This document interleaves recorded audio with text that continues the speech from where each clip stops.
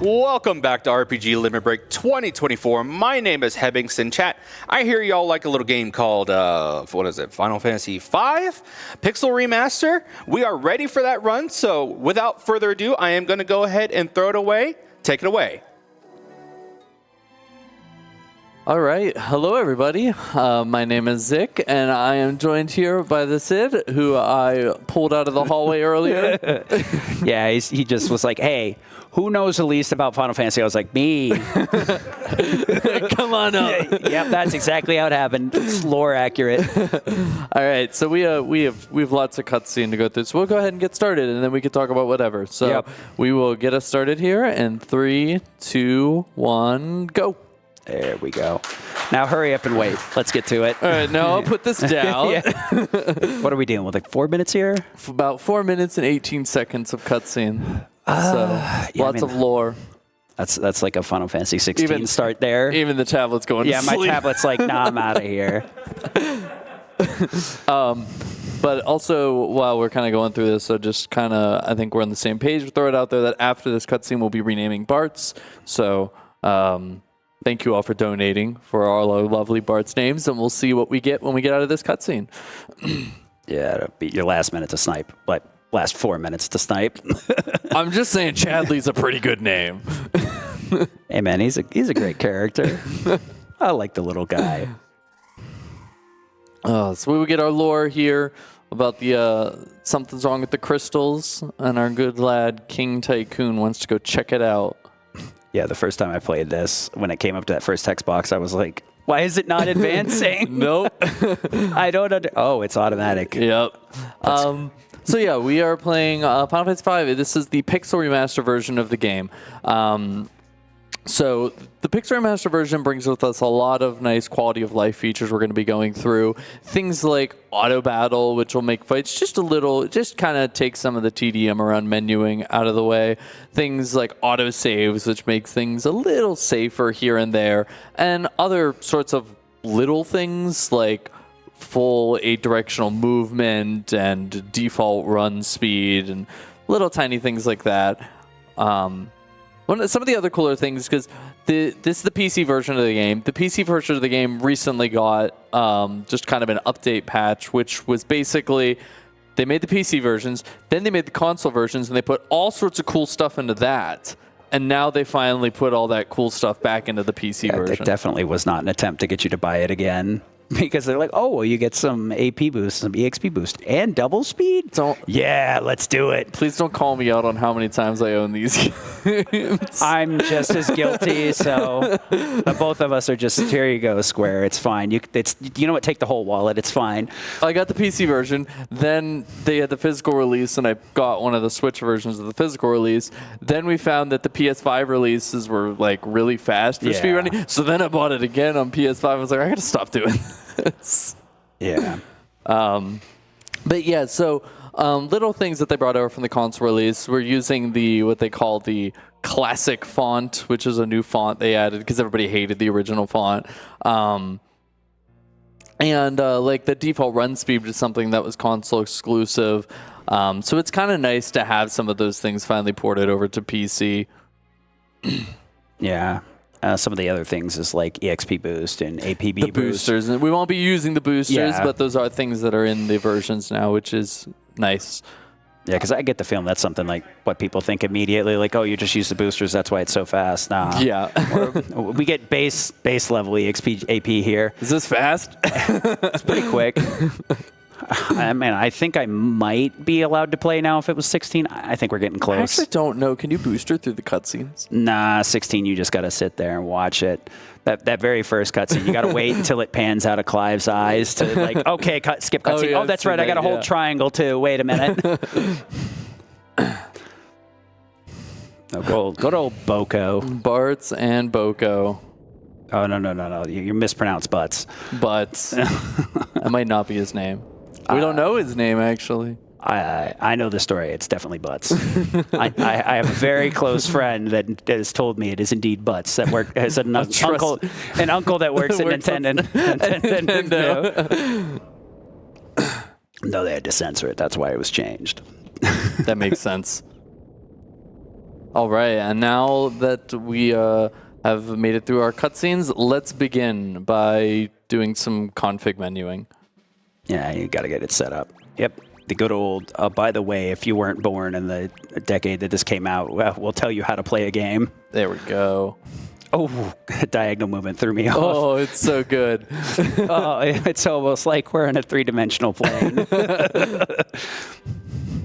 But yeah, little things we're turning on there. Battle speed and message speed to fast. That's pretty obvious. Some of the more less obvious things, there's a feature called Continue Auto Battle. So this is Auto Battle. It will input our previous input for us on the next turn. And Continue Auto Battle basically means if I leave it on at the end of this battle, it'll be on at the start of the next battle. And that's relevant because it speeds up the little like flash animation. Actually, I'll finish that in a second. Let's get our name here. So with a grand total of $205, our protagonist will be named Bortz. Bortz. Capital B-O-R-T-Z. Thank you so much, chat, for those lovely donations. Well, I guess we were both wrong. We were both wrong. So as I was saying about Auto Battle and Continue Auto Battle, what's relevant about it staying on is you get that kind of like flash animation going into encounters that actually moves faster if Auto Battle's already on. So having Continue Auto Battle on just kind of speeds up the rate at which random encounters load in. That's super interesting. Or transition in. I thought it would have just affected in combat stuff. I never really noticed since I left it on most of the time when grinding. Yeah, the animations actually speed up. And then some of the other features we have on, default run speed, just so I don't have to hold circle every map to run everywhere. And then a little bit of a preference thing, but re-equip, remove all. Basically saying when I change jobs with a character, the game can either automatically optimize them or automatically remove all their equipment. And I will not be using optimize all the time, so I'd rather it just remove all and I will do the menuing. Because a lot of the times we're going to do like, just put a flame rod on a mage, and I don't want all that other stuff on them. Yeah, Optimize just kind of does its own thing, and it's not usually very optimal. It's just like, oh, high number, go big. Yeah. Oh, nice Phoenix down. Yeah, little bonus Phoenix down there. We're gonna collect as many of those as we can because they're useful. I'm gonna hope that I don't have to use any in the early game, but this game sometimes has different ideas.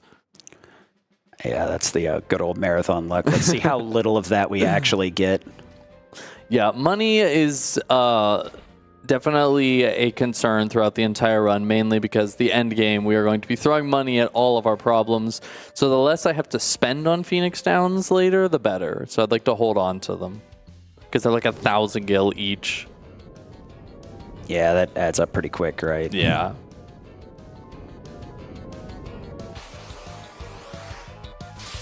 Luckily, we can just leave our auto battle on here, and Bortz will kill these goblins.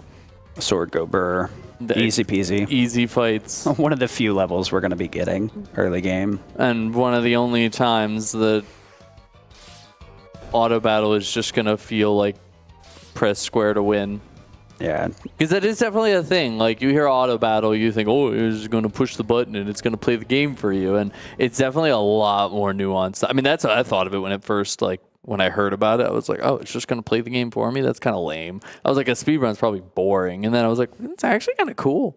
Yeah, it's surprising how much you actually thought you have to put into it. Especially like with a speedrun, you end up very under-equipped and unprepared for a lot of fights. So yeah, especially in Final Fantasy V, because when you're doing a lot of things with jobs, like we're going to be, for example, using knights to guard our critical HP party members and stuff like that. And sometimes order matters on like who goes and who does what. And sometimes auto battle with characters' agility, you don't want auto battle to run, or it's going to kind of mess up your strategy.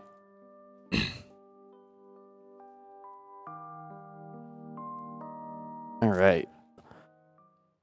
So now we have most of our team. We're going to begin our quest here to head to the Wind Crystal to go see how it's doing, see how King Tycoon's doing. I'm sure he's doing fine. Yeah, go get those jobs we were talking about. Oh, because we're a bunch of poor vagrants, jobless bums. I don't even think Gallup has a weapon. He's out here just punching things.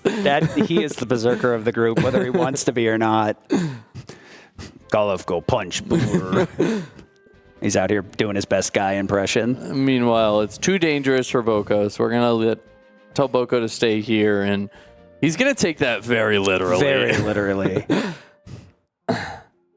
But yeah, like Sid said, that is our previous battles with the goblins are one of the few battles we're actually going to finish. So through most of this, we're going to be running from everything because we don't want to gain levels here. Later, dude.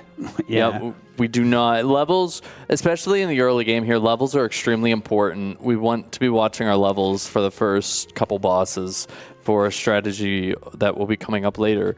So I don't want to do any fights until I get Ferris in my party, just so I can evenly distribute experience. Yeah, speaking of fights, the Pixel Remaster doesn't have any step route because we have yet to figure out how the RNG actually works. So if you're familiar with the Super Nintendo version, they can manage a step route because they actually understand how the RNG works. Here, we're just kind of like, please don't be mean. Yeah. Update. It'll be mean. Yeah. This just in. Square hates you. While we're going through the cave here, do we have time for a few donations? Absolutely. Yep. Awesome. I think there's one here you want to hear. We have a $25 donation from Harlequin Jester. Says, Zic, I'm so proud of you for running this game yet again. You worked so hard adding good old Greg to the run. I know you are going to do amazing. I love you. Heart beef. Oh my gosh. Thank you, Harley. Thank you so much. We also have a $5 donation from Delta. Says, had to donate again during one of my favorite Final Fantasies. Heart. I myself have had challenging diagnoses, and I can attest to just how important NAMI and similar resources are. They help us all thrive. And it's been a pleasure to see so much goodwill this week. Thanks again to RPG Limit Break, NAMI, and the runners. Good luck, Zic. You'll do great. We actually getting control soon? Nah. Not yet. The Ferris has to walk in swaggily. Like, this is my boat. Get off. Best character. I do really like Ferris. Yep. Agree. But I do like, they're like, what are we going to do? And Gal's like, let's just steal it.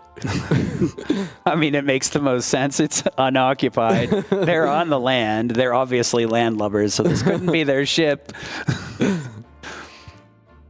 That's like one of my favorite, like from FF4, whenever you like are leaving, what is it, the Tower of Babel, and you go down to take one of the airships, and Edge is like, let's just steal it. And he's like, but that's bad. That's stealing. It's like, oh, I'm sorry. I'm like, wait, what? Do you want to stay here? And I should care why? I'm a ninja. I have no moral compass.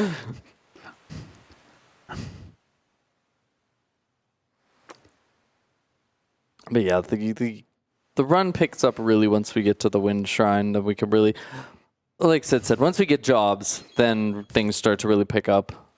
Yeah, that sounds like a real life thing. It's a little bit too real, I think. Things don't pick up when you get the job. Things, I think they go downhill when you get the job. Right. Oh, yeah, there we go. That's the realistic version.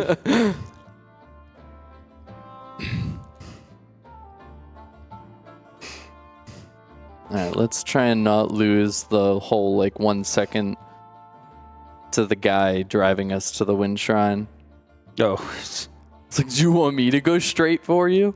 I don't think you know what straight means. It's like, just let the winds take us where they will. I do like that every single pirate on this ship has an eye patch. They all are missing an eye. The same one. Couldn't even be bothered to flip the pallet on one of them. I mean, I don't know, these two guys.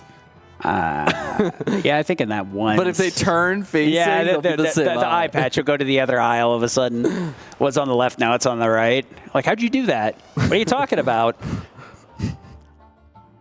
Yeah, that's how I power my ships, by dragon. I gotta say, that really surprised me initially. I'm like, is this dragon powered? Are we gonna get flight in about 5 minutes? What's going on? I mean, the Sildramouth does fly in FF14. Just carry the boat. It was so like stunning because you never get the boat this soon. I was like, what is going on? This is gonna get destroyed in like 5 minutes, isn't it? No, nice. We're driving it ourselves. You're not letting the drunken sailor take the wheel. Does it even matter who's piloting the ship if it's being controlled by a dragon? Yeah, it's like what? How does the wheel affect Sildra? I don't know. I get maybe a little paddle like taps him on the back, so they spank the dragon to direct the ship. You know what? Never mind. That sounds awful. So I do want an encounter here. Ideally, I would like an encounter with 2 enemies. That's just to get us the correct amount of experience. We're going to give Galuf a broadsword here. No longer punching. I thought punching was the most efficient form. There we go. Whoa, that's 3. A bit That's dangerous. too many. That's too many. It's too much experience. 2 is the right amount of experience. Not 1, not 2, not 3, but 2. Yeah.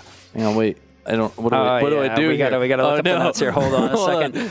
Yeah, I think it said. It says auto battle. Just let it auto battle. Yeah. Okay. I just had to make sure. Oh, it looks like the wings might close. We might have to reset here. Don't say that. This would be the one time the wings close. There we go. See, the wings close. Full bird pose. Okay. We defeated the first boss. We're almost there. Right, I'm going to stay on this floor. Farm the encounter. There we go. It's just, you're more likely to get 2 on this floor. The next floor, you'll get like, you get 3 of like the, what are they, like the mana wizards or whatever. Ugh. You get a ton, just 3 wizards always on this floor. Well, I mean, if there was a step route, we're off it now. We're way off it now. Okay, so yeah, getting an encounter with 2 enemies there just ensures that Bortz, Lena, and Galuf will all be level 2. And that is because if we were to get one with 3, then Bortz would go up to level 3. And that's important because we're going to be getting a blue mage skill soon called Goblin Punch. And Goblin Punch deals more damage if you're the same level as your target, which we'll conveniently use. Wait, I thought you said Golf wasn't going to be punching anymore. Are you a liar? I may have lied. Okay, I've been lied to. At least you owned up to it. It's okay. Is the Goblin Punch the same as a regular punch? I don't know. I've never been punched by a goblin. That's fair. I'd imagine, maybe. I mean... Depends if you're the same level. Yeah. I guess I better work on that. Yeah, so conveniently for the boss Siren and Garula, we're going to be matching our levels to them and just letting Goblin Punch do its thing because it's kind of better than anything else we could do right now. Yeah, it's kind of surprising that the strat early on is keep your levels as low as possible.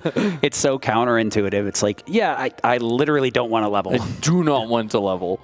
Yeah, one of the things of note is that bosses do not give EXP at all in this game, so that's a very easy way to control our level. Bosses just give AP, which is something we'll be using to power up the jobs here soon. But I'll let you explain that a little bit more when we pick it up, since you have a bit of a better idea what you're after out of each job. Yeah.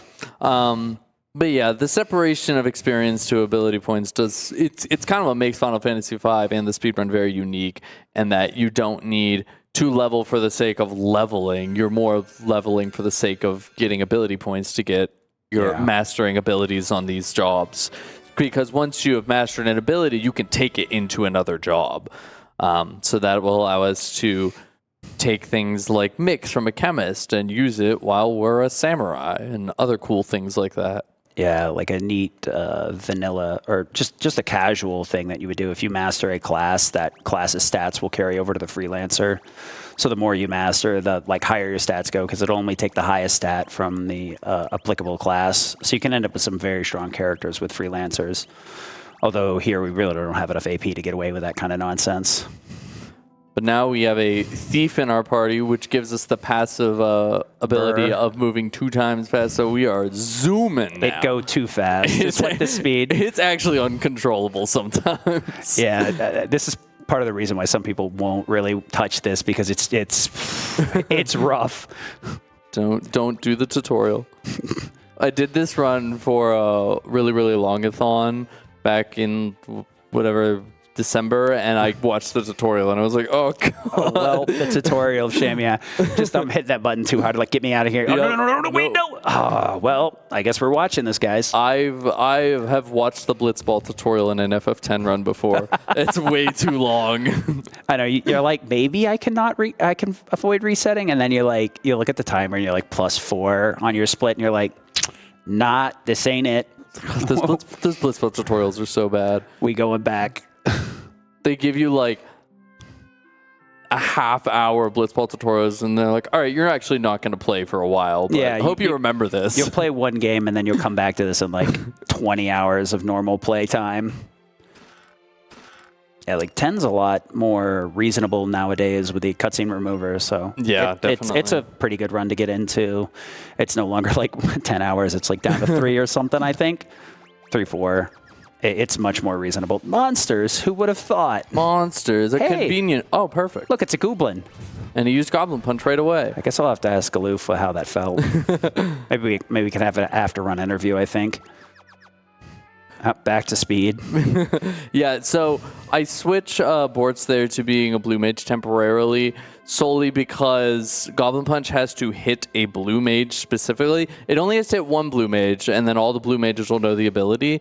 But if Bortz is a thief and the goblin happens to hit Bortz, then we have to wait for him to do it again and actually hit a blue mage. And sometimes, because again, him using Goblin Punch there is not guaranteed. You can get it first try, you can get it, I've seen it as bad as like 16 attacks before he uses it. And if you wait 16 and then he attacks the thief, that's going to feel really bad. Please stop. Please stop. Please stop. No, Goblin Punch, not punch. Goblin. No, that's a thief. I think in the last FF relay, I think B-Dude had to use a potion in that fight. I was like, it's that bad over there? He's like, I believe it. B-Dude has some bad luck sometimes. Yeah. It's kind of impressive how bad it can get for B-Dude. Just on the call, he's like, I just used a potion? I was like, no way. How do you even have a potion?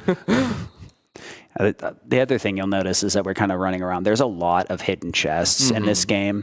So, like, game knowledge is really important. Yeah, that box and that barrel down there have items in them. Yeah, any of you out there that play the 4-job Fiesta sometimes, like, you'll know where all this stuff is because it's just first nature to go there immediately. You just, okay, well, I want all the free stuff. Especially in this opening town when you're so stretched for money. Oh, yeah. And especially if you get blue, like, Goblin Punch is going to be your way out of every fight. So you have to be very careful about handling your levels. Yeah, I mean, in a little bit, we're going to go to, like, Carwin solely because there's just good hidden stuff around the town. We don't really need anything there. Yeah, just dropping by to rob the populace blind and get on our way. Well, it's not in your house. My bad. I think one of the chests is in somebody's house. But yeah, the silver specks. You just run through the back wall, like, these glasses look good on me. I think I'll take them. There's a pub with 1,000 gil in the back room. It's probably that guy's life savings. Who wouldn't take that? But would we go back there for the 1 gil, though? The 1 gil. Let him have nothing in his life. I want the 1 gil, too. Yeah. I love the thunder rod in the pot because it, like, just doesn't make any sense why it's there. It's just like, here, have a really strong item. Yeah. Why not? Yeah. So we're going to make a stop here in the magic shop and just buy all sorts of good utility items. Buy everything but Libra because it's useless to a speedrunner. Knowledge? I have that here. Yeah, it's... Why would I pay you for knowledge? The menu is buy everything except the useless one. Yeah, just like put all of them and then put like a slash through that one line. Have them all written down. You. Strike through, yeah. You, and you. Speaking of, which is what's happening right now. Yes. No. You all are staying here.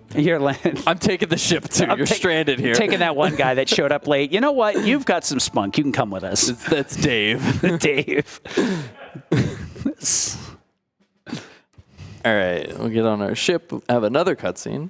You sure it wasn't Dirt Nap Dan? That's why he showed up so late, because he was taking a nap.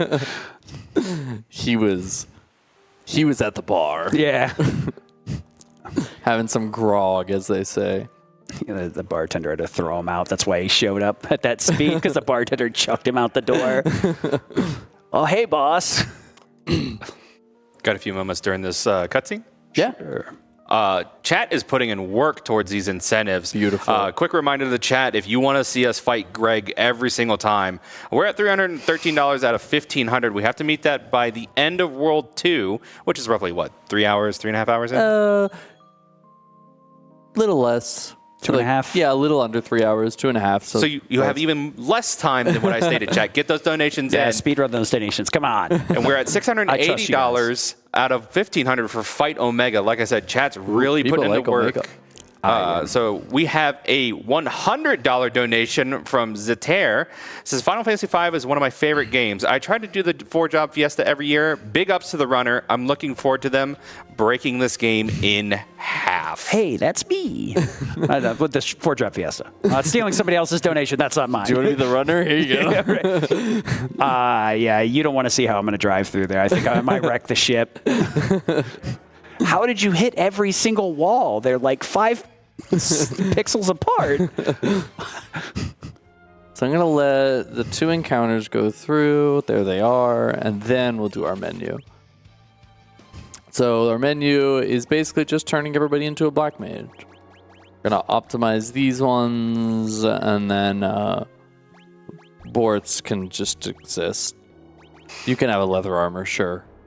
The only problem with Borts is he has lower MP than the others, so he may get 1 thunder off here, he may get 0. Like the others are more important because they actually have MP. If we get lucky, he'll get the 1 thunder and then get slapped around. If he's the one that gets stunned, I will be very happy.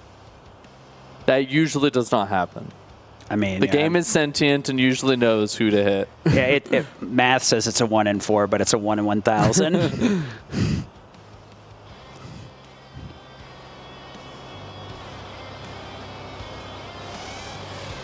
No, soldier. No. But yeah, this is going to be a pretty straightforward boss. A lot of the early game bosses are going to be very straightforward. This one we will just be using Thunder with everybody. Good old Carl boss.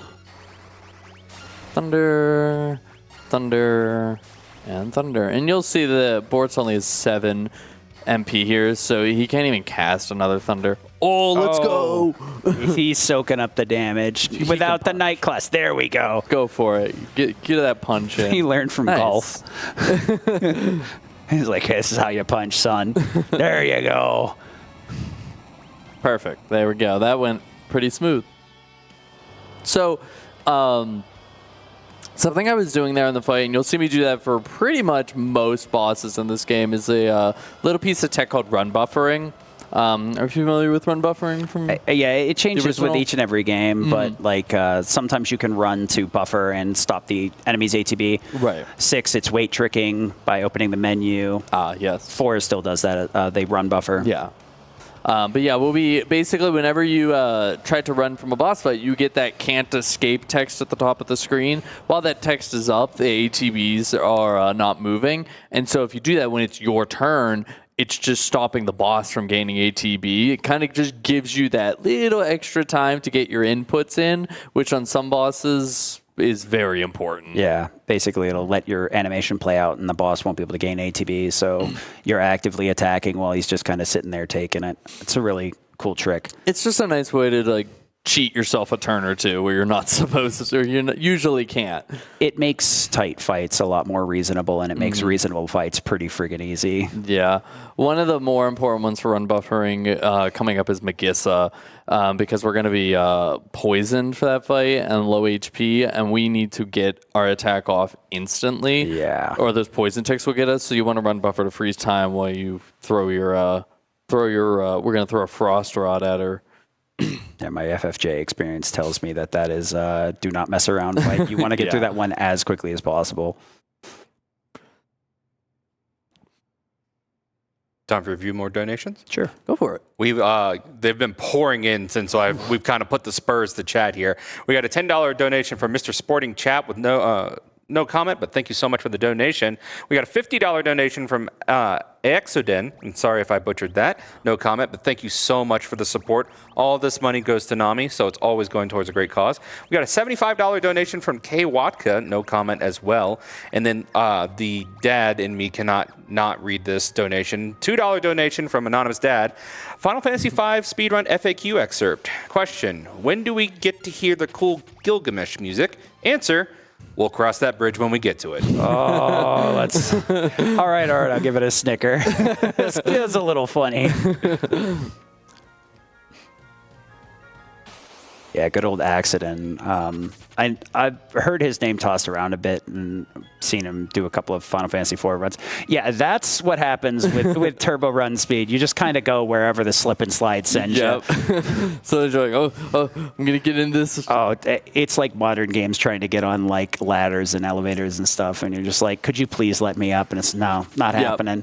There are honestly times where I need to do some little precise... I'll actually do it here in a second because this room coming up has holes in the floor. Yeah. And I actually just hold circle to walk for a second just to make sure I don't overstep and then run after I know I'm good. Yeah, so once again, the reason we have such a zoom here is because in the original game, it was just a walk speed. And then when you got the Thief, you would get the dash ability, which would let you move at double speed. You'd have to level up the Thief a certain level to get that as an ability, set it, and then you'd be able to use it whenever. Right now, we're just using the Thief to naturally get it. But in all of the remakes since, I think, the GBA port, they just added dash as a function, and they really were like, well, we can't take the ability away, so you have uncontrollable speed pretty much. Just go double speed. Yeah. It's pretty chaotic. And until you've experienced it yourself, it's pretty hard to gauge how wild it is. Especially when you take into account in these versions, you have the 8 directional movement, so it's very easy to just start going places. Yeah, we probably have time for 1 or 2 more donations. We have a little bit of cutscene, and we're just running to Siren right now. Oh, we've got plenty of those. We have a $250 donation from Kaboink. Says, looking forward to the 5 run. Big hearts to everyone involved this year, putting this together for all of us who couldn't make it this year, but still getting to enjoy it on the stream. Go Borts. And we got a $25 donation from ASmith1313. Says, love Final Fantasy, but this is one I'm not very familiar with, so I can't wait to watch it. Good luck with the run. And Chad, I've done a little bit of math here. If we meet both of our incentives for this run, that'll push us over the $45,000 threshold. So chat, not only do I want to see us fight Greg and beat up Omega, I want to see us get the $45,000. I know y'all could do it. Yeah, I have absolute faith. With my run last year, I was stymied with how much we got. The Final Fantasy lovers just are endlessly giving, and it's fantastic to be part of the community and watch it, for sure. You can't miss Greg. Oh, good old classic. Greg. I mean, now you literally can't miss Greg because he's in every one of them. Well, that. You can't get rid of him even if you wanted to. Don't you have a dimension to wander? Please go away.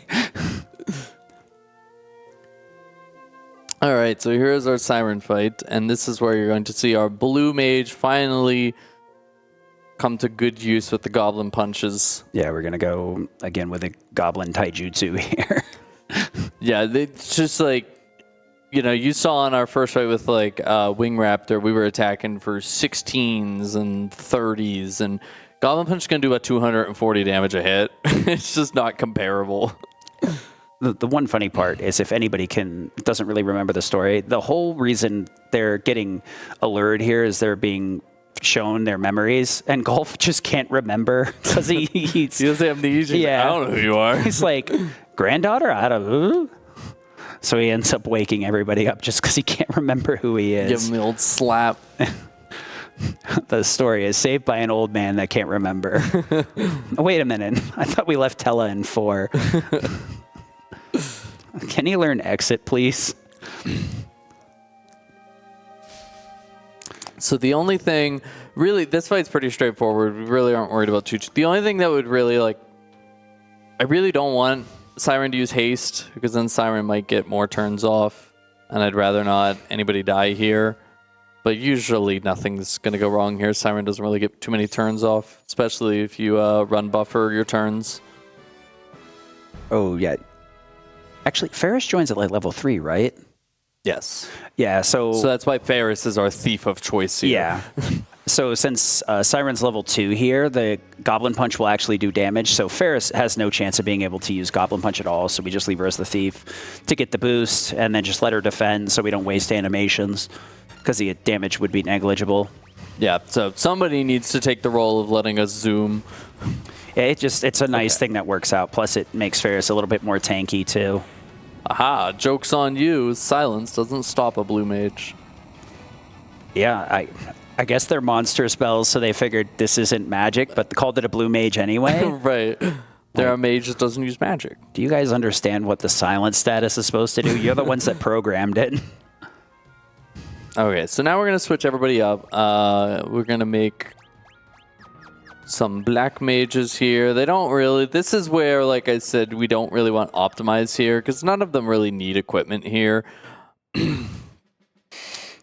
The mages with their magic, they're just going to be able to do enough on their own. Looking for a specific encounter right now. Again, this is to get my levels exactly where I want it. We want an encounter with 2 of what I believe they're pronounced tataus.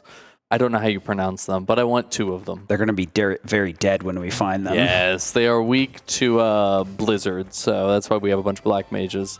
But first, let's rob this guy's life savings. He hid it in a pot back there, and now it's mine. Luckily, you put enough stuff in before the hidden wall, so that it was hard to get through. And then we'll come down here, and there's a rod in a box, and then we'll leave town. So these hidden walls you normally can't see unless you have a thief. That's also another learned ability.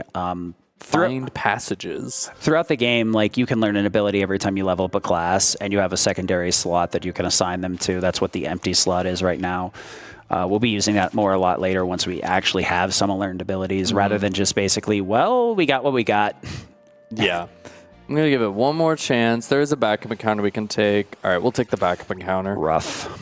We can fight the rock salts up here on the mountain. Oh, the good old rock salts. Yeah. They'll use fire instead of blizzard, but that's okay. No, these aren't. No, absolutely not. No, thank you. My casual experience tells me to run away every time. That's not worth the trouble. Those are rock salts. Yes, but not only rock there's salts. A cat there. Yeah, I don't want that cat. Cat's very dangerous. He's got claws. Oh my god, please. Oh, this cat really likes us. He's following us. I think we might have some catnip. Maybe we throw it, he'll go away. Oh, what the? This is also not rock slugs. Oh, we're poisoned now also. I actually really need this rock slug encounter. This is interesting. I guess it's going to be one of those runs. Yes, it is. Okie dokie. They just wanted to give us the poison serenade. All right, the cats really like us, and this bird really likes us. Just everything here but what we need. Think a donation might help? Go for it. We got $20 from Bovert. Says more Final Fantasy V and supporting a good cause. Yes, indeed. And chat, really quick to remind you what that good cause is. Here, we are here supporting NAMI, the National Alliance on Mental Illness. They are the nation's largest grassroots mental health organization whose work is focused around 3 main pillars: education and support, awareness, and advocacy. This is the most marathon luck I've seen concentrated into 1 minute in my entire life. Give me the slugs. Where? Am I in the wrong room? What the heck? I am literally going, hey, let's go down the mountain and see if we get a slug. And if we don't, I'm going back to getting the tattoos. Let's go down there, hit the chest up while you're at it, This isn't working. All I'm hearing is we need more Greg funds from chat. Yes, exactly. I was really hoping that was going to be the rock slug. That's all. You know, I'm going to go out here, I'm going to get the tattoos, and then the first encounter is going to be the rock slugs. The game's just like, yeah, what about it? Yeah, what about it? What are you doing? That was, I run buffered, and I forgot that run buffering doesn't work on random encounters. Oopsie doopsie. Well, I guess we're looking for round 2. We got a rematch. This actually might suck with the poison. I may have made a mess here. I mean, We'll see. May have made a little... We may have to go to Carwin and heal up. hey. I just need to hold ATB here. Okay, we're good. I just needed to hold ATB so those poison ticks didn't take us out. All right, now to only get rock salts on the way up. I know. Here we go. All right, we got where we need to be. I'm counting them. You better Please believe don't. it. No, you can count, but like, please don't show up. Just no fights on the way up. That'd be even better. Oh, well, never mind. There they are. One. Yep. There they are. We're gonna get more. That's the marathon luck I was wanting. Oh, okay. Fair. Oh, that's funny. Excuse me, sir. This seed stinks. May I have another? Is it reset time? We can start over, right? Absolutely not. Was this even vetted? No, it was not. I think this was his personal practice seed. Yeah, did you choose this one for me? How'd this get in here? I didn't roll this seed. I don't know what you're talking about. Okay, so now we're on Magissa, now that we're our levels where we want it to be. And like I said, because the entire team is poisoned here, now I can actually run buffer. I want to be run buffering to make sure that we can get this Frost Rod off before any poison ticks tick down, or before Magissa gets a turn. We don't really want anybody to die on this fight. Yeah, so this Frost Rod was what I was talking about earlier when I mentioned Thunder Rod. I got it mixed up. Rods are kind of busted in the OG version of this game.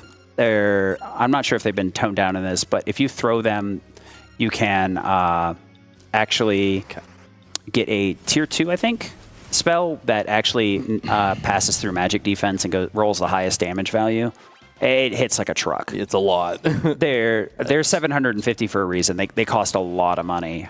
All right, so Ferris will become a white mage here, and then she will use that white mage to cast poison on everybody but Lena. Because Lena will get her poison automatically healed when she eats poison willingly in a little bit. That will become a recurring theme, surprisingly enough. It's a little dark.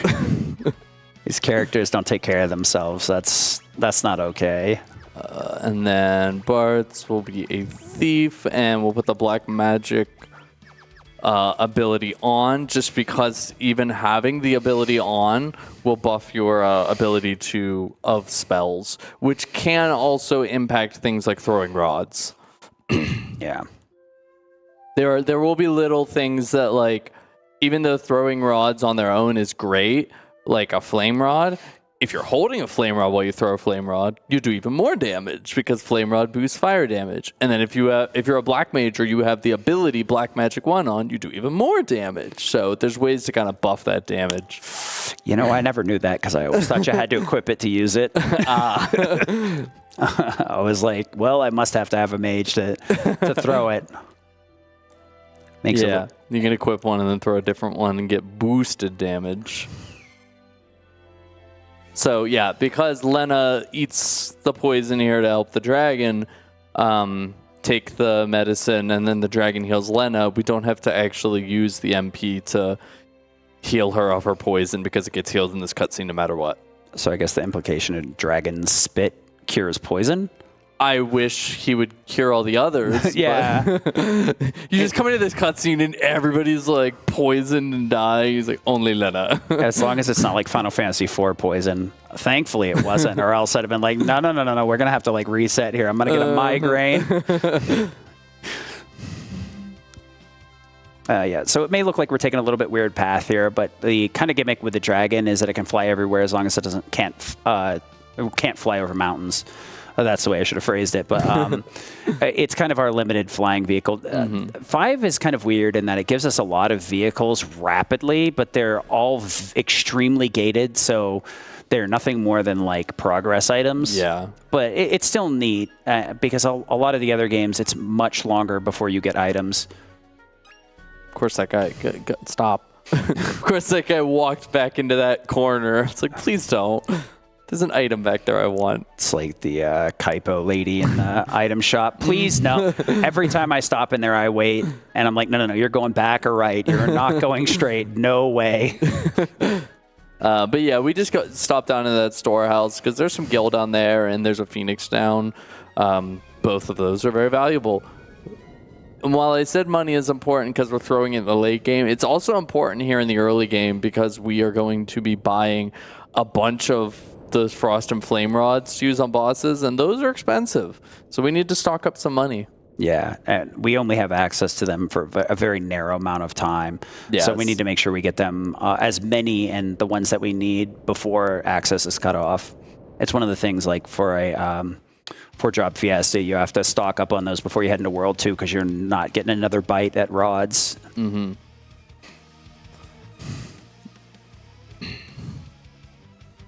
But before we get to Karnak and do that, we're going to go check on the water crystal, which on our way up to the water crystal, we're going to run from every encounter. So while we climb the water crystal tower, do you want to go through a donation or two? Oh, yeah, definitely. And before I get into reading off some donos here, I did want to go ahead and sweeten the pot a little bit for chat, as if fighting Omega and Greg every single time wasn't sweet enough. We do have some prizes available through the duration until Newtopia 2, which is directly after this run. $5 minimum donation will get you entered to win a Newtopia print.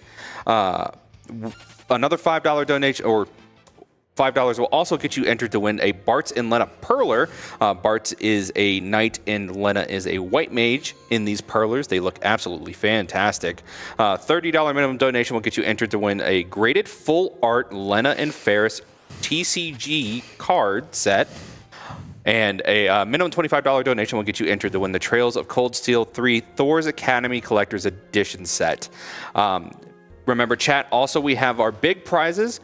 Cumulative donations of $75 until the end of the event will get you entered to win the Wailord plushie. This thing is massive. Where is it hiding? Over there? Yeah, it's huge. He's out in this. He's got his friends. Audience right now, yeah. He's an absolute unit, to say the least. Oh, speaking of units, cumulative $250 donation throughout the course of the entire event will get you entered to win the Buster Sword replica with magnetic materia. This thing is awesome. It weighs, what, 60 pounds, Sid? It feels like more sometimes, but yeah, it's supposed to be 60. That hilt will get you. So if those awesome prizes and fighting Greg and Omega aren't enough for your chat, I don't know what is. Let's get those in. So here we are on Garula, and you'll notice the newest addition to our strategy is now 0 damage is coming through. So do you want to kind of talk about the beauty of the Knight? Well, the Knight kind of functions like Cecil, if you're familiar with that. Basically, will guard for anybody at critical HP. It's a little bit more abusable in 4 because it's a lot easier to revive dead characters at critical. Here, we do have a bit of an issue with that because Phoenix Downs do percentage. So if somebody goes down, it's a big issue unless we have a life spell, which is, I believe, a mid-tier white spell. So it's going to be very hard to get that set up. So we're mainly relying on Phoenix Downs. So we have to be very careful to make sure characters are down to 1. That's part of the reason why just walking out our HP on the poison was fine, because it was actually setting up for this, as much as it seemed like we were just like, I don't have a way to cure this. Yeah, so the Knight is going to be beautiful in guarding for all these 1 HP people, and then by using the guard ability, the Knight takes 0 damage for physical attacks. So luckily, Garula does nothing but physical attacks, so essentially just makes that fight easy. Garula is usually very, very challenging because it counters almost every attack, and then when it gets to the later half of the fight, it will start countering twice, and with Rush, which also inflicts a HP drain stat, which is kind of like a pseudo poison, but it just ticks down like every tick or something. It basically shreds your HP fairly quick. And that's why you may have noticed at the start of that fight, I had all my characters have their turns, but I still waited because I didn't want to queue up a Goblin Punch until Ferris had guard up, because I didn't want Ferris to be taking those counters without having guard up first. Or hold on, you forgot one. No, you forgot one. Come on, go get it. I'm gonna leave it. Oh man, I already picked up a bunch. You're just doing that to mess with my OCD. That's messed up. I don't like that. We might get it again. We might be able to find it sometime in the future, deep under the water. Deep sea diving for a crystal. Just stand still for a while, and I'm sure it'll float into our hands.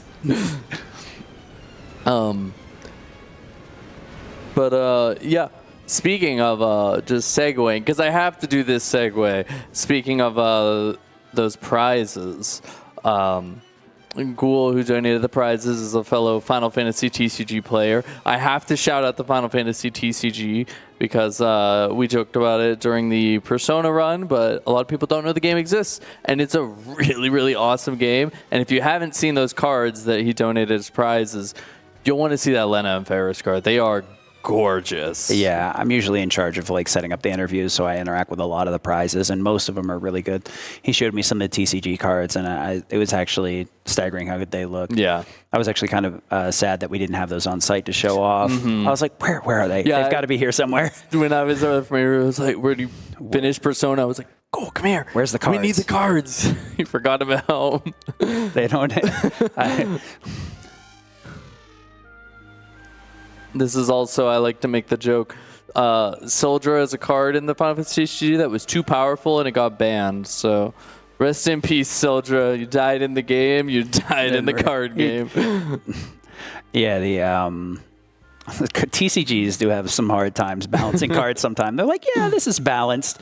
2 weeks later, this is not balanced. We can't let this this in the wild anymore. They made this Soldier, and it's like, oh, Soldier can search 2 FF5 characters. They're like, that's pretty cool. And then they started just suddenly printing every like one of these as an FF. They're like, hey, we have a Red Mage one. We have and it's like suddenly we're like, hold on, wait. There's like way too many FF5 characters in the game. And this is the other thing I was talking about, where you add the ability. One of the other effects of adding an ability of a class, it'll also give you the highest stat against your lowest. So like the Black Mage with the Red Mage here will give you Black Mage magic stat. So it will drastically increase the Red Mage's damage and still leave us the benefit of having White Magic, which we'll be using mainly out of battle. So it's just more of a courtesy thing than... It works out pretty good. Yeah, exactly. And it allows us to have that Black Magic ability on while we're learning the Red Magic ability. So maybe later in the run, I can stick Red Magic on somebody if I want them to be able to cure out of battle. Yeah. It gives you a lot of flexibility. In casual runs, Red Mage is a really big one if you can get a hold of it. If you're playing casually, it's one worth investing in too. But also, like, knowing that the learned abilities will also give you the stats of the other class is a really, like, a nuanced thing that a lot of people don't know about, yeah, actually. Absolutely. It's kind of amazing how much I feel like I learned about some of the little nitty-gritty details of this game by speedrunning it. And then just being like, why do we do X, Y, and Z? Yeah, when you're learning a speedrun, you just kind of do stuff without really knowing why. Yeah. And then at some point you ask why, and you're like, oh, that makes sense. Yeah, I'll go back to doing that. Or I thought it was slower. Or something goes horribly wrong, and you're like, I need someone to explain to me why this isn't working. Well, did you punch him? Well, that's the problem. He counters. That's why we never punch him. Yeah, that's one of the like things with the 4-Job Fiesta. It's a really neat thing. You really have to push your way through each of the bosses the same kind of way with a randomizer. You really have to learn how it works. This game also has a randomizer. I don't know if a lot of people know about it. Not Worlds Collide, Job Day. Or Career Day. Career Day. I think Job Day was one of the early titles that I had ran into, but it's a really neat one. You have open access to all the worlds. Don't forget, there's a warp item in your inventory.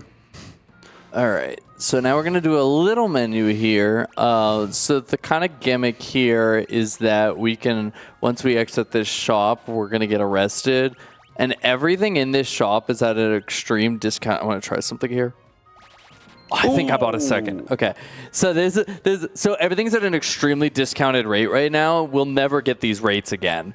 And something goofy you can do in the Pixel Remaster is you can actually buy extras as the menu is coming in, fading yeah. out. So I think I bought a second Oh, one I definitely there. heard 2 claims. you definitely bought 2, yeah. That saves us a good amount of money because they're like 180 gil there, and later they're going to be some like 900 gil or something. I think it was like they were 25% in the originals. It looks like they're down to 10%. Yeah, it's amazing. Because those are 750 a pop, or as a lot of know, Team 750 or no 750. So a lot of us know the price of that by heart from the Ford Job Fiesta. But yeah, we have learned that like if you use like an auto clicker and you set it to like 1,000 clicks a second, you can get like 5 or 10 flame rods out of that menu. All right, and so how fast was that banned? Like immediately after they found that, they're like, oh yeah, no auto clickers. I don't know if it's banned. Oh, uh-oh. A route change incoming into the ban. Don't get me on that rant. Rip mods. I do not like that it exists. Yeah, there are just some things that we tolerate existing in speedruns and just never speak of. I am a full avid supporter of turbo and speedrunning with the asterisk that as long as that turbo is not doing something that a human cannot already do. Yeah, within physical abilities. Yeah. It's a human cannot mash to buy 5 flame rods in that menu. I think someone got 3 once. So I was like, I think that's the cap of a human. I can understand that because there is like a skill cap that kind of takes out, but a lot of people mash inappropriately and end up hurting their arms and wrists doing it. So it's definitely a good conversation to have. That's very healthy for people. Yep. Also, you'll notice a lot of fire around here. The castle's just on fire. They like it. And they're tolerating it. I'm not really sure why. We did get a second flame rod, I saw. That's actually really nice. That'll save us some money. Yes, having access to that is extremely nice for sure. Oh, there's also a werewolf. Yeah. He's probably evil, so we'll kick him out. Yeah. Don't talk to him or anything. I mean, like, if he was barking or snarling at you, yeah, maybe, but... All right, so let's sort our items. Let's use a tent here. So just heal up our party, refresh our MP, and then we're going to go back into these woods and fight a few more of these knacks. A little bit of ability points here and a little bit of a little gill fest here. With Ferris having the flame rod on now... Get a damage buff. Yeah, and now you can see that she can one-shot these with fire, whereas we needed 2 earlier. I know most of us just chuck the rods or break them, but yeah, they do actually have the ability to buff that spell, which is kind of the intended use. We don't really care for the intended use that much. Oh yeah, we'll be breaking these. Very much so, yeah. I am going to fight an extra pack of doggos just to buff my gill a little bit, just because I have faith in chat that we're gonna meet the Gilgamesh incentive and I need money for that. So by doing this encounter, I'm saying I believe in you, chat. Are you insinuating we're gonna buy Gilgamesh off and tell him to get him to go away? Maybe. I don't want him to go away. I'm just paying him for his services. You know, you're a very funny guy here. Let me pay the door fee for this comedy bit. All right, so we need Fira and Sleep. Fira? Fira? Titus, you know. I don't know if I can do this commentary anymore. I think I might need to leave. It walks off. Oh, no. All right, so let's sell the rest of our stuff now that we've done everything. This. We'll toss those, and we don't need that. We need 4 frost rods, and then that is actually an extra flame rod, but that won't be too bad. It's from buying the extra one. Yeah, and then we're good. Okay, now we'll head on into the firepower chip. I'd like to think you got that extra rod on a fine finger discount. Hey, I'd like to buy this rod. Oh, what? You're arresting me? Puts both behind back. They knew what we were up to. All right, so we're going to navigate through the fire-powered ship here to actually kind of our first real tricky boss, but we have a little time until we get to Liquid Flame, so if you want to shout anything out or read a donation or two, go for it. time, you say. All righty.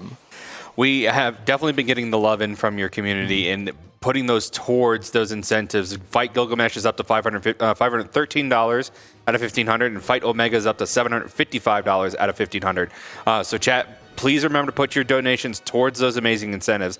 Speaking of some donations, we've had a good amount come in. We got a $30 donation from Kefka. Says, good luck, runners, but enough expository banter. Now we fight like men and ladies, and ladies who dress like men, just not like waiters. I didn't realize they put the world map there if you skipped it on the ship. I'm like, well, I guess they really wanted you to have that, huh? What is this, and why is it next to this chest? Well, they gave us a second opportunity, and I still left it there. Yeah, and that's cute. I don't need it. This ship, like, first time playing this game, this was the most confusing thing in the world to me. Oh, yeah. Especially this last part here with the 4 vents, and you're just like, there's 3 doors, 4 vents, and I have no idea what's going on. Yep. And then you take all 4. You miss both the chests the first 2 times. You get the final one, and then you're like, oh, I get to go all the way back. Cool. Fun. Yeah. Ooh, a moon ring. Oh, you say I can't equip it. Cool. Let's not run forward. Running forward sucks there. Oh, God, please, let me in the door. Okay, so I'm going to hit this switch here. This is just to get a little safety elixir that's up in that chest. Nothing wrong with picking up extra elixirs. I mean, it's just kind of a low-hanging fruit type of thing. Yeah, absolutely. Free HP, MP. Worst case scenario, you need it for MP so you can cast more spells. That's really like why I grab them, kind of, is sometimes in the void if you, like you said, if something weird happens and we need to revive somebody, we need to use Raise because we can't rely on Phoenix Downs to put us in crit. So having the elixirs is just another avenue to get MP if we have to use an extra Raise or 2. Yeah, and since it's a full refill, we can be like, well, we don't have enough for this fight. Now we've got enough. Yeah. All right, so Liquid Flame, this is where things start getting interesting. So we're going to break a Frost Rod here, and then we'll see what happens. It may die if we get a good damage roll. If he does not, then we're going to have to wait and see what he does. So let's wait. See, 3,000? I think that's, yeah, nice. One shot. This is the only way to fight him, actually. I can guarantee you that. Oh, Flame Scroll, that's rough. So the Liquid Flame goes between human form, tornado form, or hand form. If we didn't kill with the Frost Rod there, he would have went either into tornado form or hand form. So if he's in hand form, he doesn't take magic damage. If he's in tornado form, he doesn't take physical damage. So there's a good and a bad to either way. We got the fast kill, we got the bad drop. If he goes tornado form, you get the flame bow, but it's slower. But since we killed him in human form, we're guaranteed the flame scroll drop, which sells for a lot less. Yeah, Flame Scrolls are an intended magic spell for ninjas, which is pretty awful unless you give them black magic. So that's one of those fringe uses. Even black magic won. But the flame bow is a pretty nice ranger weapon, but it's also worth a nice amount of money. Yeah, it is what it is. A lot of the times, I'd rather that thing just die.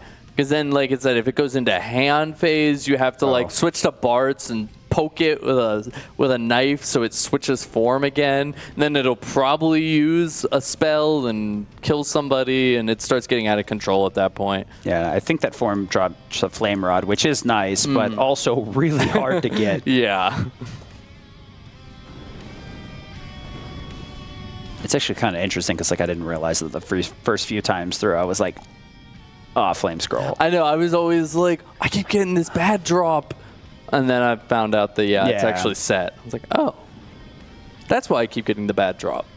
It's one of those things where it's like, I think it only happens on that boss, and it's never explained. It's just kind of like, it's the way it is, and that's what you get. Time for some quick donations? Go for it. We have a $10 donation from La French Restreams. Says, hello, this donation is to rename the 4 kids as LFR in Earthbound. Have a nice marathon. And with that, I did want to go ahead and give a quick shout out to the people involved with our foreign language restreams. Our French restream can be found at twitch.tv/LaFrenchRestream and our Japanese restream at twitch.tv/Japanese_restream. If those restreams can help you better enjoy the marathon, please go check them out and send them some love. So we're going to try and wander up here and get our crystals back. No, please, we want those jobs. This is karma for leaving the crystal behind. Yeah, The water crystal. You're supposed to take all of them. You're the heroes. So now we have the escape from Karnak Castle. We have 10 whole minutes to leave Castle here. Which is more than enough to rob them blind. Yes. First, I'm going to turn around here. Let's just get ourselves healed back up. Yeah, a lot of people don't even know that pot's there. It's a super nice support, though. Yeah, it really is. And then I'm going to optimize my mages to give them flame rods. This is so that they all can cast strong fire magic here. We can get 2 sets of encounters here. One is a single knack, and then one is 3 knacks with a sergeant. If it's the single knack, the thing will just run away. If it's this one, then this happens, and we're just going to deal with it. Which kind of sucks, but now we're set up. So Fira will take out the dogs, it will leave the sergeant, and then eat this, and then it'll run away. I'm having flashback to Kaipa Wind Guards. So you can kill that guy, but it's honestly better to just It's let not really him worth go. it, yeah. And then the dogs, again, we can take them out, but like just you still get ability points even if it runs. So like just let it go. Yeah, but there's a ton of really good stuff here, and it's a lot, even much easier to rob them blind with the double speed that you get from dash plus the toggle run. Yeah. So, at the peak of like each one of the sides of the castle, there's, I believe, a air knife and a Zephyr Cape, which both are really good for blocking, but we really don't need those because we're not going to be using a thief. Zephyr Cape's a really nice accessory, but we really don't need it. Yeah, we're just going to take every money chest we can find. And then we're going to go outside this castle. And so this is a boss that does things, but we're not even going to worry about what he does. If we let him. Yeah. We're not letting him. Yeah. If he transformed, I would just quit and reload. Yeah, so if you kill the dogs there, instead of that guy running away, he transfers into an eye or claw, I think it's called, and it's a pretty sturdy enemy. But if you one-shot them, he doesn't get a chance to transform, and it just makes your life so much easier. So just throw the flame rod and be done with it. Every time I accidentally get him to transform, I'm like, I did it again. Yep. Time to suffer. I was doing a little practice run earlier on my flight, and I left auto battle on. Used Fira, took out the dogs, and then he talked, and I was like, oh, that's right. I have made a grievous error in judgment, yeah. Auto battle is a blessing and a curse. So we get to pick up some of the classes here. You saw some flashing lights go off the screen. There's a few crystals that landed much further away. We'll have to pick them up later. They do a pretty good job of kind of gating and continually giving you classes for the whole first world for the most part. I think it's something that 3 struggles with, which is kind of like a beta of this game. It struggles with a lot more trying to dole out classes efficiently, and this game makes sure to give you a little bit every now and again. Yeah, definitely. Unfortunately, some of them can be pretty awful. Beastmaster is one of those that, like, there are some fringe uses, but if you're using it, you're doing a 4-job Fiesta run, and you're probably not having a good time. All right, library. Let's go. Yeah, I love this place, despite always getting lost in here somehow. It's so straightforward, but obtuse at the same time. Yeah, there's just some of these little triggers are very weird. Just completely not really well foreshadowed or like shown. Page 64. Yeah, we're not flipping through the book. No. So the books are a little bit weird. If you kill one of them, it'll just you sometimes will randomly flip to another page and just summon another enemy, and there's no telling when that will stop, and you'll actually be able to progress. So they're not worth the fight unless you're trying to grind. This fight, however, we will take. Yes, we will. So we're going to fight everyone's favorite lad here, Freet, and I would like to. No, we're just well. You can do that, I guess. Maybe I think we're gonna have to make a change in plans. Frost Rod. I just want to see what this damage roll is. That's pretty low. So we will do that. Actually, I think that. Yeah, thinking about it, I think I mixed up some of the information between 5 and 6. The rods are a lot stronger in 6. These are the rods pretty good, but like 6 are the ones that actually pierce defense and do a static amount. This one, it's a roll, but it's still pretty high damage.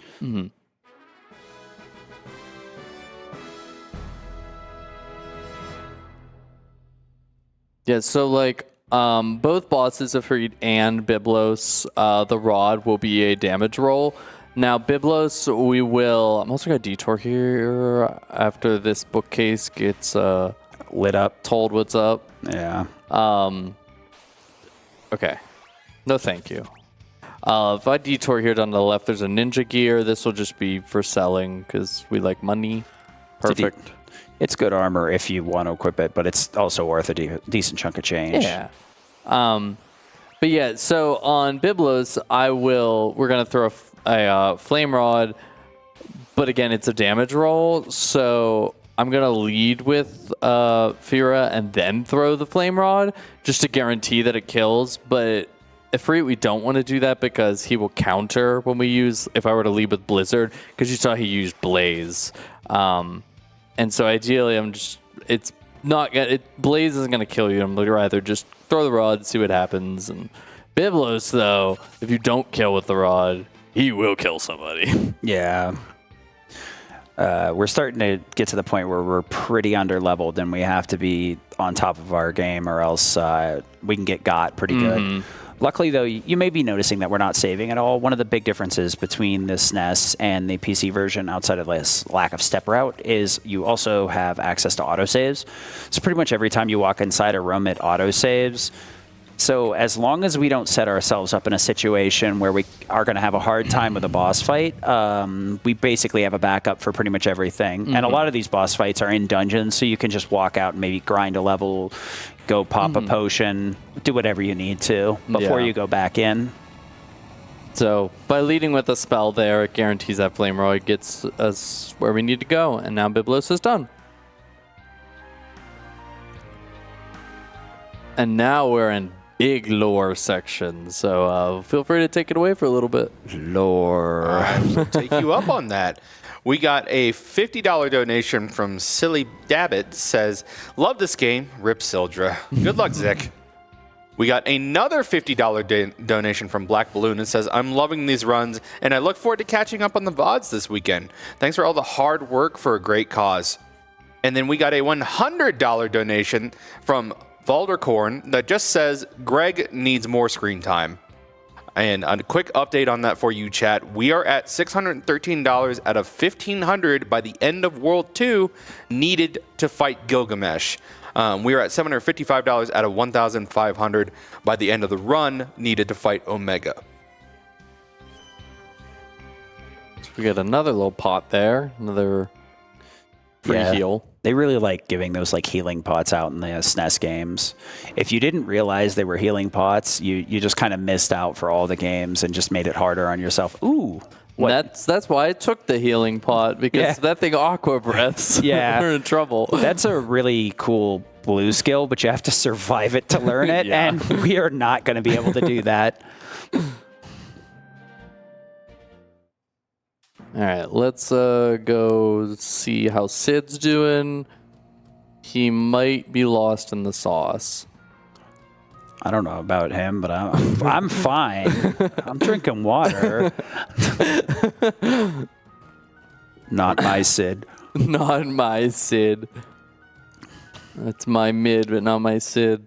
My Sid would jump off an airship and explode himself.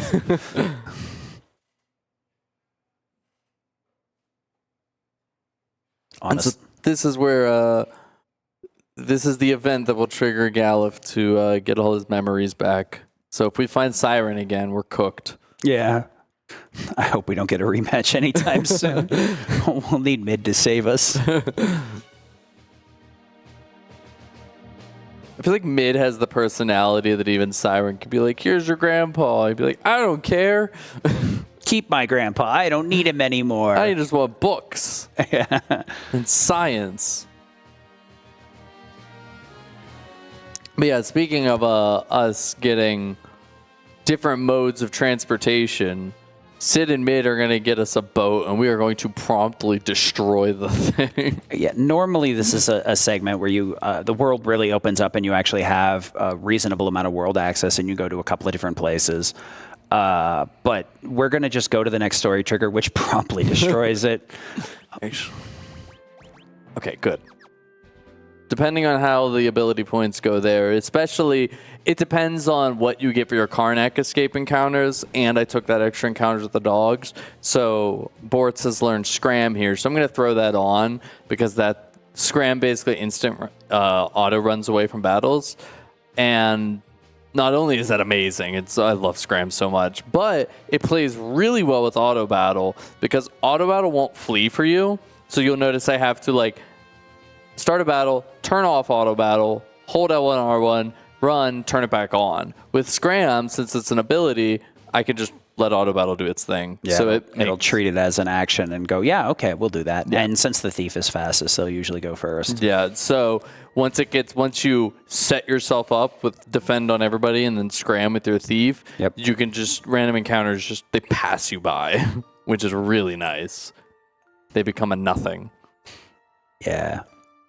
It's like some of the action RPGs where like the early game you're struggling to get movement tech and then you finally get the good stuff and you're like, yeah, this is what I wanted. Riding a chocobo, drifting on chocobos. Scram feels really good, but then later we'll get the Masamune, which guarantees you go first. Oh, that combined with Scram is like pure bliss. The only time it sucks is like I learned the hard way that, like, in the Void Castle X Death, there are unrunnable encounters. So it's like, how does Scram miss? Well, we find out the hard way. You can't run from some encounters, and that's really that's where autosave is great. Yeah. Though I think there are a few differences. Like, I think in the original, like, the ninjas aren't runnable. I want to say because I remember the ninjas being an extremely dangerous fight you do not want to see. And you can run from them in the Pixel Remaster version. I mean, I guess they figured out how dangerous they are, but it's one problem for another. But I think there's still like Ramu or whatever you still can't run from. Oh, yeah, because I think that's supposed to be like a story fight, so it explains that. Yeah, Rama you run into randomly in one of the forests. So we're not going anywhere near that portion of the map, so we don't have to worry about it. But it would be something that we could get, but we won't. All right, we have our boat. And so you'll see on my first encounter here, I'm going to try and set myself up with Defense and Scram. And then you'll see how fast encounters start to feel now as we sail our way down to Crescent Island. Yeah, it's more or less getting the 4x speed for encounters now instead. So defend, Scram, turn on auto battle, and away we go. Yeah, and now we're gonna also get the animation increase too. Yep, so it'd be super nice. In and out, in and out, so much better. You know, playing it casually, like the diagonal movement looks all right to you, but when you're like watching somebody else play it, it looks super cursed. It's just like, this does not, my brain is not comprehending this as correct. You wanted to drift the chocobo, we're drifting a boat. We're drifting the boat. It's just a non-stop drift. I didn't realize it was, we turned this into Initial D.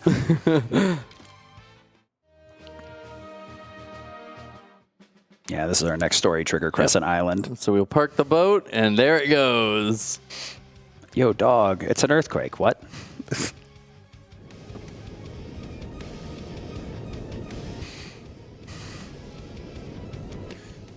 Goodbye, boat. You did good.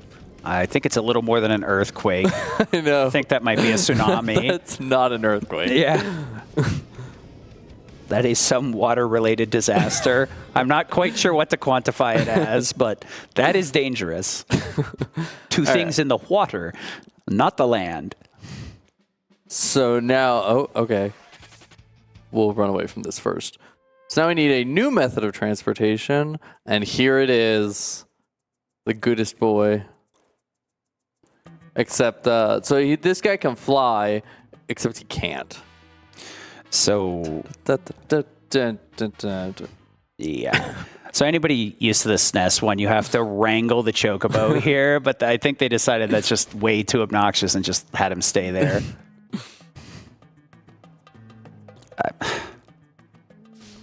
He ate a chunk of crystal. 8 crystal chunks. Yeah, not one, but 2. Not the brightest bird. How Darwinism worked here, I'm not sure. So these are the other 2 crystals that floated off into the wind. The Ranger's pretty decent because it actually gives a rapid fire ability, lets you strike 4 times, but it's very, very deep into the Ranger tree and requires some pretty decent physical weapons, so it may not be something that shows up too often. And while Bard may not seem like the greatest thing ever, Bard will very quickly learn an ability called Hide, which is actually going to be very useful. It's with bosses with death triggers. You may notice that we're not going to some of the places that you'd normally see in a SNES run, trying to pick up enemy skills for the Blue Mage. Death by Math really isn't applicable in this. It's kind of been taken out of the Pixel Remaster, so Chemist is still as strong, but Dark Spark is not going to get us where we need to go anymore.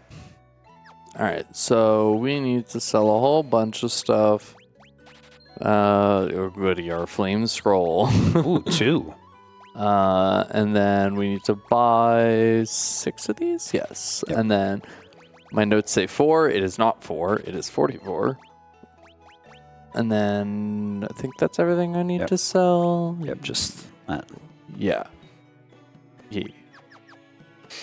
Yeah, like I said before, ninjas can be very valuable when you equip them with black magic as a subset so that it'll boost their black magic set equal to a black mage. And scrolls become a very powerful AoE because of the way they function. It really turns ninjas into murderer's row for sure. Now we are going to go down here and fight a few of these little lads. Once I make Lena a thief, she can start learning Scram. And then we'll make Galif a ninja to do ninja things with black magic, as we said. And then this is the important one. We're going to be making Ferris a bard, so Ferris can start learning the hide ability. Yeah. Right, and if randomizers has taught me nothing else, hide is actually fairly useful. It can be a very powerful skill if you comprehend how to use it. Like on a casual level, hide seems like a waste of time where you're just wasting turns. But being able to dodge attacks that you know are coming is a very powerful skill and can let you survive a lot of things that should end your run right there. Yeah, we're actually going to use it twice, which is 2 more times than you'd expect we'd use it. Yeah. It's one of those like randomizer edge case type things where like, well, if I have an Edward, I guess I can survive Wyvern? Yeah. Well, now he's useless again. But yes, we'll be sitting here throwing lightning scrolls at this until Ferris learns hide. So if you want a donation or 2. Are we after the speed shakes or that's just extra money? We're going to use 1 or 2, but we don't need as many as we're getting. Okay. Alrighty. Well, we got a $5 donation from Geister Carl. It says, I'm leaving for the weekend, so I have to donate at a last time. So all the best RNG to you, and I hope Galif survives. Wink. Nothing bad will happen. Nothing. He's the strongest. Reference may have been more on point than I thought. We got a $50 donation from Victoria. It says, for my son, Will, who fought the good fight against bipolar. Thank you so much for the generous donation. And chat, just to give you guys a quick update on our incentives, we're at $618 out of 1,500 needed to fight Greg every single time we see him. So go ahead and get those donations in by the end of World 2. And we are at $755 out of 1,500 for fighting Omega. Yeah, shout outs for that last donation. That was my mom's. I was just like, hey, I'm going to bed. I'm like, I'm doing commentary. Love you. Bye. I guess she's not going to bed anymore. So one of the restrictions with this Chocobo is it can only land in forests. So we kind of trade up, trade out, trade up, trade out to different limited transportation methods. Eventually, we'll get an aircraft and actually have some modicum of control. But a lot of this early game is kind of gated by these very well-designed limited transport vehicles that give us more and more access, but only limit us to certain areas. It really speaks to the way that they design the world map in such a way that they give you little things, and there's also a bunch of hidden areas you can find as you go by, which we've been going to, like where we went to go get the scrolls. Yeah, that's another really good one for a ninja magic build. I enjoy that we come back and the team's like, hey, we're really, really sorry. We may have lost the boat. And it's like, oh, I don't care. We'll just build another. I'll build another one. Tell me something more important. Another one, a bigger one with blackjack and hookers. You know what? Forget the boat. Ramming it up. Along with some other things, though, while, yes, the main goal was learning Hide, we've also mastered a few other abilities in that grind. Oh, sorry about that. No, you're good. Bort's learning Sprint, which will be helpful in getting that ability of Thief, but being able to carry that to other classes.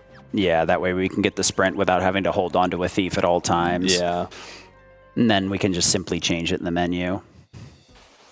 What is this? What? Thanks, Sandbear. Excuse me? I didn't even know you could get a fight before you triggered this. Well, that Sandbear really wanted to say hi. I think he was trying to tell you to not start fires, but I think he's confused. This is not a forest. All right, we're going to fight a worm. Oh, this is another really nice boss. It's definitely like a knowledge check for sure. So the gimmick here is if you hit the holes, you get punished with a counterattack. So we have to hit the worm. But the worm just kind of plays whack-a-mole, which makes it really hard to hit at the right time. But if you can hit as hard as we do, we really don't care about the counter. Yeah, he's really just going to use gravity here, and sure, go for it, man. Yeah, gravity really only hurts you in a prolonged fight. But in this case, like, it just sets us up better for knighting. Ooh, actually, I'm going to reset that. I was supposed to equip the Frost Rod before I threw the Frost Rod. Low damage, yeah. Okay. Yeah, so that was a low damage roll. Like I said right here, we really don't need to save at all. We pretty much get these are at back. A different formation too. Yeah. It's just the desert's just asserting dominance at this point. The desert is not the place for us. I'm just flabbergasted. Yeah, I'd really rather we have just enough Frost Rods as we need. So it'd be kind of a pain to use a second one there to kill it. I mean, yeah, if it had been the Flame Rod, it's like whatever. We got the extra one for free, but Frost Rods, we don't have the luxury of. Yeah, because I think, if I remember correctly, the Sandworm's either weak to ice or water. I'm not sure if this game makes a differentiation or not. It gets kind of hard when you jump from all the Final Fantasies a lot of times. Ooh, he's in the back hole this time. I love how he just like slowly emerges from the hole. Hello. Hello there. It's like just slowly approach. Okay, now we're going to do the correct damage. Yeah, more than 1,000. And then I'll do more gravity. Oh no. Anyway, are you going to hit me at some point? There he goes. Nope. So this desert, for my when I was first doing runs, I hated this desert. I would get lost. I had no idea where to go. And then I learned a nice little trick where first we're going to do a little menu here. I'm going to set up some ninjas. I believe Ninja has like the passive that you can't get back attacks. Yeah, that isn't a passive ability. Some of the passive traits of these can't be learned, or they can be learned very late. But a lot of the classes have individual passives that you'll learn to use in edge case scenarios, or some of them can be used in a lot of scenarios. But yeah, if you can look here, the sand here kind of is moving, but it's all flowing in a certain direction, so you have to be able to read the way that the sprites are flowing to know which will take you forward and which won't. Or you could just run sideways into them. So if you hold down for the first one and then hold down left, it takes you to the end. I hate that. I hate that so much.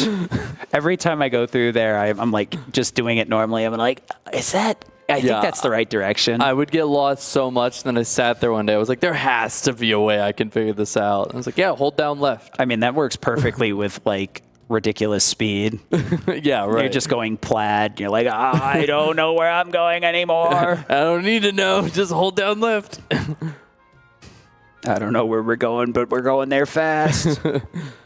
I probably should have healed before that. That was a little risky to not heal. But... So we're going to chase King Tycoon around here a little bit. Yeah, we got to hit a couple of cutscene triggers here to get this to progress. There are quite a few, but you don't have to hit all of them. Yeah. Just a few select ones to get it to progress. Ha ha ha. At least I think that's what they're trying to like make it look menacing or something. I'm not quite sure. Either looks menacing or very guilty. Yeah. Oh no. Oh, this is where we're going to leave Galuf behind. Yeah. Well, we can't find him. Whatever. They're just like, where'd Galuf go? I don't know. He'll catch up, I guess. He doesn't Bye. know who he is anyway. It doesn't matter to us. He's not really. He's just joined us. And Lena and Varys have discovered that they are sisters. Separated at birth. Yeah, Ferris has known for a bit, but hasn't really said anything about it and tried to hide it from her. But eventually the issue got forced. And I always joke that this is the part in the game where I think at least half of Ferris's lines for the rest of the game are just Papa. Yeah, Almost every dialogue with Lena and Ferris for the rest of the game is Father, Papa. Yeah, there is a bit of a character shift here where like Ferris takes off the gruff facade of a pirate captain.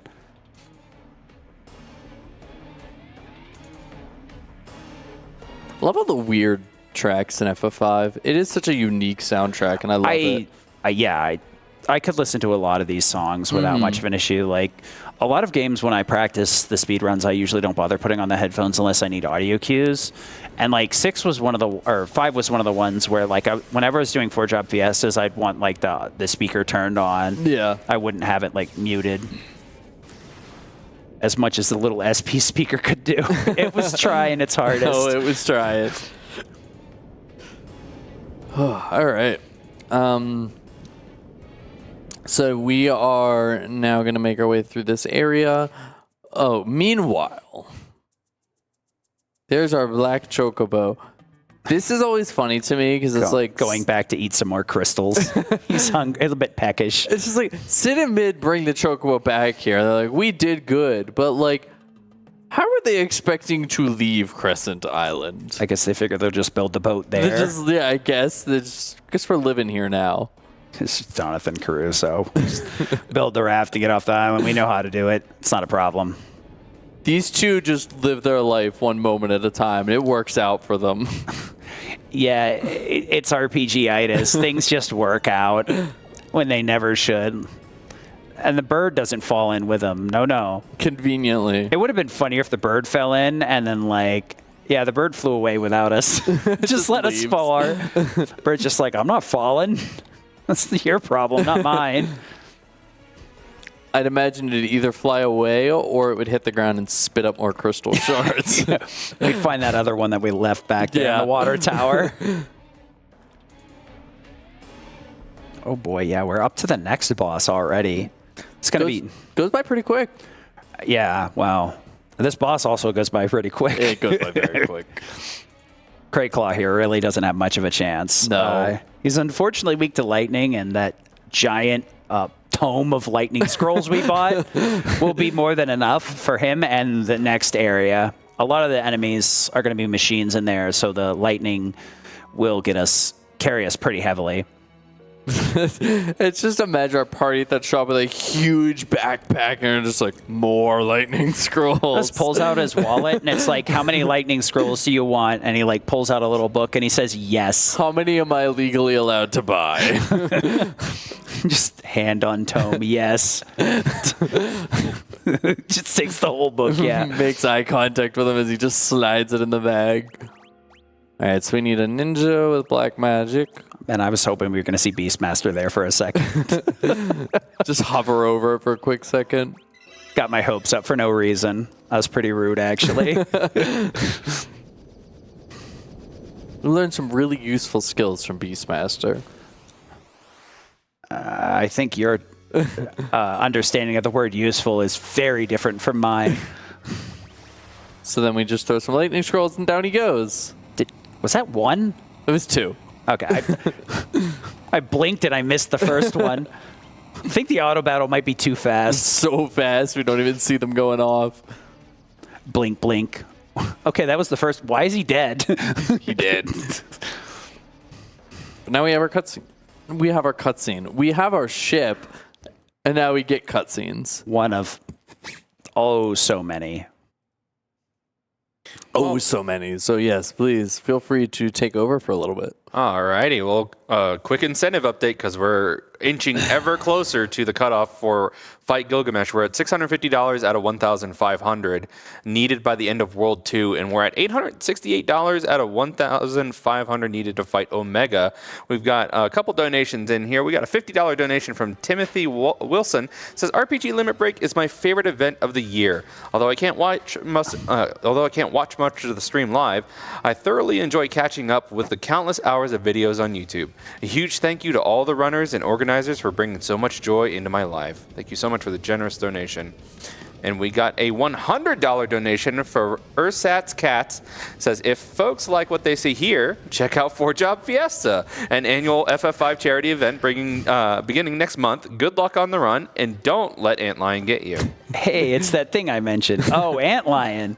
I guess we'll talk about him later after we're done with Antlion. We don't need that bad juju here in this house.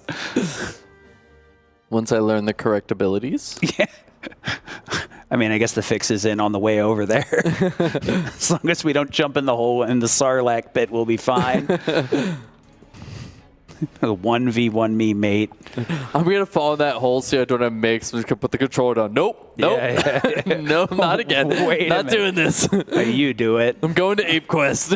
Dude, I have no idea what I'm doing. Might be able to figure out the fight, but it'll take an extra hour. Just have to pay attention to the notes. We're ahead of schedule. We have an hour, right? Yeah, yeah. I mean, you gotta skip to get the pit. I'll figure it out on my own.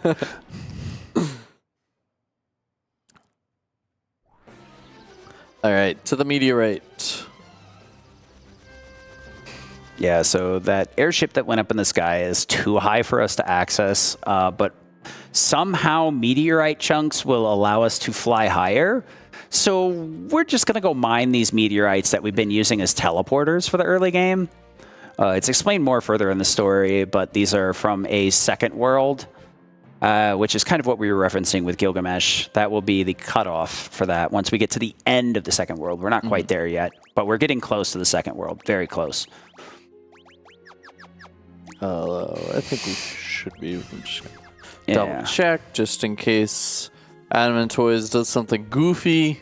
Never hurt to throw out a cure or two when you're not using guard strats. It depends on what the ATBs of our ninjas start this fight with. Would rather Adamant Toys just not get a turn, but ideally, but unfortunately, ideal is not what happens most of the time. Sometimes you just start with no ATB. Man, that's like the one thing I dislike about ATB games is like your ATB is just kind of a dice roll.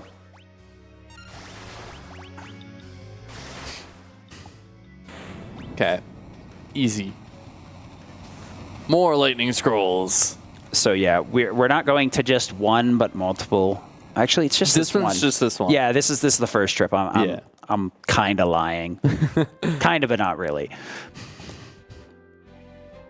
Yeah, this is just for the adamantite, and then later we'll go visit all the meteorites. Luckily, this one's not so bad. Dude, after like the quad speed, the airship is just it's so disappointingly slow. Like, I could run faster literally. You went disappointingly slow. Look at what they did to the hovercraft in FF4 Pixel Remaster. That thing is so slow. I'm so used to the FE Free Enterprise where you can hold it down to speed it up. I'm just like, like, all right, I only got 4 tiles to go. It'll be fine. I can go full speed here. Yeah, they were like, you know what? You know what we really didn't like about the original? That hovercraft went way too fast. Yeah. Like, oh man, Let's slow that down. That was so unenjoyable to have a fast-moving vehicle. Right. It's like, if you want to change it, just change the archipelagos so it's easier to navigate. That's really all they had to do. Yeah. Just change the rocks. It'd been fine. So we're gonna head up to the city of Ronka and shocker, throw a bunch of lightning scrolls at everything we see. I am gonna do a little safety quick save when I get up there because, and I know I'm gonna jinx it, but there is a bug in the Pixel Remaster that the game will sometimes softlock fighting these cannons. I mean, it can't be any worse than the cat slash, or the what it was, the fights earlier when we were trying to go up the tower or the mountain. Just went up, down, didn't get a single fight until we left and came back. And there it was. Both of them, back to back. Okay, so I'm going to fight these. Now we're set up with auto battles, so we'll watch Lightning Scrolls do their thing. Yeah, if it wasn't for the Lightning Scrolls, these fights are fairly difficult. The flamethrowers will hit you with flamethrower, which kind of just does a decent chunk of damage. And the rocket launchers here will hit you with the missile blue skill, which basically does gravity type damage, so it only does percentage damage. Luckily, a couple of Lightning Scrolls just kind of ends the fight and gives us a chunk of free APB. But the boss here is not so simple. Kind of, but not really. With Lightning Scrolls, it is. Yeah, Lightning Scrolls do kind of trivialize this fight. Without a stack of these to spam and auto battle, it does get out of control. Oh yeah, it can spiral real fast, especially since you get hit with the age status here, which will start cutting your levels and your stats in half. We didn't soft lock. So when, right in that moment where it's like, what is that thing in the screen shaking? It'll just sit there forever. It's just a weird soft lock that randomly happens on the Pixel Remaster. Sounds real neat. But yeah, the soul cannons here can also use the age status as well, which is pretty debilitating, half our levels and our stats. It won't half our HP or MP, but age is very rough and can be applied multiple times, which can really limit your statuses. Make you very squishy and useless. Yeah. So buying 44 Lightning Scrolls is very worth it. Yeah, as opposed to 4. As opposed, I should probably fix that. These notes are just for me. I know what I mean. Yeah, you fix the notes for your commentators and then messed them up on purpose. So they're like, wow, I thought you were only supposed to buy 4. Didn't you buy too many? No, trust me, we're good. I just wanted to make sure you're reading the notes. Oh, that's annoying. Rough. That's on me. I should have. Actually, I mean, I think I'm just gonna do this. Because I don't really want to use the Phoenix down. Back into Thief or Ninja. Yeah, Ninja with white magic. Annoyingly, even though Ferris has the white magic ability, it's only level 1, so she can't use Raise. Yeah, that's the whole point of leveling them up. The level determines what level, and that's why I was talking about Raise being a mid-tier. So if you toggle off of the white mage, you really don't have access to it unless you put more points in, which really isn't a good idea. Also, a lot of these are supposed to be hidden passages, but since we've got a thief, they show up. So it makes our lives a lot easier. Yeah. And so, yeah, we like having that white magic ability. It's nice to be able to cure outside of battle, but if something like that happens, you do have to menu to white mage to pick them back up. I mean, on top of that, like in combat, you won't always have access to a white mage. So Phoenix Downs are honestly more valuable in certain situations. Right. Especially in the end game where... Absolutely. So that's why it's worth menuing to save it. Mm-hmm. A lot of these enemies are pretty easy to clear, but they're just not worth the time. That way, we're going to grab this. Just a little... Oh, man. That room full of chests. Yeah, we got to go get that room full of chests. This room is actually kind of weird. You have to be very careful how you move in it. This is the wrong room. Yeah, what am I doing? Yeah. Yep, there we go. We're going the right way. It's okay. With Scram, we can do anything we want. Yeah, well, we need some speed moderation here for sure. So this whole room is full of trap tiles. So if we don't hug the chest wall here, we will fall through a trap tile and have to come back through. So that's why we're going to take it slow. This is where, no thief movement. There's that moon ring. Yep, there's that moon ring blade I was yapping about. It's a good, nice back row weapon, but it's really a bunch of money for the most part. Yeah, the power armlet's pretty decent, but we're really not thinking of doing much physical damage. Yeah. Magic damage is just very strong early on and can carry you for a very long period. And then later, why punch when you can throw money? Yeah.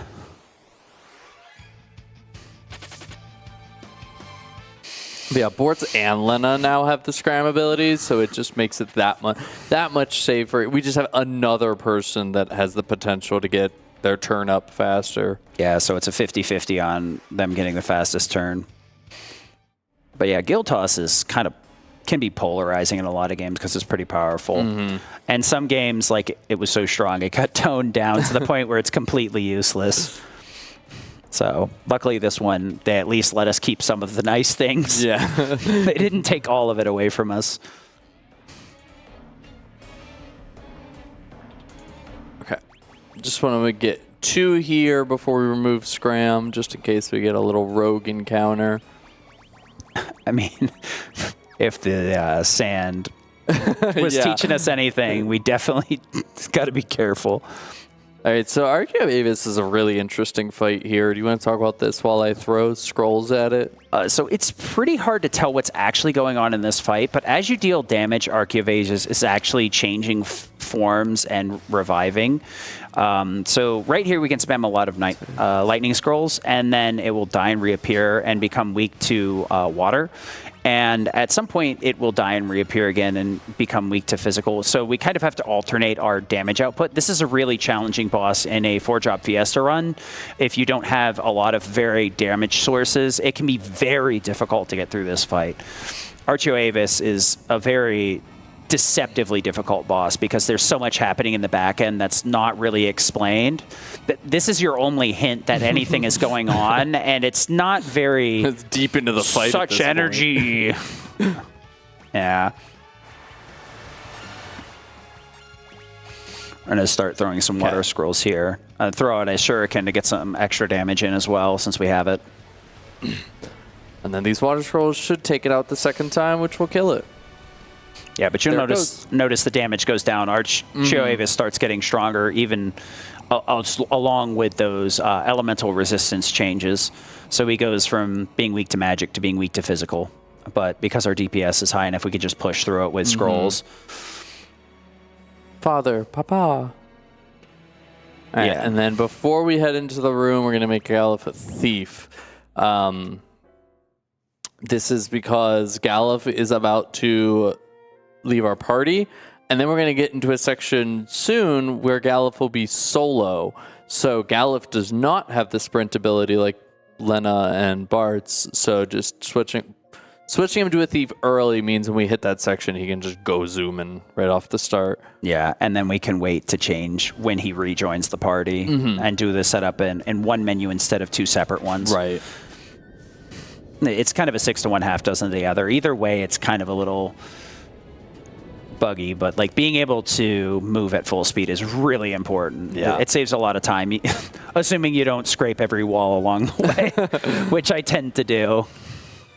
But yeah, this is a pretty sizable cutscene. So how are we doing on those incentives? Yeah. We are inching ever closer. We're at $705 out of 1,500 needed to fight Gilgamesh. Remember, chat, that we need to get those in by the end of World 2. And we are at $868 out of 1,500 to fight Omega. And we got some donations in if you got some time for that. Yeah, sure. Absolutely. We have a $25 donation from Rob Draven, who I think might be an alias because it says, "Ha ha ha! I see you're all amazed and scared of my impressive prowess. I challenge you, Twitch chat. I can take you all on with my hands tied behind my back. I will bludgeon you all with my rapier of wit. And when that doesn't work, I'll use this broom.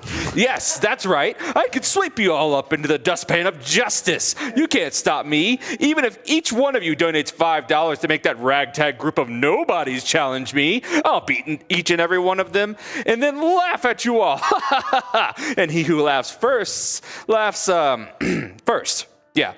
Now, enough of this expository banter. You need to donate like men and ladies and people who identify in all other ways." That was a beautiful donation. That was very Gilga. That was very good. Oh, look, crystals. I wonder if these give us better jobs. Should I pick them up or leave them behind? I think we should get them this time for sure. These ones look real good. I think that other one of those might have been gold too. But first, Evil Tree. Oh. I kind of forget that's a thing sometimes from like having the more issue with Almagest. Because the first phase is just like, yeah, it's setup time. There he is. It's X-Death. Time for a quick reminder for Twitch chat real quick. Yeah.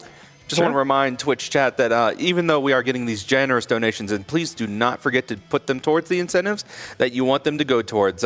Make sure you confirm those incentives. Sometimes you can set them and then forget. So Twitch chat, just make sure you're double checking before you send those in. Yeah, one of the things that's really cool about the Pixel Remasters is they redid a lot of the animations for a lot of things, and they look really pretty. Oh yeah, even the void swirling. And I honestly was about to bring that up too, because I honestly I think I went through all the Pixel Remasters and skipped 5 somehow. So this is my first time really fully experiencing it, because I spent a lot of time playing the Advance, so it looks vaguely correct. But then when I saw the Dimensional Rift stuff there, I was like, that looks really good. If only the SNES could have done that. Man, Mode 7. if Mode 7. Man, the minecart ride would have been mind-blowing. Instead, this is what we got. A migraine. I love that the escape from the Magitech facility in 6 actually looks like something on the Pixel Remaster. The other day, I rolled a seed, and I had to do it 6 times, because I had Inferno at the end of it. And I was just like, well, I guess I'm stuck in here with him. Look at these pixels. Time for a few more donations? Yeah, it is a very long cutscene. Awesome. We have a $1 donation from that Chew Dude. It says, "Good luck, Zic. I'm kind of disappointed that we didn't get to see the Sorceress or Wyverns." Got a $75 donation from Jetboy with no comment. Thank you so much for the generous donation. We got a $30 donation from K-Fizzle4 that says, "Big bridge time!" We're almost there, right? Almost there. 5-10 more minutes. That's your first taste, and that's the only one you're getting for free. And then we got a $200 donation from Shuffy. It says, "Been having a great time all week as my first time attending. Here's to a great cause, and I hope for many more years with RPG Limit Break." Yeah, we hope so too. We're very much trying.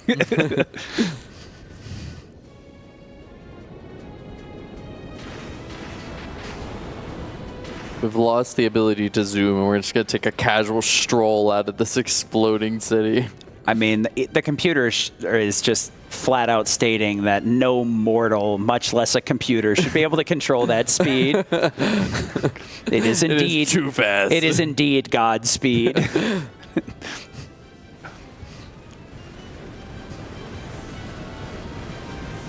Yeah, you kind of like get addicted to the speed, and then the cutscenes and like the flying, just like you feel like somebody's throwing you hands in molasses. Oh, we're doing this now, huh? Oh, the airship again? Can I get back on foot? Running away from encounters is Can I faster. run across the world? Running from encounters is faster than this.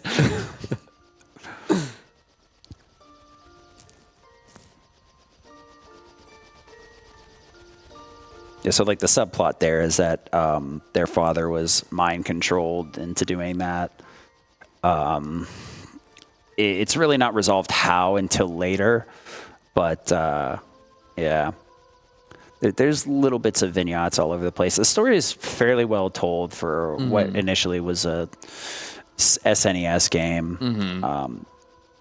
What they did with like 4, 5, and 6 in terms of telling the story with the limited expressiveness of the pixels really relies heavily on the script, and it's fairly well executed. Yeah. 5, they really stepped it up, though, with the expressiveness and the sprite work, and even things like the little speech bubbles add a lot of life to the little cutscenes. From what I remember when I was like looking into something like this, is that 4 was really like intended to be story, and the like art and stuff kind of came after, gameplay came after, and 5 was the massive improvement on that they were looking for, where it both had good story and gameplay and expressiveness. Not to say that 4 is bad. Right. There's some endearing jank there, but it's not a bad game, or else we wouldn't have it in the marathon now, would we? But 5 and 6 are very good improvements on what they started with 4. So at some point, at any point, if you try and land the ship, you will get a cutscene, so we'll just get that out of the way. So this is an interesting part in that, honestly, for the longest time, I didn't know you didn't have to go read Sid's note. We can just go straight to the meteorite. You know, I think I've always done that too. I always just went to the note, and then one day somebody's like, you don't have to do that, right? It's like, no way. It's like a job dwarf check. You like, are you doing like a run verification thing? What is this? Y'all got time for a quick update? Go for Sure. it. We are at $1,121 out of $1,500 to fight Gilgamesh, which has pushed us over the $45,000 mark. Let's go. We got a $50 donation from Coop that just has exclamation marks. I don't know how to make an onomatopoeia for that, so we're just going to say that. Sounds. My mouth is making sounds. Much excite. Much excite. And then we have a $366.67 donation from Kaboink that just says Greg. Greg. Yeah, we're up to our patent pending Wody map. Yes. Some very nice cartography. Thank you, Wody B. I still use a few of your maps in my notes. Yeah. Wody's a really nice guy. Absolutely. Wody made a really, really excellent guy that, honestly, when I was fresh at the game, I used pretty heavily when getting better at the game, because he spent a lot of time really fleshing out a guide that had maps and story triggers and just very thorough stuff. Every community that he's in, he's very participative. And like early on when I was getting into Remake, there was always some sort of nonsense argument. Wody would be in the air there. He's just a great guy. So we're running around here and stealing meteorite fragments. The first one's free. But the rest are on us. One. Yeah, like we said. So yeah, the rest of them are booby-trapped like the first one. And these fights are a little more difficult. Perlaboss here is very, very annoying if you don't know the gimmick. You see they're casting a Rise here. As they die, they'll cast a Rise. And if you don't kill them all at once or run them through their MP pool, you're just going to have to deal with a near infinite number of them, or what a casual player would see as infinite. Yeah. And so that you could see your first taste of Gil Toss at work. It's a very fast, efficient way to take care of things.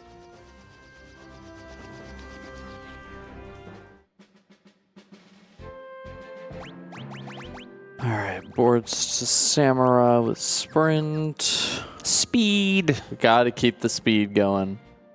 Yeah, so now we've changed out scrolls for money. We no longer need to buy things. We'll just buy death. We're gonna skip the middleman. Why spend the money on items when I can throw the money? We no longer will allow somebody to war profiteer off us. We are now the war. At some point, the party's like, this money's kind of heavy. I'm just start throwing it at them. I wonder if I wang this at the right angle. Maybe it'll bounce off its head and give it a concussion.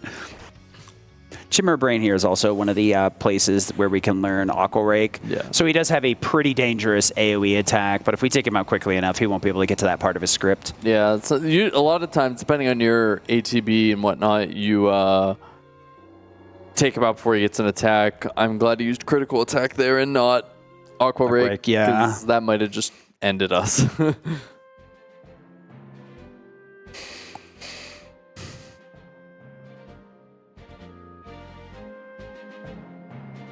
All right, and then we're going to do one more menu here really quickly. We're going to switch boards to a ninja, keep the speed on, and I'm actually going to equip the Moonring Blade. Just for a little teeny tiny bit. And then we'll go up to Karnak. And now we get to see our first use of Hide. Because guarding this one is Titan. And Titan will have kind of a death trigger here of using an earthquake. And so we will not survive that. Yeah. Or we'd either have to grind or just dodge it. And this is what I was talking about for the edge cases of Hide. Being able to hide will just take you out of combat. And if an enemy uses a massive attack like this that hits the entire party no matter what you do, just don't have a person in the combat. Okay, and so we'll throw money, we'll finish off with a Thunder Scroll, and then Earthshake will take them out, but because Ferris is hiding, we get to survive and move on. Neat. Much more efficient than actually leveling. Much less lethal than Wyvern, too. Oh, I guess we get the Summon Monster Titan, but... Yeah. Sit on the bench, buddy. Summons are neat, but they're much more expensive, and they really just aren't as quick as Black Magic. You're just better off sticking with Black Magic. Yeah. Summoner is basically a 4-job solo. Yeah, you can experiment with it casually, but you'll probably just be disappointed.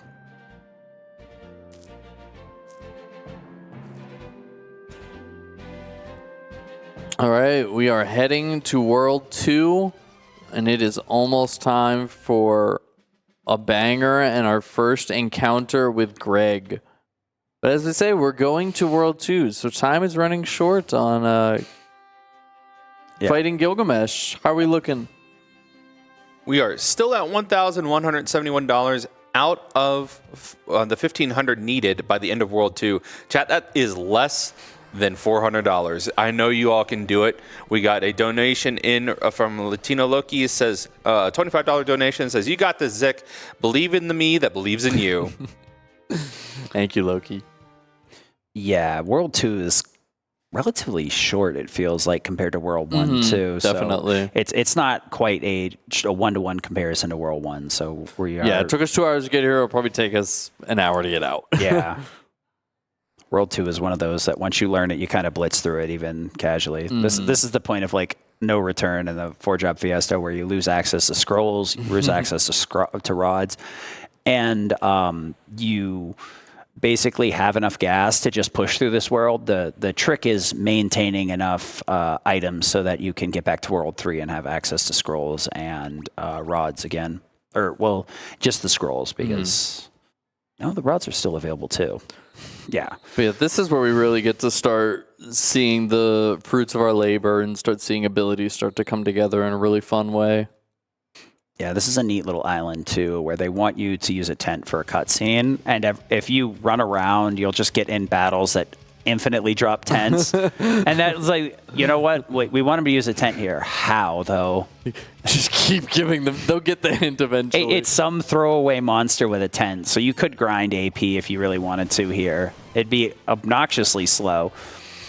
So this fight right here, you can either win or lose, but it means almost nothing one way or the other. So it's just faster to lose it. Yeah, that's literally the only reason we equip the Moonring Blade there is just make sure he can just take himself out. Yep. Because, yeah, it is just way faster to do that. Oh, what a great... All of the tracks surrounding Xdeath are fantastic. I know we were listening to a few of them before the start, and I'm like, getting ready. I feel like Xdeath should come in with his own pyrotechnics. Maybe in the action RPG remake of 5. You mean the live-action Netflix adaptation of 5? The Broadway play, maybe. Oh, well, as long as it's as good as One Piece, I might give it a pass. You know, I was kind of hoping we get some fancy thing here. I know, right? Like real, like higher-looking res of Bart's and them in the mirror. And it's just put their sprites there. It's the same exact thing. I couldn't tell you if they didn't just take it from the SNES or not. Hey, it's Greg. There he is.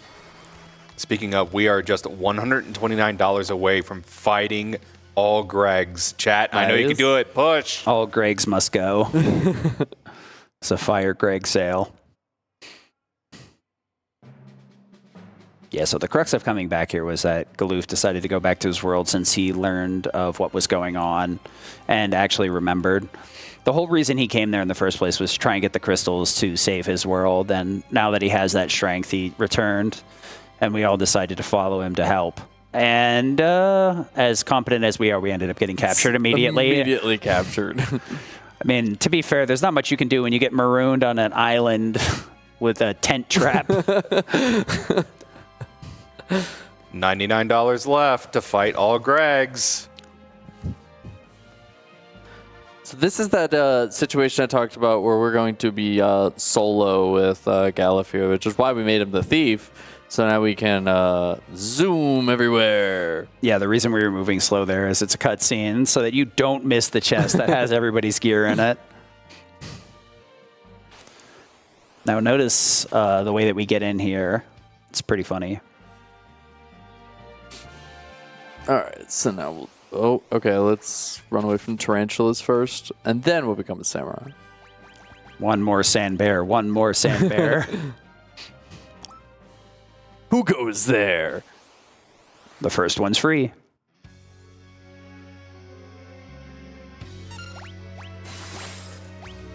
And Inconceivable.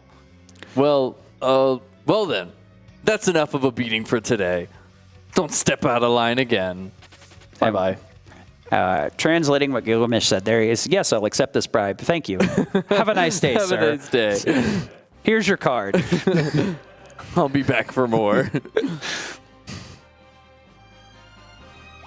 Okay, and then we will set Gallop back. Just so we can keep zooming around. And, well, Shell bear. it's close enough to a sand bear. I'll accept that. All right, and then we will... Oh, we got to do this. There we go. It's even funnier at full speed. 4 times speed, just flat laying on the ground. Galoof just goes, nah, I'm just running in. The rest of them were like, we gotta sneak out. Galoof just ran He in. just literally ran past them all. The only one that they probably know. Yeah. Oh, it's Big Bridge time. So one of the things about Big Bridge here is that there are encounters set along this bridge that I'm going to be moving in specific ways to try and avoid. This one we're going to be doing here, throwing a lightning scroll to take care of these guys. Yeah, we'll try and let the music play out a little bit. There's a setup where we talk and it'll kind of bring the music down. So we'll be quiet for a few of these fights here so you can enjoy the music.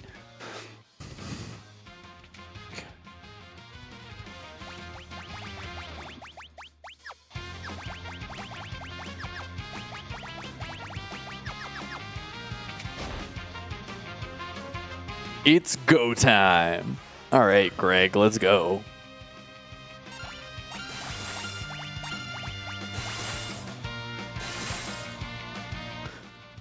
Wait, enough of this. I made an error of judgment. I made too much money. That bribe was not quite enough, sir. I'm going to have to ask you to double it. Fighting all 4 of you is just too tough for me. Ha! I lied like a rug. Oh, kill me. He killed Bortz, that's all. Yeah, he's going to start doing things here. Oh, chill, bro. It's okay. Luckily, the Protect and Shell there aren't applied to Zenny. Yeah. He's accepted his bribe. Yeah. And 2 lives. Well, okay, well, you don't really have enough money. I'll take 2 human lives in exchange. there. Perfect.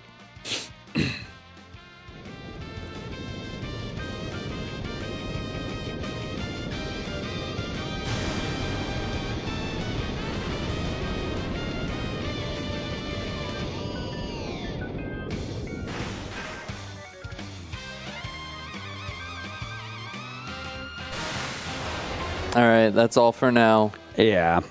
So the big bridge is kind of weird where the encounters aren't really random. If you're walking down a certain tile, it will trigger an encounter. So that weird movement was just to skip every single encounter as easily as possible. So it was just the one at the beginning you always have to take. And Greg. Which is even more important when we lose half our party. Yeah. Currently down to 2.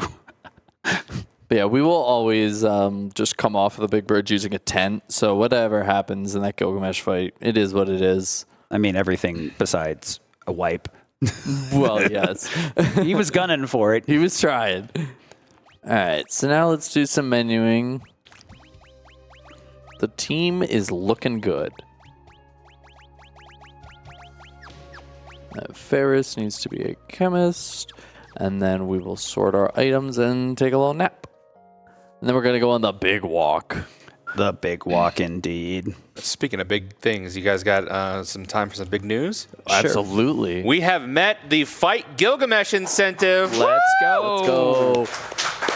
Thank you so much, chat. Got time for a couple of these donations that pushed us over the edge? Absolutely. Sure. We got a $50 donation from Lecky with no comment, but thank you so much. We have a $100 donation from Jetboy that says, let's get Gilgamesh, if only to assuage my anger at the huge quest line in Final Fantasy VII Rebirth.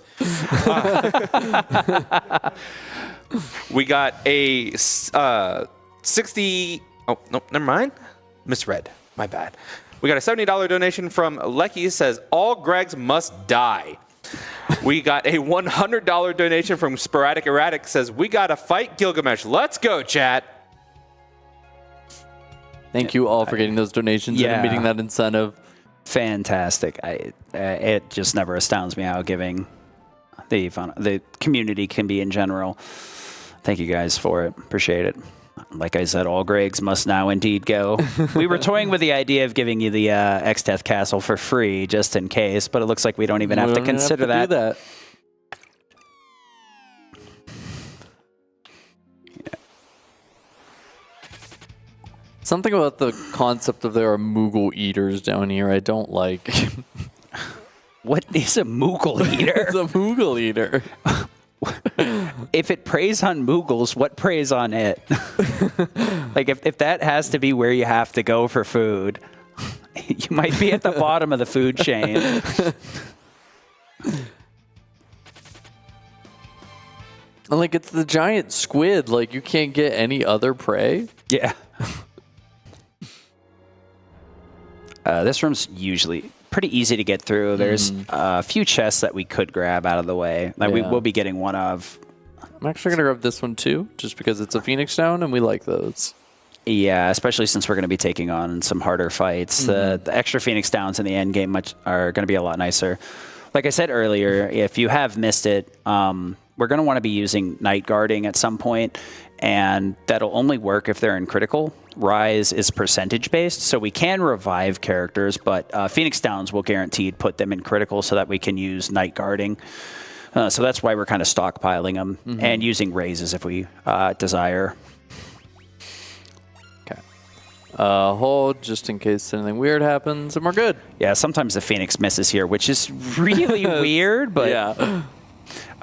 Luckily, they give you one in the cave, so there's kind of no excuse to just nope through that boss. Yeah. And that's why I like to grab the backup one too, is because you could like menu to white mages there and use raids, but like, is it really worth all that menuing when they give you a free one right there? I mean, yeah, maybe if you're doing like a super big challenge run. Yeah, but right. It's definitely better to do Rays casually because it just costs you MP, which is extremely easy to get back, and Phoenix Sounds are a little bit more expensive. No, don't go in the desert, he says. He's trying to show us something. I wonder what it is. I promise you I'm not going to take that route, buddy. What a nice little fella. I don't know how to break it to you. He's just wandering around in circles. I think he must be confused. He must be lost. Oh, cool. There's his home. I wonder what the most direct route is there. Because we're going to take it. So interestingly enough, and this came with the console releases and has been ported to PC release, I think they lowered the danger values because you can just run here and never get an encounter now. And that was not like that before. Yeah, because the reason you didn't want to enter the desert is there was a lot of unescapables in there that were way higher than your level for that point. And before the console release, you would bait an encounter in the forest before crossing the desert. Yeah, to manipulate setup so that you could get enough steps across. But yes, they did something weird with the console release. I don't know, they must have lowered it in this portion or something, but you can literally take a straight shot there. It wouldn't be the first time Square has taken a shot at console gamers, like with an MQ fiasco. Oh, no, Americans don't know what's going on. We need to give them this watered-down version. We're going to rob him blind. I'm letting him keep his one. You always let him keep the one kill. I'm not a monster. I'm just taking all of his possessions. Yeah, that one chest has a single gill in it. Hey, buddy, I left you with a gill. At least he can go buy himself a drink to drink away the sorrows of being robbed blind. Not in this economy. I mean, you got to take into account the time the game was created.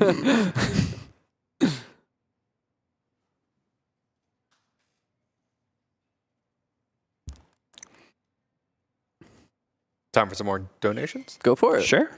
Wanted to remind chat before I read off some of these donations that we still have one more incentive to meet before the end of the run, and that is the Fight Omega incentive. Thanks to y'all's generous donations, we were able to meet the Fight Gilgamesh incentive. We are at $868 out of 1,500 needed. We are over halfway there. We got a $25 donation from Maniac Purple Tentacle. It says, I only just finished this game a couple months ago. Now it's great to see this game burn down with rods and scrolls. Here's the punching Greg. We got a $75 donation from Kobahi. It says, RPG Limit Break has always been an amazing marathon that I unfortunately could not attend this year. Good luck with the rest of the Final Fantasy V run, Zic3, and looking forward to the Newtopia 2 run coming up. I can speak, I promise. Yeah, I think some days the things just turn into tongue twisters, and it's like, how is there we go.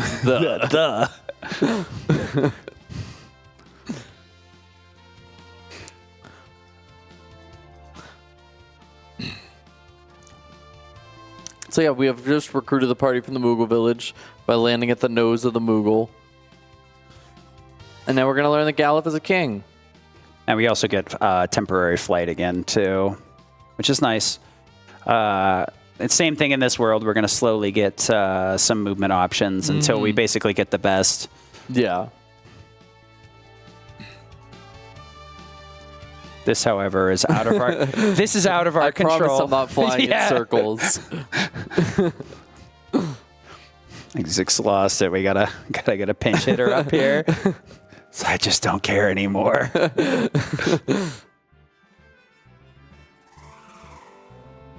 Anybody else know FF5? No? Perfect. Perfect. Nah, just according to plan. It is something that's really cool to see, though, because, like, If you've never heard of it, if you're watching this channel, you've heard of it. The FF relay that goes on every year, and something that's neat is that like I know for like finding runners for FF5, I feel like was always a struggle, and then with the Pixel Remaster coming out, it really has given a new form to the game that has a whole bunch of new runners to that have flocked to it, which is cool to see. I mean, I've considered picking them up just because of the boosters for like kind of a baby route, which is truncates the grinding and maybe gives you some more luxuries in between that makes it a little bit easier for a newer runner to pick up. Yeah, and I said in the interview too, is it's like having things like autosave and maybe no step route and stuff like that really makes these a really nice beginner entry into learning to speedrun some of these games. Yeah, one of the submissions I was working on was FE for this, and my co-op partner, Sonny Reth 11, was like, "You never are going to speedrun this. You could not stay on a step route to save your life, sir." So, like, the Pixel Remasters are a good option for newer runners, especially with all those. Even if you don't want to go with boosters, the autosaves and all that stuff, and the faster movement speed are super nice, especially since you don't get punished for going kind of off to the side. Right. Oh, I took an extra step. It's over. Oh, no, I got into an encounter. Well, scram. All right, see you later.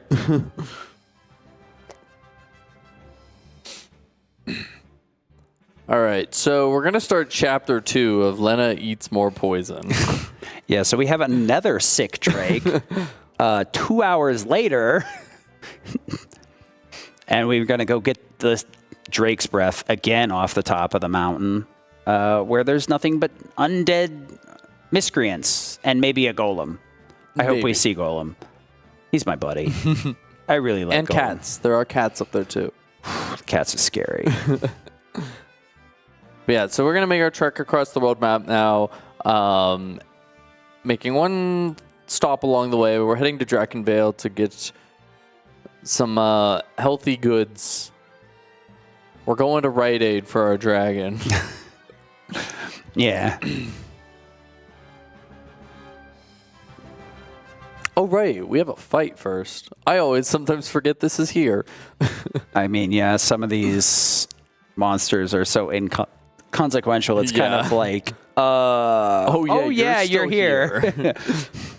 We're doing this again? Okay. I thought I told you to call out sick next time. It'd save you and me a lot of trouble. All these monsters just want their bribe. Yeah. They heard the heroes were paying off enemies to go away. Top dollar to get out of your face. Yo, dog, I work for X-Death, but I'm really like... I'm struggling out here. I need some money right now. I'll defect if you give me a little bit of coin. And you know what? I'll just get out of your face. I'll tell the other guys to kind of vamoose too. I'll give them the get out of here. Okay, so we're now in Quelb, where all the werewolves have been coming from.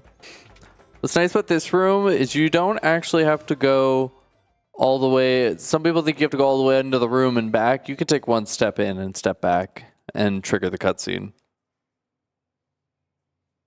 Another thing I didn't know first, I always ran straight to the door and all the way back.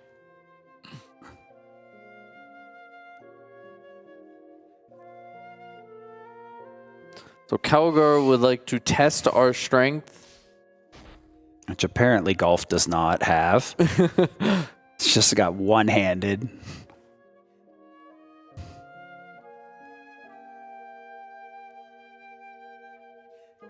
They're going to go take a little seat. Everybody's going to enjoy the show. I just enjoy this scene because Calgar is very dead set on battling us and testing us, and once Bartz figures it out, there he is. So we're actually gonna, take him up on it and fight him. And now the entire party is like, Bartz, why? Like, dude, you hit him too hard. He's old. Did you punch Kaloof that hard? I mean, yeah, I would. I think Calgar hit Galoof that hard a second ago. Yeah. Oh. Yeah, we are going to learn about Bart's and his past and his father, but good couple minute cutscene here if you want to read a donation or have any shout out. Of course. We got a $5 donation from Red Silver. Says, donating for Greg Times. Let's get him to follow his arc here so he can wind up meeting his good friend Hildebrand Manderville. We got a $10 donation from MechaLink with, a $30 donation from MechaLink with no comment, but thank you very much for the generous donation. And then we got a $10 donation from Prof Ness that says, looking for fallback FF5 runners. Well, okay, just let me take a quick detour to max everyone's red mage.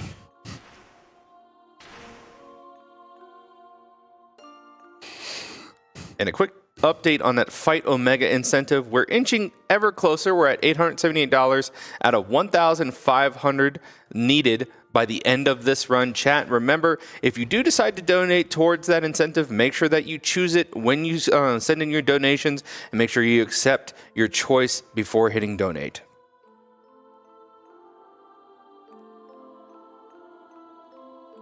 Yeah, so the lore is Bortz's father was actually one of the initial 4 that sealed X-Death back in the day, and now he's kind of broken loose and is head set on getting what he wanted the first time. And as a consequence of the way they did things, they fractured the world.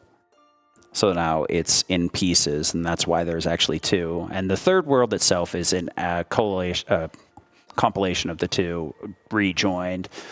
So what we're trying to do is figure out how to defeat X-Death without making things easier for him.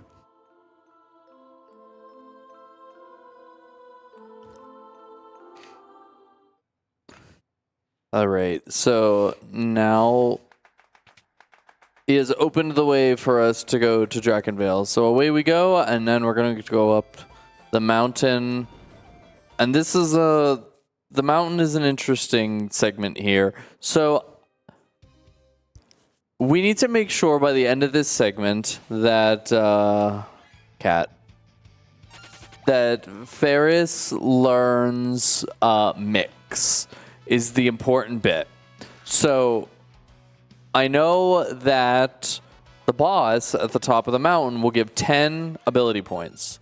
So I need to kill dragon zombies here such that Ferris has 10 ability points or less remaining.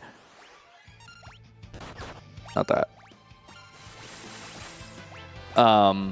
When we get to the top, so that she will learn mix off of the boss.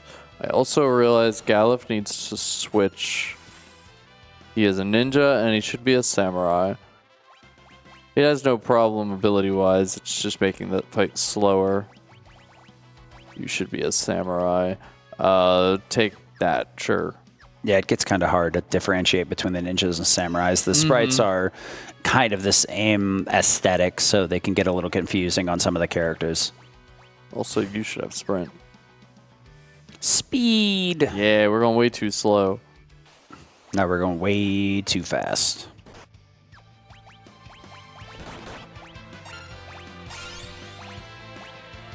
But yes, so our zombie dragons here are zombies. So we can throw high potions at them to hurt them. So 2 Zeninages and a high potion. That's going to be annoying. Let's take care of that. Yeah, 2 Zeninages and a high potion will get us where we need. Yeah, and part of the other reason we want to use the high potions there is so we can save on the Zengages. So we're wasting less money. Absolutely. Work smart, not hard. Got to be efficient with our money because we need it. But an added bonus to taking out these dragon zombies is they drop dragon fangs, which can be used in a mix that we will do later. A very important mix. Oh, okay. yeah. These poison eagles are really having their day. They got it out for you. 20 left. We are good. We have 8 left. We're good. Oh, I'm looking at the wrong one. My bad. I'm lying to you. Yeah, we're good now. We have 3 Dragon's Fangs, and Ferris is set, so we can run from everything else from here on out. Ah, thief movement. Yep, that's just the life. I thought that poison eagle, I was like, don't you dare do that again. I just healed the poison. Don't put it back on. Oh, There's Golem. No, you left him behind. What a monster. Why would I not leave him behind? He didn't ask for help. You grabbed the, was it zombie caress or something from that? Bone mail. Bone mail, that's the name of it. Which will make us undead so we can heal ourselves in some less conventional ways. It's a very interesting edge case item that you should always grab in a 4-drop Fiesta run. You never know when you need to be undead. Surprisingly, there's a lot of places where you can use it. And I'm not going to lie, there's quite a few times I've gotten here and then been like, where am I supposed to go again? And just kind of circle around for a while. And then I'm like, oh, yeah, that's right. Yeah, in the past, when I've had issues with money routing, I have done some very interesting backups with the bone mail to get back to critical HP. Yeah, you can get away with some interesting stuff. Money! Wind Slash is a pretty decent sword that actually hits with a magic attack that hits the whole screen if it triggers, but money is just better. Money is always better. Phoenix down, we like those. Oh, yeah. There was the Gill Cave that we ignored earlier. We're not going down there. We need money, but not that bad, not for that small amount. And especially not with that high amount of risk. Again? Twice? It'll be okay. I mean, I guess, since he was still in that same fight when you found him later. See? I think they're all friends. I don't know if you hang around long enough. I don't think that's the case. They look friendly to me. Bye. Bye. Looking good. Bye. It's just a group of friends hanging out. We don't really need to make eye contact. So Dragon Pod here can be pretty obnoxious because of these blooms. But money. If you don't just do that. And then we should learn Mix here with Ferris, and that puts us in a good spot. Yep. Well, game broken. Yep. Now we have Mix. We can do anything we want. It's just like any Final Fantasy. The second they put Mix in it, broken. Riku in FF10, just... There's some abilities that are usually habitual offenders for breaking the balance of a game. Mix, Gill Toss tend to be some of the more rapid offenders. They added Gill Toss to Rebirth, but they really heavily nerfed it. It works in a really awkward way now. I'm kind of glad, honestly, since I'm a New Game Plus runner. I didn't want to have to deal with that nonsense. Oh, yeah. I was like, please, no, I don't want to farm money for every single run. Okay, so when we were in Castle Ball earlier, we picked up Teleport, and it's just solely so we can make some of the Time Mage on some of these cases where it works and warp ourselves out of annoying areas. Yeah, even though our movement speed is so fast, Teleport at the end of a dungeon that we have to walk back through is still faster. So we're going to be buying some chemistry items here. We do have some items that we can just use, like the speed potion that's intended to be used that way. But we can also mix items, and there's a lot of different recipes that I'm not very familiar with, since with the 4-Job Fiesta, you usually have to get extremely lucky or buy your chemist.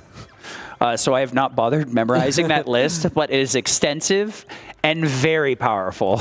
There's a lot of really strong things you can mix with just some general items. Like you see we're stocking up my antidotes here. It's not because poison is going to become an issue later. Buy a couple of these. And then this guy sells holy waters, which are also very important. Yes. Very much so. Actually, wait, I need to buy a couple extras. I'd put you at 65. Yeah, this is what we want. Okay. Cool.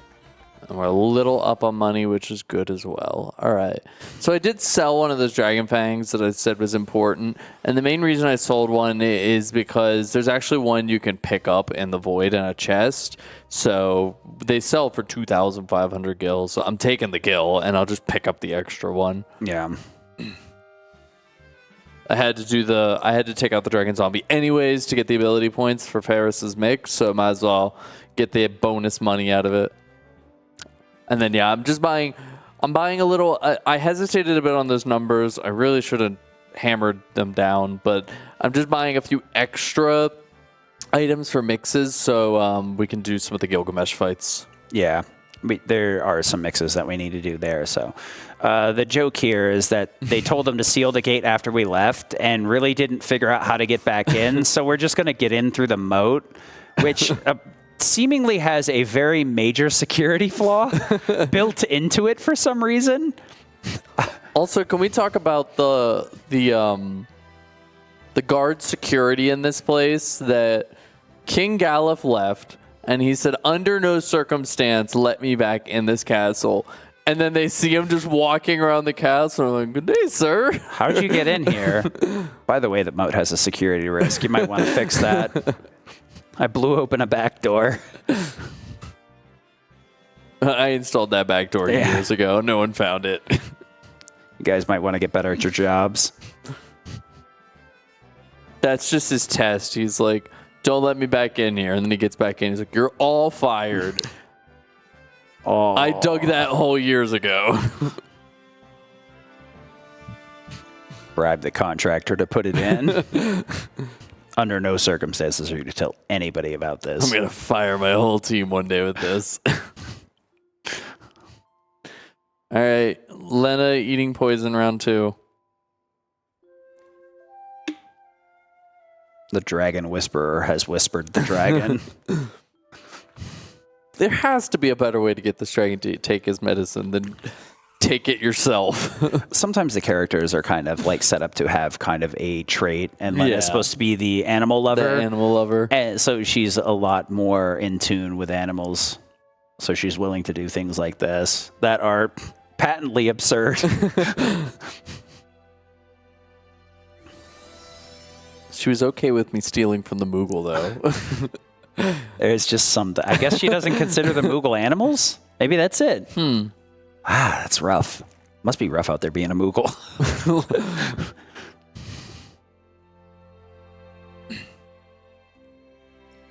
Oh, we're going to get to see one of the best characters in Final Fantasy V. The turtle. Oh. The snarky turtle.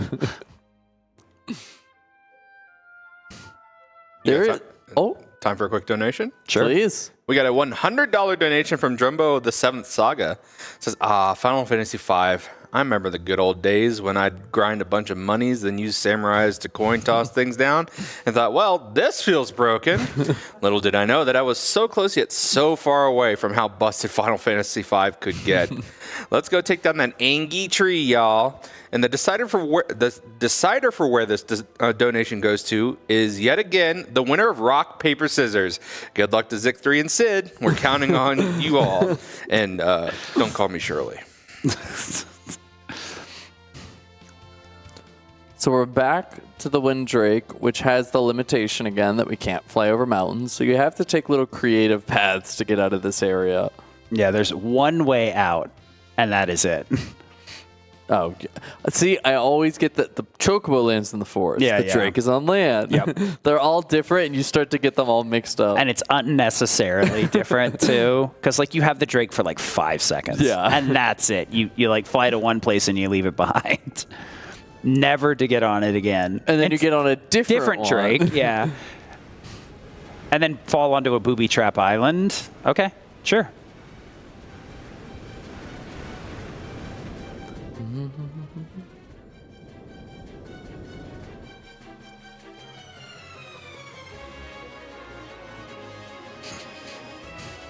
I noticed a distinct lack of rock, paper, scissors for that we do last have donation. time, right? Yep. Ready? Rock, paper, scissors. Oh, we went early. Hang on. 1, 2, 3, go, okay? 1, 2, 3, go. 1, 2. You got All it. right, Sid, where do you want that donation to go? Let's put it towards Omega. All righty. Yeah, I hear that's a pretty good one. Yeah, yeah. I hear it's open to the end of the run, too. Not biased at all. Yeah.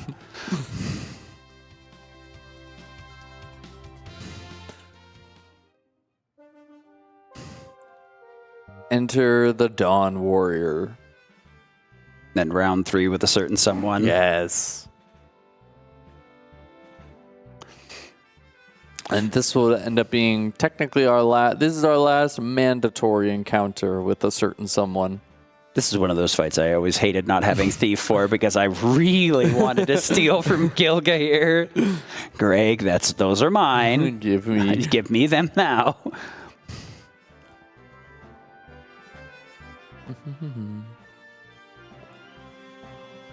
All right, but first, let's go take a little nap.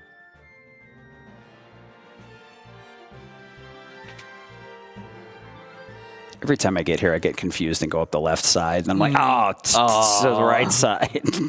All right, we will let some music play out here, I think. Yeah. Yeah.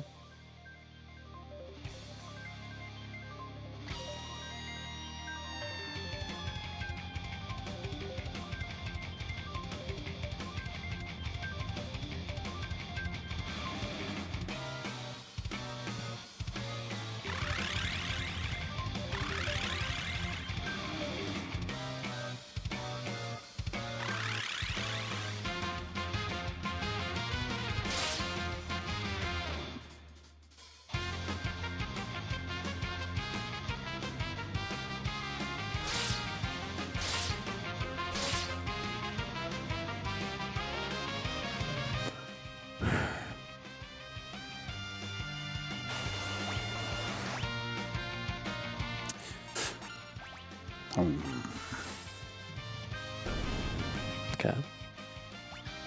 A very expensive goblin. I know. So there is an optional encounter there. There's goblins wandering around there, and if they get in your way, you'll fight one. But they were so far out of my way. Yeah, so they I'll just make chilled. it up with a different encounter later. All right. We have a small thing we need to do here first, which is high potion on Gallo. There and down he goes. And then do this awesome mix, which is Phoenix down Dark Matter. And that creates a death potion, which just kills anything. No! I'm keto! Yeah, naturally, when you do that fight, normally the dog gets summoned instead of just one-shotting Gilgamesh. Death potion. I did bring it up earlier, but those wondering, we're not going to be using Death by Math. It does not work in the Pixel Remaster, so Chemist / Samurai is our busted work. And, you know, thinking about it, with Battle Over the Big Bridge, it was really impressive what they did with that song, with the SNES, and the ways they've kind of improved on it while still keeping it true to the original is really nice. I'm glad they took a book out of Gen 3 Pokemon and they were just like, more trumpets.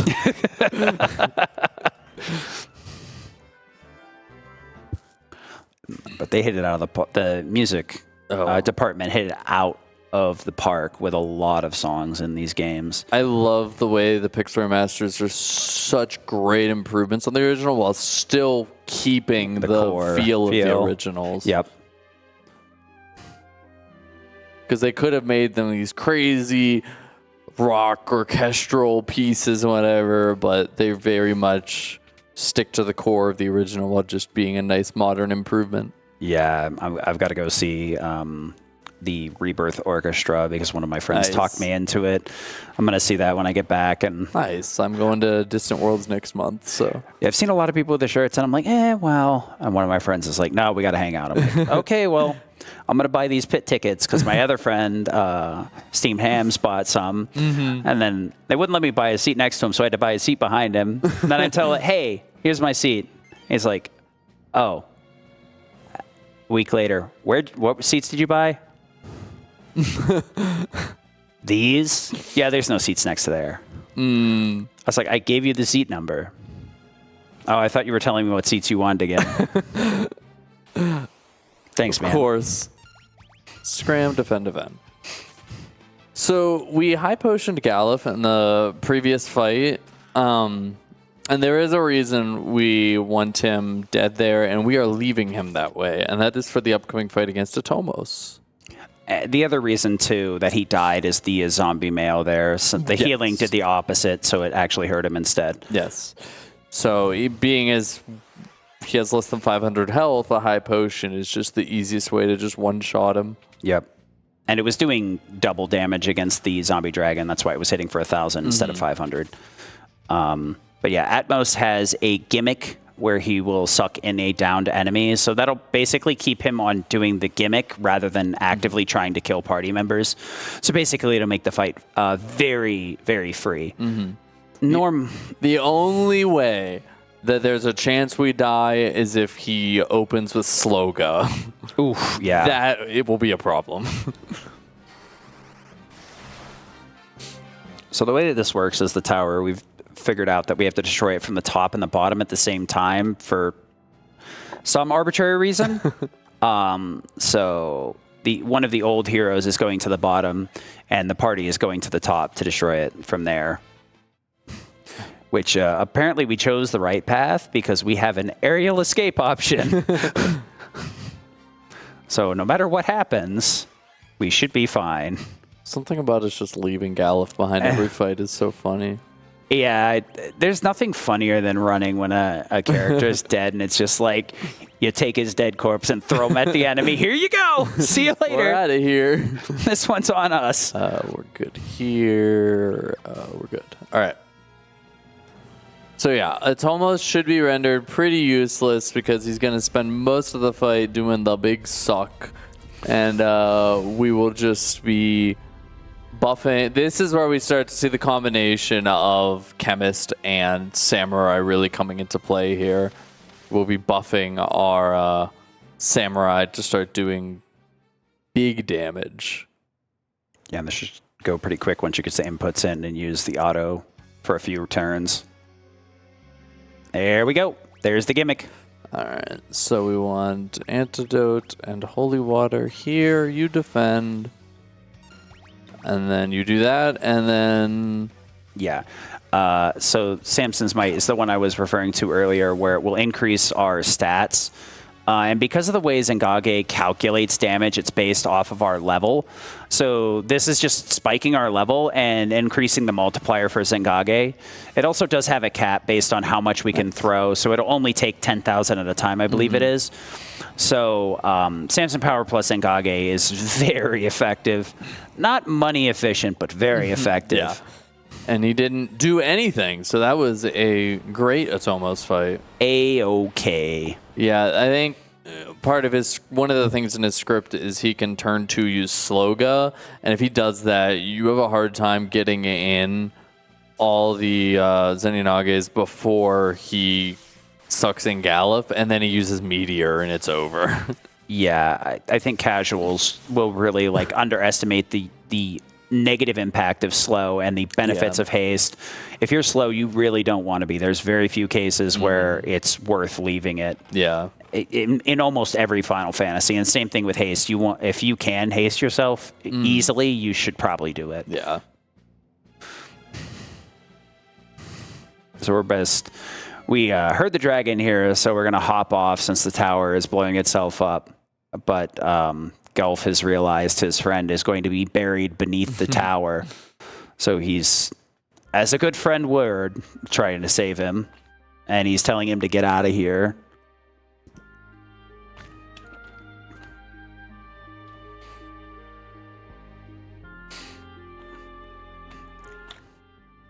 But yeah, they do their best to kind of sell how sad the moment is. The music plus the overuse of explosions definitely sells it. It's like, yeah, he ain't coming back.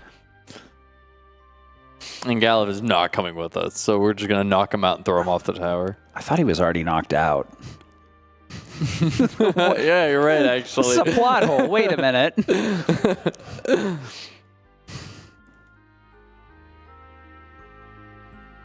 I don't think that's how you ride a dragon. Ferris and Lena just kind of floating. Like they chose to hang onto the wings there. Yeah. So the tower here was put up a shield, which was what blew us off the bridge in the first place. But we wanted to let you listen to the music. And I figured I'd talk about the gimmick of the bridge. more than that. Yeah. But now that we have destroyed one of the towers, we can get back into the Exdeath Castle, so we can actually start progressing here. Unfortunately, this is just kind of on a timer, so we got to let it ride. A very short one, but still on a timer. He needs a second, but only a second. Just a second, yeah. I remember in the GBA, it's pretty long. I think they did a lot of nice quality of life changes. Because it's like, yeah, we get it, but 15 seconds is a little bit too long. I'd like to play the game, please.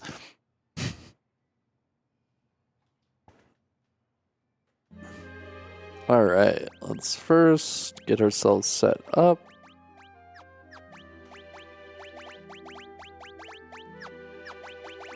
And Ferris will go back to Time Mage for that beautiful teleportability. It feels so weird spending the entire game running around pretty much buck naked. I know. Just not a drop of equipment. Here, have this cursed armor. Would you like a potion? That's it. That's it. There's Guido's cave. That's sunk to the bottom of the ocean floor. Did they ever even give a reason for that? It just sinks. And then we have to do a dungeon. Oh, wait. Defend, scram. All right, I need to defend Lena Ferris. Just to get us set up for scram stuff. So the gimmick of this dungeon is we have to take this stone and move it around from chests to open different doors. Luckily, we know where we're going, so it's as simple as putting it in the right spot and going. If you open up some of the other ones, you can get some chests, or you find some dead ends, but it's really not worth the effort. Especially with the fact that you move normal speed when you pick up the stone. Which is probably a nice relief when you're moving like at super fast. Yeah, actually, I think in the Pixel Remaster, you don't do that anymore. You zoom. Well, darn, I'm a liar again. Just Pixel Remaster things. There's just no chill in this game. Metamorph is a really weird enemy, too. When you attack him, he just kind of randomly changes depending on the way you attack him. And it's just one of those fights. I was going to say, I thought he was the only encounter in here, but I guess they got the dark aspects, too. Yeah. Little jelly boys. But yeah, this cave, we're just going to run from everything. And yeah, they're just going through the little puzzle mechanics. And then we're going to have a nice long conversation with a turtle. So yeah, if you have a donation or two, we have some time. Oh, yeah. I want to go ahead and remind chat that we are a little over $500 away from fighting Omega. That incentive does need to be met by the end of the run. We're at $983 out of $1,500 needed. When we have a $5 donation from Tempest Mask 1000. It says, you know, when you think about it, like how many an RPG is inspired by an utopia, it just became clear to me that Final Fantasy V is inspired by A Bug's Life. No, you're not allowed to look up when those two came out. Let's be honest. Flick would totally fight Exdeath if he were the tree in his own island. Anyways, great to see you rocking the Pixel Remaster yet again, Zic. It was a pleasure meeting you earlier in the year, and then some. Best of luck with the run. And fun fact, Exdeath in Final Fantasy Dissidia was, in English, was voiced by the same fellow who did M. Bison. I'm so glad we got A Bug's Life in here. My life is complete. We'll just have to get one for the next run, too. To wedge that in there somewhere. If we can relate Bug's Life to Ape Escape, that'll be impressive. And I looked at the schedule. I was like, what else is Zic running? What is this? Yes. Looks up game. What is this? I was like looking at it like I didn't realize Ape Escape was a RPG? Oh, yeah. Oh, no, wait. Ape Escape has an RPG. That's different and still confusing.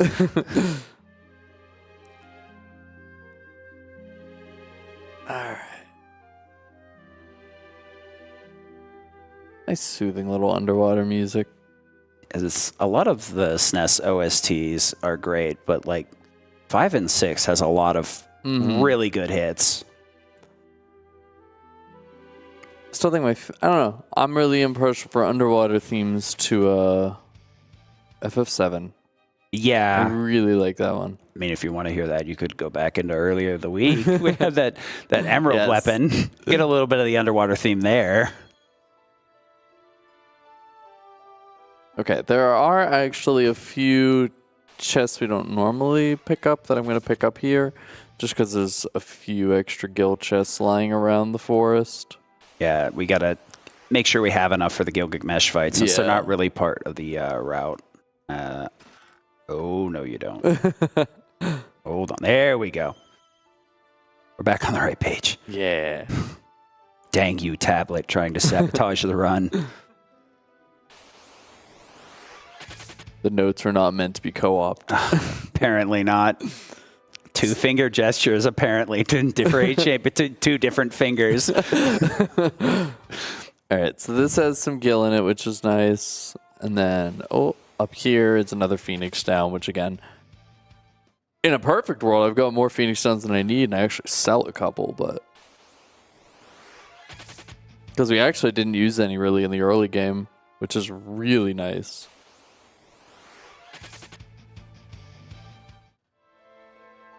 Nope, over here. Yeah, I'm not going to lie. I always had to use the guidebook to get through here without it being a pain in the butt, too. So, more or less the There's same. another very confusing area. It's just so much looks the same. That's like, which tree did I pass again? The more that I think about it, the more this game has a lot of like interesting gimmick boss fights that you have to figure out the gimmick, and a lot of gimmick areas where it takes some trial and error. But once you get through it, you're just like, you don't even think about it anymore. That's just the state of being. Yeah.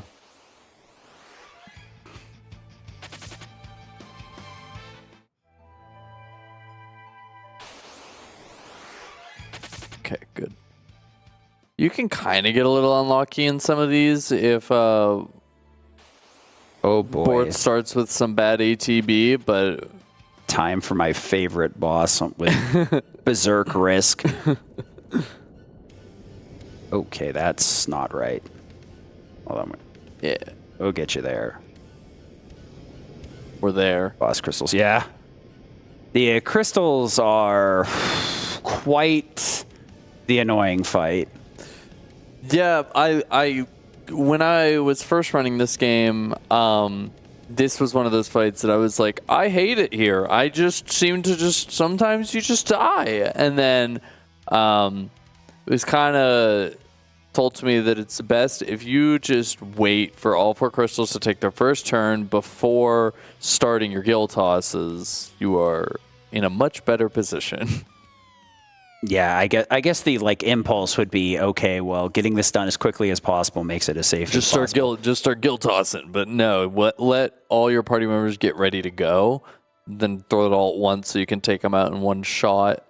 Avoid the panic attacks of the reviving of the last crystals, yeah. Yeah, because that, we talked about it a few times and things like with Biblos or even Titan, where it's like, They have a death throws attack, so some bosses will start to get more annoying as they get lower in health, and just need that. yeah. And so there is a lot of times where you want to wait your attacks or manip the timing of your attacks such that you are kind of dodging some of those low health triggers. Yeah. Because if they take a turn after their health has been dipped, they have much more brutal attacks. Yeah. And they're individually weak to different magic spells, but they're also individually weak to money.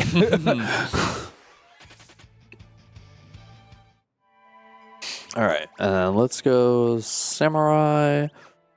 Oh, no, you need the flame shield just in case.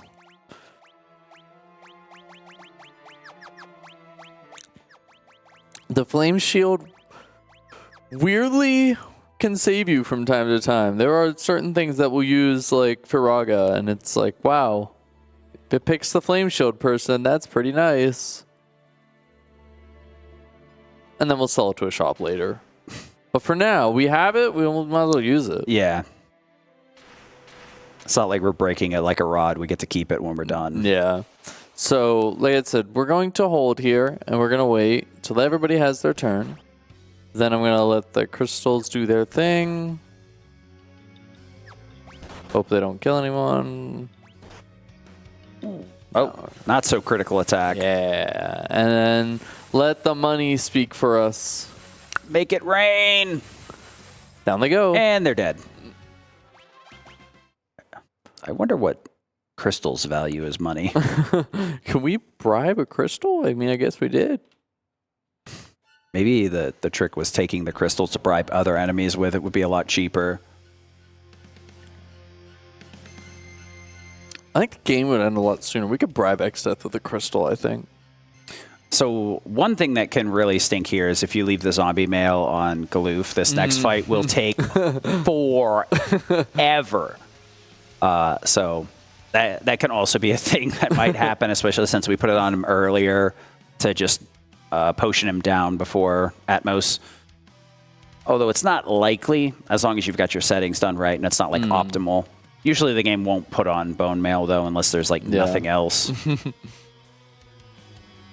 That's the thing, because like for a while in the end game, because in the end game you sell everything because you just want money. You sell everything you don't need. And for a while I was like, I'm going to keep the bone mail because it's a cool backup item in case something goes wrong.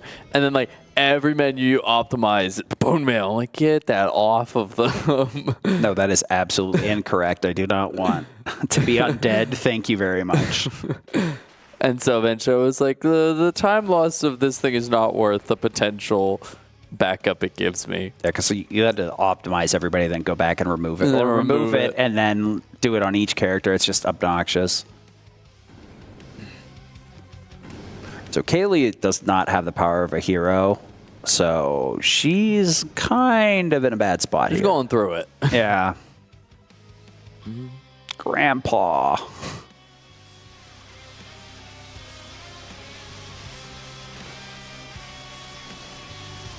So Galoof just goes turbo mode here. Giga Chad right here. It's like, I will not be defeated. Goes final boss mode right now.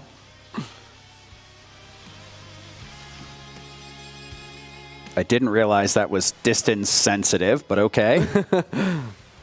Oh, he's too close now. I'm going to backfire and explode. And then absorb the attack. Some sort of like something Dragon Ball Z something. Okay, so we need to just get a little bit of damage down here first. So after our second Gill Toss, this is going to trigger what is the, like, story part of this. So now I can just basic attack to advance the dialogue and just let Xdeath think he's winning. Yeah, so it lets us use the auto thing to speed it up as much as possible. And then the punches for like the fastest animation. He's trying his best. Dude, he's tanking more stuff than Zeramus. But does Xdeath no double meteor? Yeah.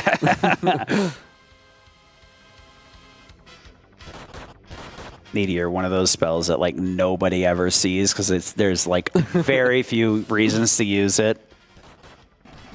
Oh, the crit, huge damage.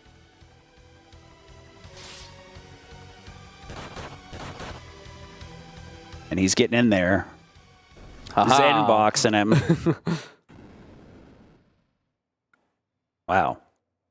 Well, if Galoof took him down, then the rest of us should be able to take him down pretty easy, huh?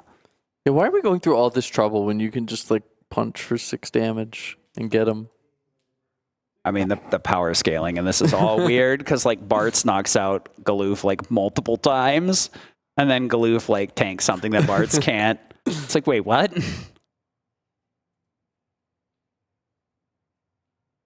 So this is easily and by a mile the longest cutscene section in the whole run. So if you have some donations, we have a lot of time.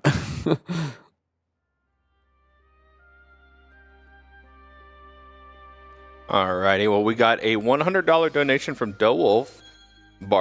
So Bort says, right, so those bosses, I don't know if they wanted money or if they wanted to merge worlds, but it's a lucky thing I had my pieces, my gill. Anyways, I started tossing. Started tossing.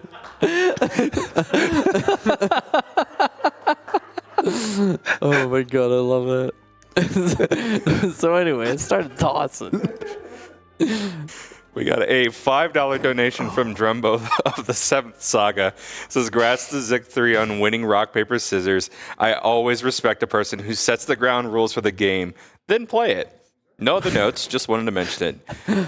Yo, let's mess up Necrophobe and then lament the loss of our bestest weapon collector friend Greg in the process."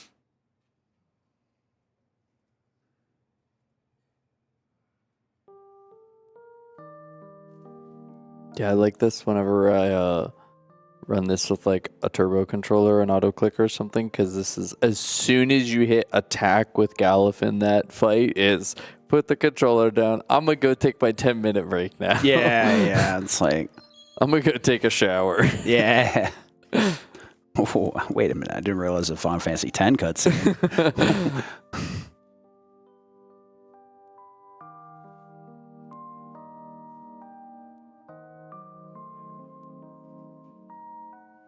Just want to give a quick heads up during this moving scene that we are less than $500 away from the Fight Omega incentive. We are at $1,000 and $1,083 out of $1,500. Chat, I know you can do it. We need to get that in by the end of the run.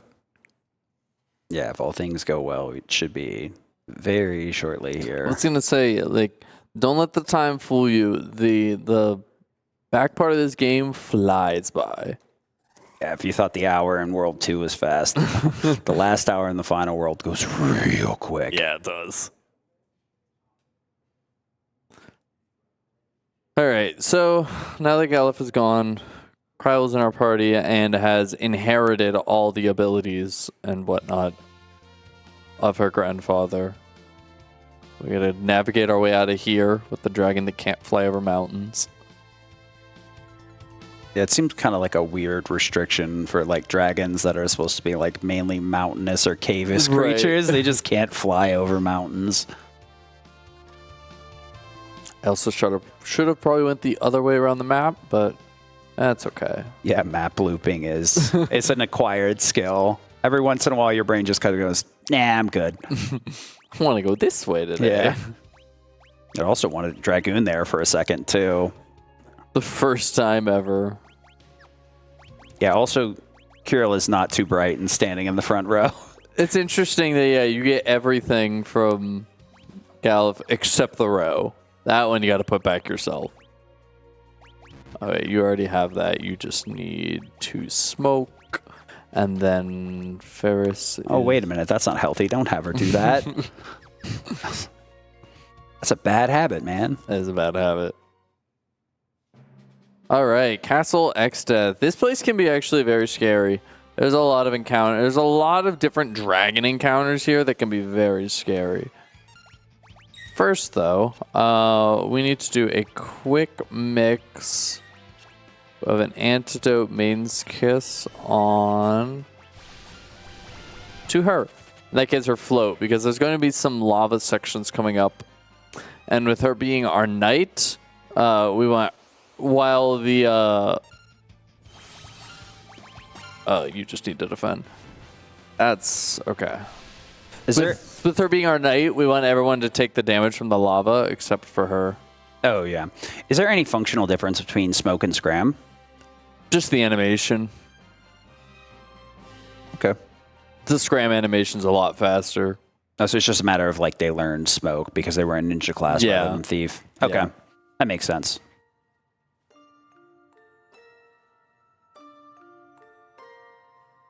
So in a perfect world, you just want Bortz to scram every time, but I'm also not going to play the risk of hoping that he goes first every fight. I mean, yeah, at this point, we're extremely underleveled. And, yeah, it's like, I'll take any fleet. Monsters taking more than a few turns can end in disaster for us. Especially, like I said, especially some of the dragons in this castle can do some nasty AoEs.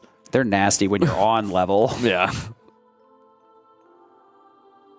Time for a quick update towards that Omega incentive. Sure. We are at $1,000 $333 out of $1,500 required. That is $167 left to go, chat. Ooh, nice. I know we can do it, and thanks. A large chunk of that is thanks to a big push with a $250 donation from Code and Data. Says, let's see that Omega fight. I agree. Let's go. Yeah, Omega is one of those bonus incentives that always gives FFJ runners a pretty big headache. He is not one that's very easy to conquer with a random party. Luckily, 5 is a lot more flexible in party composition compared to 3. 3 has a lot of places where it forces you to kind of be a class, and it kind of stinks for that. But 5 is very good about allowing you to do pretty much whatever you want. There's always optimal places and that you want to be certain classes, but there's never a place where you're hard required to be one or another. So it's a little detour there to get an ice shield. The ice shield sells for like 20,000 gills, so that's very good money.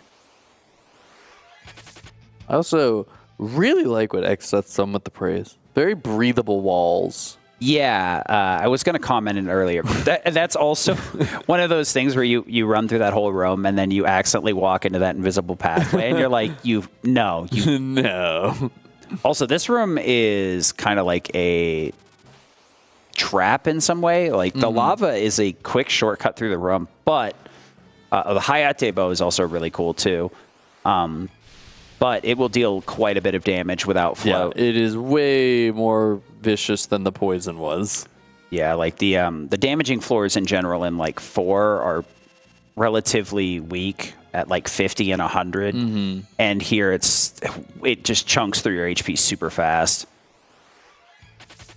Also, scram. The Hayate bow is a really neat weapon. We won't really use it, but it will normally do the pseudo rapid fire, and it'll hit 4 times, which is the neatest thing about the Ranger is they learn a skill rapid fire that swings 4 times. Unfortunately, it's just not as good as throwing money at our problems. Yep. Time for a quick update. Sure. We have met the Fight Omega incentive. Thanks so much, chat. Let's go. So we will be seeing that fight at the end of this run. Am I correct in saying that? Yes. Awesome. Yep. Thank you all for the donations.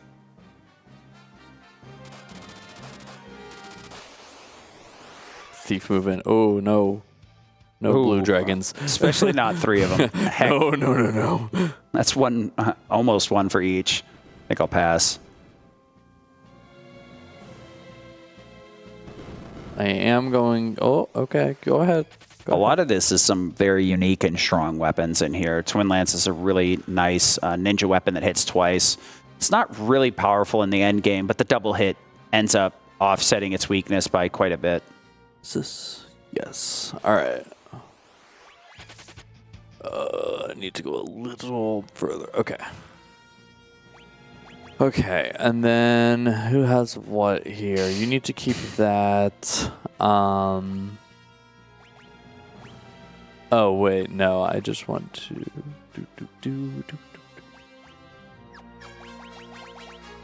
So, since the fights with Gilgamesh are usually not part of the run, we have to make a little bit of changes here. That's kind of off the script.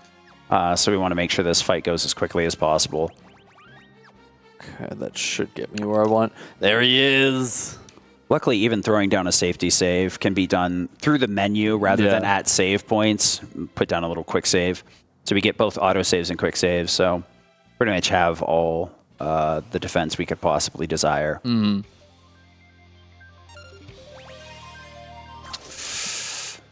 Thanks for that. That's not a problem. All right, and then defend, guard. I just want to be careful. I don't want to queue more Zennies than we need. Fair. Frog. Fine. Already our 4th Rumble. I must say I quite enjoy these tussles. Ah! Ooh. Put that away! I feel we've gained an understanding. An understanding that I will pound you silly. Haha. More frogs. All right, we're going to defend. Hey, it's Toad percent. What happened to that spry old fellow? I see. Is she still? Yeah, she's still on guard. Okay, now we're good.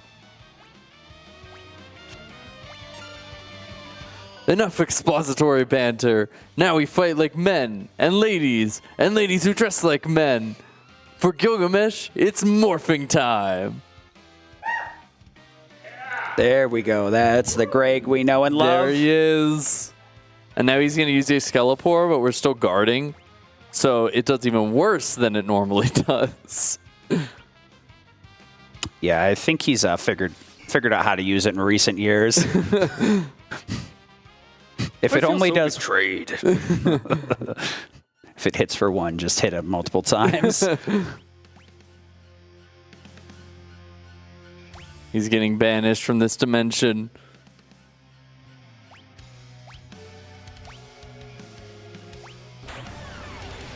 Bye-bye. I mean, if X-Death had that magic, why didn't he just use it on us? Seems like and then we get the Excalibur. not even a good throw item either. All right. So we're putting Ferris back to Ninja Mix. You're fine there. Let's sort our items. Let's who needs actually these don't even matter. Well, Might as well, since you're on the maintenance kit. yeah. Well, And then yeah, we might as well. Oh, no. And then Jobs, Lena, Chemist, Zenny. Okay. He put some nasty debuffs out there.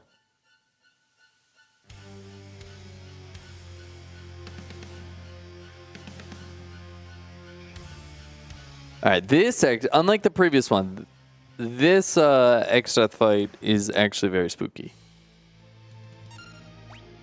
that's an understatement, casually. This fight is the watershed moment. A lot of World 2 kind of goes quickly, and then this fight is usually where the difficulty spikes very hard.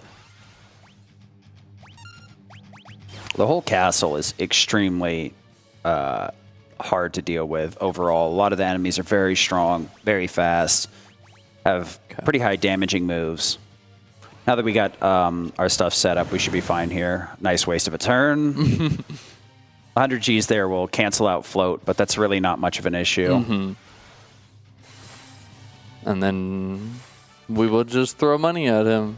Oh, that's unfortunate. Yeah. All right, I need to update. I forgot to put give Bart's mix, which just makes that a little slower.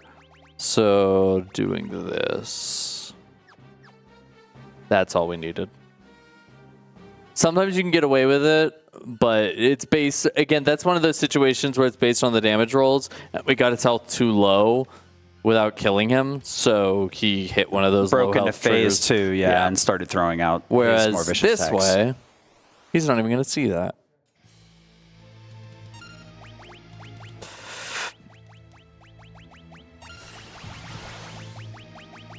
Two. That's fine. Yeah, 30 seconds is all I need. All right, and then 3, 4. 30 seconds isn't looking very long right now.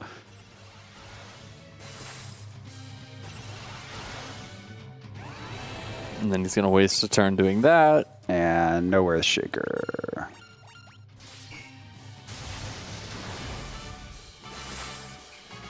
We're not too worried about it because you don't get any rewards from this fight, so it Yeah. doesn't matter if anybody falls here. ABP isn't an issue at all. Yeah. You get nothing for doing all that. Hey, look, we killed the final boss. Game's over, right? Yeah. So that was one of those situations where it's like,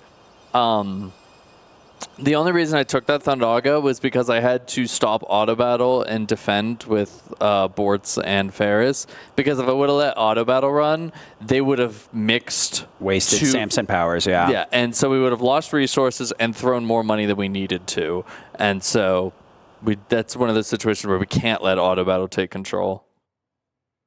Yeah, that's the fine line. Like auto battle can be a little bit too addicting. You got to know when to turn it off. Yeah, and take control of yourself. And another thing, and that's something you learn as you do the run and play the game, is that your first instinct is like, whatever, more buffs, more power. What's wrong with that? But it's like every dollar counts. You don't want to overbuff and throw more money than you have to. And you don't want to lose those mixing resources if you don't need to. Yeah, while those are much more easy to get, it's still the money becomes a bigger issue, yeah. So long as... Oh, wait, we already know he can. He can mix, so the run goes on.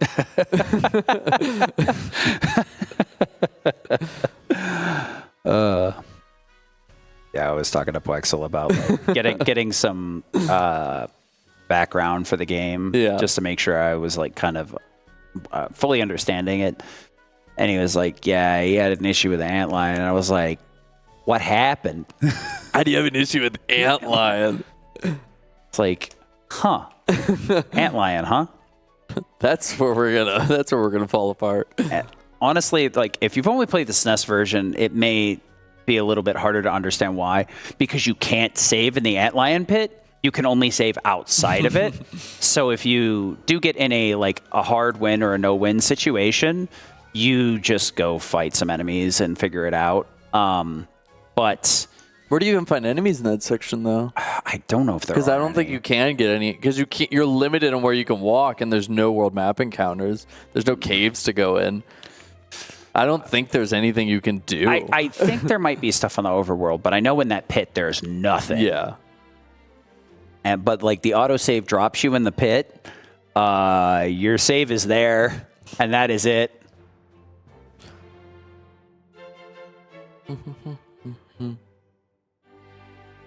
So yeah, this is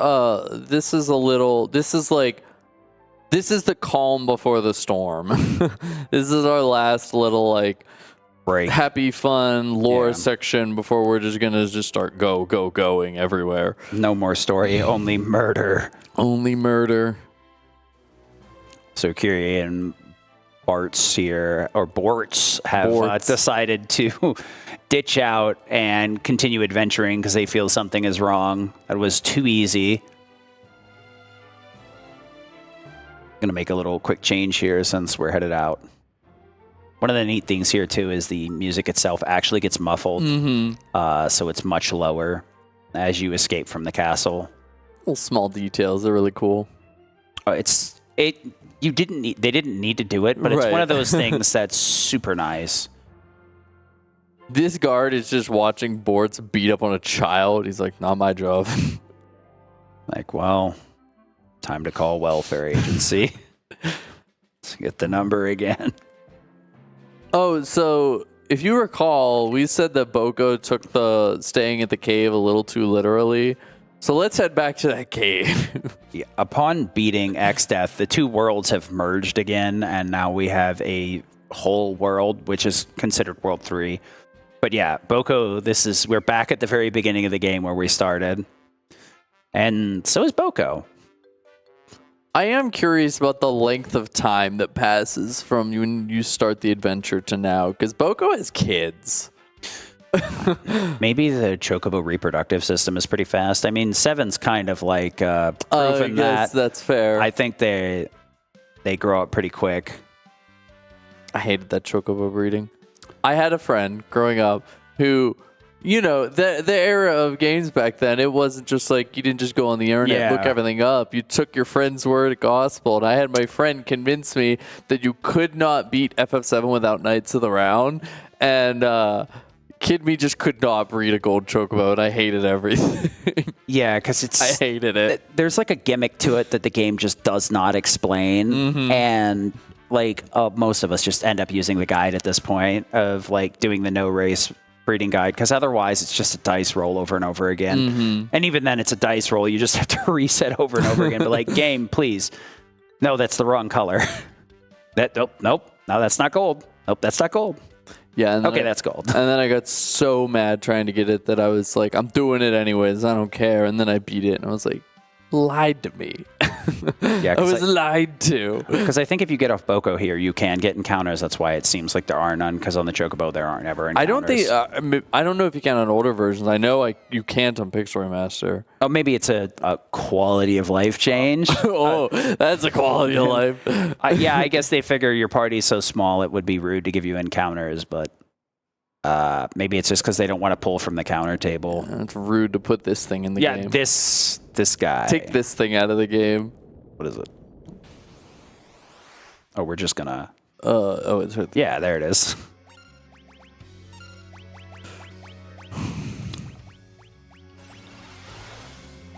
Oh, cool. He kept his shades. Heck yeah. Oh, I don't know why I did that. This boss just has you spooked now, doesn't it? I know. Mix, antidote. Ooh, that's... I mean, not seeing Discord is nice, but also, what are you doing? He's back for his revenge. It's like, not doing Discord is really nice. We did First try! Super hard, boss! Yeah! Ports didn't make it, but it doesn't count. You know what I think irritates me, though, is like, that's the kind of RNG I needed during the GDQ run, where it just didn't use Discord. I could have just guild tossed without mixing, and it would have been fine. Oh, I've felt that before. I've had marathons where I'm like, where was this luck? And then like the next marathon run, it's there. I'm like, this run is trash. Why are you like doing this now? How often does Antlion do 4 critical attacks in a row? It's RNG manipulation. Oh, God. That first run was an RNG manipulation. That's what it was. Just jamming a little bit.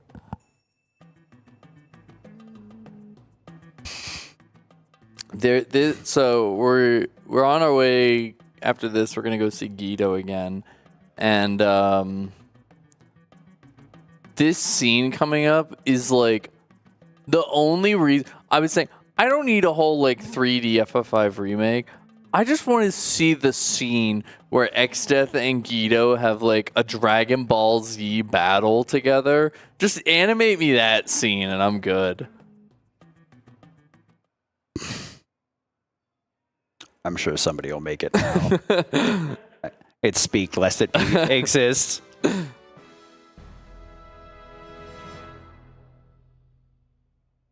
Time for some quick donations. Go for it. Sure. We have a $50 donation from Foreman that says, first off, I love Final Fantasy.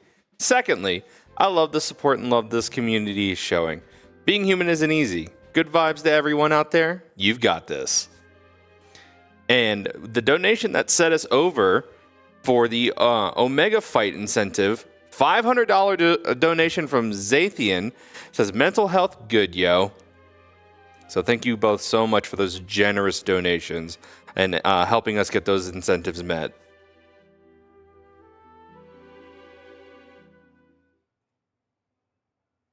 Now we have the most snarkiest turtle in the world that can talk. Explaining all the lore to us. Oh yeah, Kryl had a splinter, by the way. I love this line. That's normally what I do, just ignore splinters. Seems like a good idea. Just let the wood sit under there and see if it festers. Like, I was saying this, like, I think most other villains in FF, like, have the resolve or can swallow their pride to turn themselves into a splinter to further their cause. Yeah. Can you see Sephiroth turning himself into a splinter? A small stick? I mean, he does puppet a bunch of people injected with his genes. It's kind of similar. That's just a splinter just in your soul. Yeah. But yeah, like the splinter is like a part of the subplot where the like they're after this tree that Xdeath has grown into. That is actually like the source of him from being sealed here. At least I think that is the story. So that's kind of where the splinter came from, and the wood iconography shows up over and over again. But at the end of the day, Xdeath is trying to like get the power of an even stronger wizard than him, which seems to be pretty strong to me. So I don't know what the problem is. Here it is. My favorite battle ever. Turtle.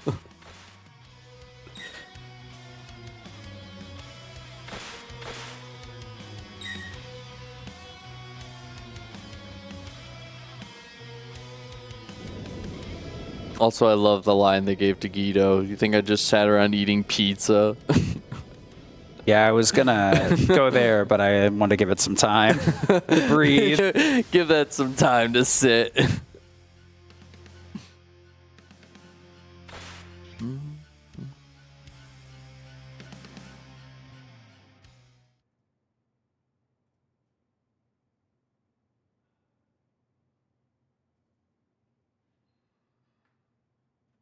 Okay, I guess Guido's the newer fourth party member. That's how this is going. I'd be down. By Jove. I'm going to the library. Okay. He's so excited, and Bortz is like, that's just the library, man. Scholar Guido. Okay.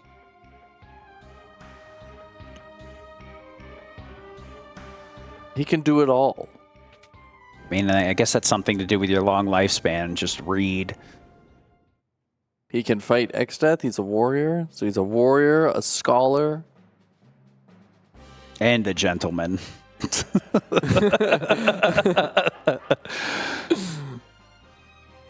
Inspector Guido.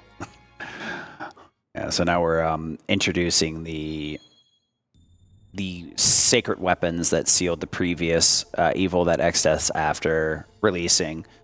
We'll be getting a few of them. One specifically, the other two we'll just be grabbing as a consequence because we're allowed to grab 3 anytime we return as seal. So we're going to go get one of those seals right now, actually, by heading over to the pyramid that we flew over much, much earlier in the game. Yeah, we are literally going to go to the legendary weapons and then just sew one to some random dude in a town. Do I need... yeah, I might as well.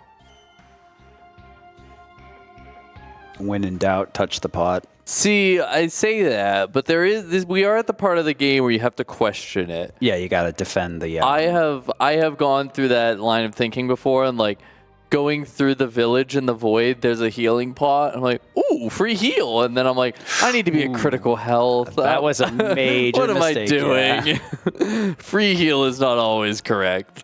Just this random conspicuous forest. It really has nothing in it but a little bit of story. And then we're going to go back to the desert. I wonder if anything... Oh my god, again. Just let me go in the desert. What is it with this desert? All right, well, I was about to say, is there going to be one right here on this tile? Could you imagine they still throw me a sand bear? You walk into the cutscene and it just triggers when they split up anyway. God, that's not how that's supposed to work. First time ever cutscene boss. All right, and then we just want lots of samurai action. Money, money, money, money, money, money, money, money, money, money. I put the wrong ability on board, so you need to be sprinting. We need speed. Speed. All right, welcome to the pyramid. There's an awful lot of stuff in here, but most of it is fairly far out of the way. But there is plenty of high-value chests in here that are worth getting. The only important part is discerning between dark matter and money and getting the amount of dark matters that we need. Because it is a very strong alchemic item for chemists. And this place also has one of my least favorite rooms ever, which is the room with all the little robot Omega-looking dudes. Oh, yeah, the prototypes. That you can't run from. Oh, yeah, that room is so spooky. Oh, no. anyway. I actually do want to fight one of these. Oh, is that a counter you're going to pick up to replace the other one from the ship? Yes. So you either do the a goblin on the ship, or you fight an Aspis here, and you just mix up an X potion. Just to make sure we have the AP we need to master some of the abilities. And then once we get here... Actually, before I do that...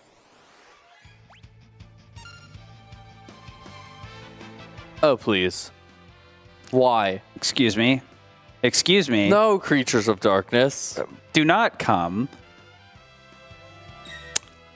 Can I go? Hello? I think the run button's broke. Maybe you should let go and push it again. We're doing that. Is this real? I'm pretty sure this is runnable. I'm fairly certain. All right, so we've located the unrunnable encounter in here.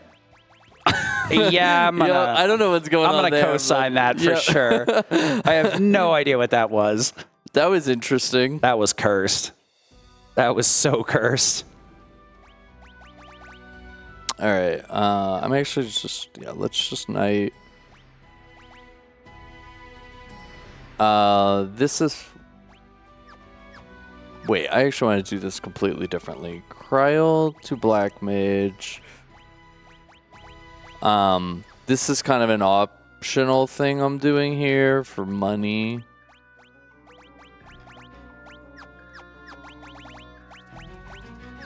Do that, and then you can have... The bone mail's still on if you intended it to be. Yeah, that can stay.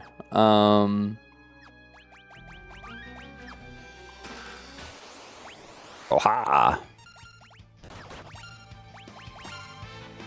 Shh. Oh, I didn't want to attack. That's fine. Welp.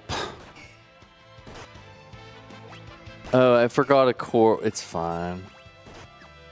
Yeah, here. I forgot a core piece of this. We need to be poisoned because they're not at low health. This is what happens when you go a la carte notes. Right? Yeah, I don't even have notes for this. This is just, I was just like, yeah, we'll figure it out.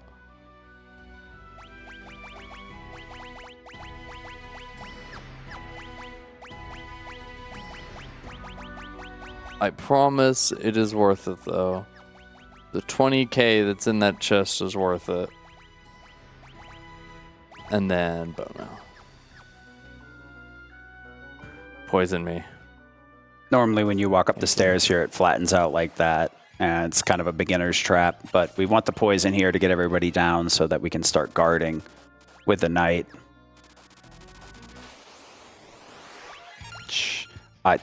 Okay, I have good. scram now. Yeah, I'm ready for this. Well, at least we can confirm that that is runnable. I don't think the game agrees. Well, not that. Are we in red? Yes. So then we will... Poison across the board, reheal knight. And there we go. Now we can... Now we won't get murdered, hopefully. You're just defending, and then...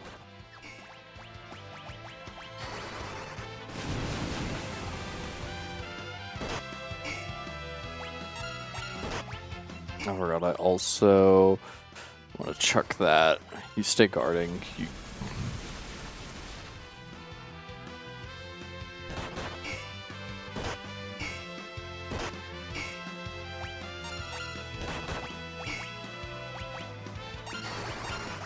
Okay. Yeah, this just kind of shows how, like, the enemies are getting way out of control for us. Fights are really getting to the point where they're not optional to run from. We have to run from them unless we have a specific setup for individual fights. So yeah, Flame Shield's pretty valuable. Not as valuable as 6 shield, elemental shields, but I mean, it'll reset the room anyway, so we don't have to deal with Aspis. Okay. And now I don't even have to worry about the poison so much. All right, and then this awful, awful room. I mean, at this speed, well, Got that poison you were looking for. Just one Stop foot. that. There. Oh, man, that room sucks. That's enough.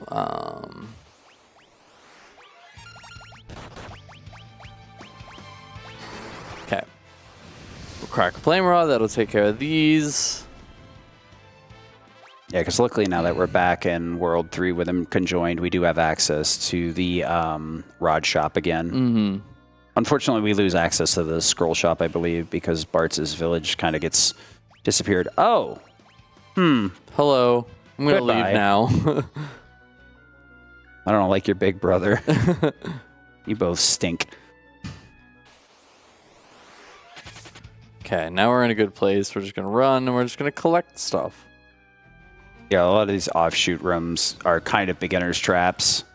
But if you know what you're doing, Yeah. they're free real estate.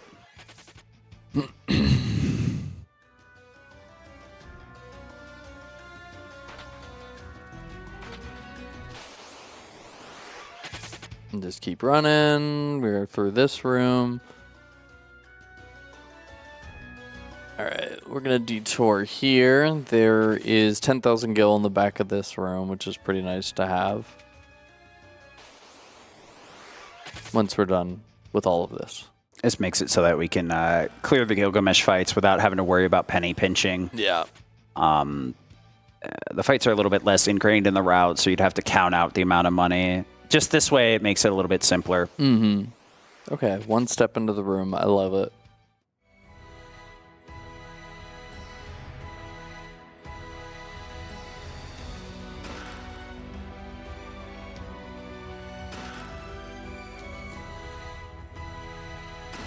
Yay, our first ribbon. And that is literally impossible at full speed.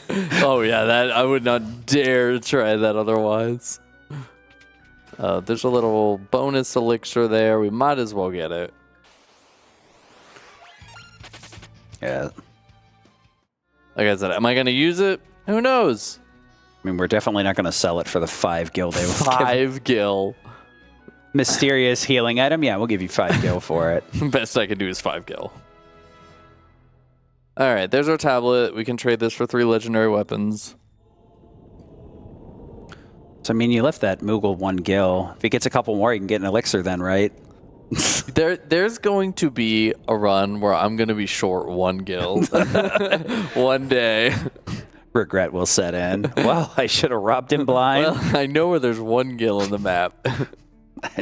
I can guarantee that I've made a mistake.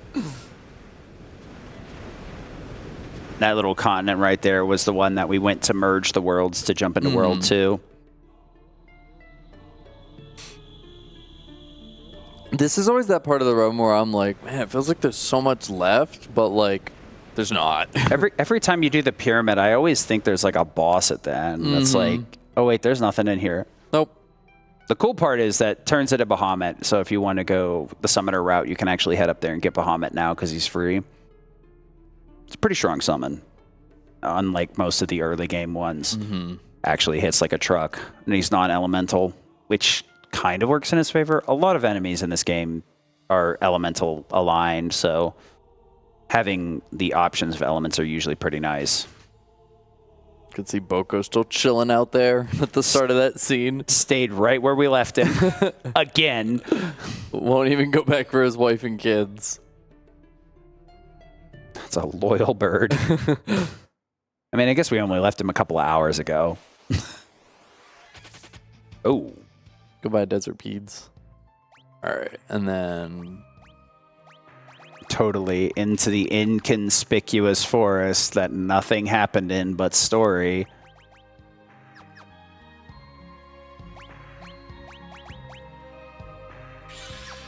It's actually interesting that I have to do that.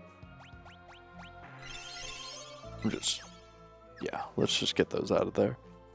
Okay.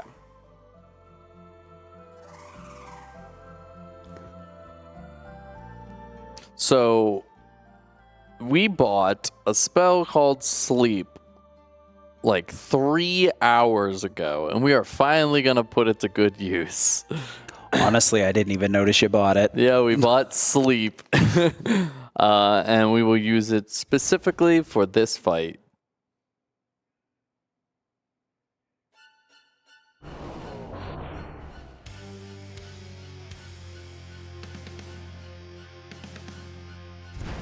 So Lena has been like possessed by one of the demons from the void.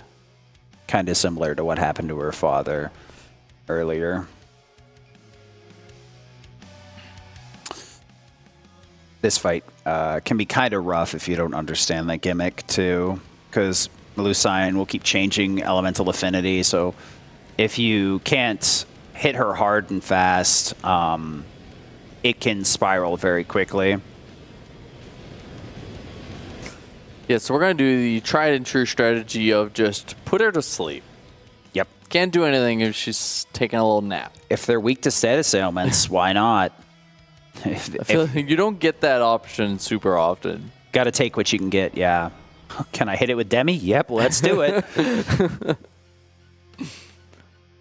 Hey, I completed my first playthrough of Final Fantasy 13 by poisoning Orphan and then turtling up behind 3 sentinels and watching poison ticks go down. It's like, can I do it? I'm going to do it. Sometimes you can just because you can, not because you should. That's why we have 2 black mages, in case it misses. And now, Ferris will do this.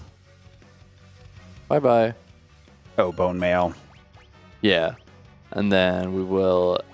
where? Oh, there they are. My antidote, holy water.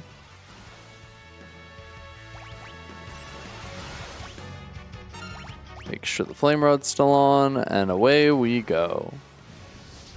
Waited a little bit there to boost our stats so that flame rod hit a lot harder. Yeah, we only have so many, so... Yeah, we're starting to run low on that stock we bought, and our money needs to be used for Zengage rather than buying more. Yeah. Even though we could get some more if we really wanted to. But $750 a pop sounds pretty cheap, but it cuts really deep into the Zenny damage pool.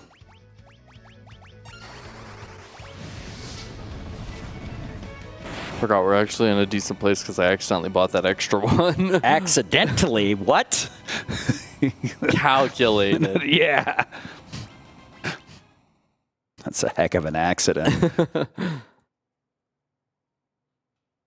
yeah, we are now, because while Ferris was acting as one of our knights for a little while there, that role is actually going to transfer to Lena now. And so we'll make Bortz a samurai with Scram. Ferris will be Bard with Mix.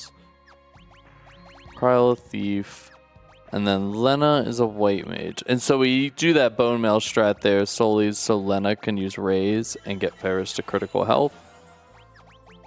And then we'll make Lena the knight. Lena does not have mix or some of the other utility that our other characters have at this point, so you might as well just make her the knight and let the others kind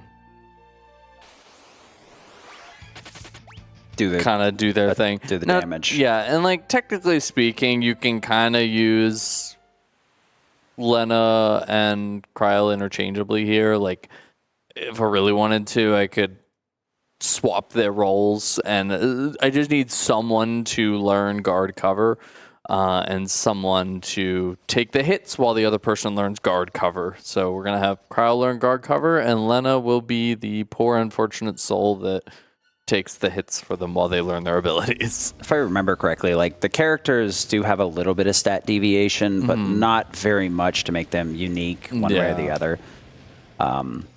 Not like some of the other games that have kind of like job systems or whatever. But that's the good thing about a job system is that you can flex the characters. If they have like a really big stat deviation, then you can get heavily punished for pointing into a mage when you know they're like -10 magic compared to everybody else, so they're gonna hit way lower.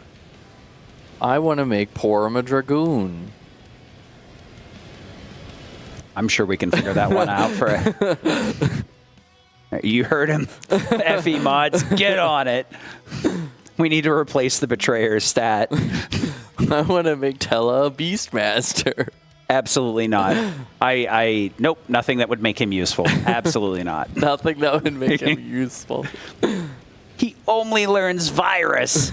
Virus!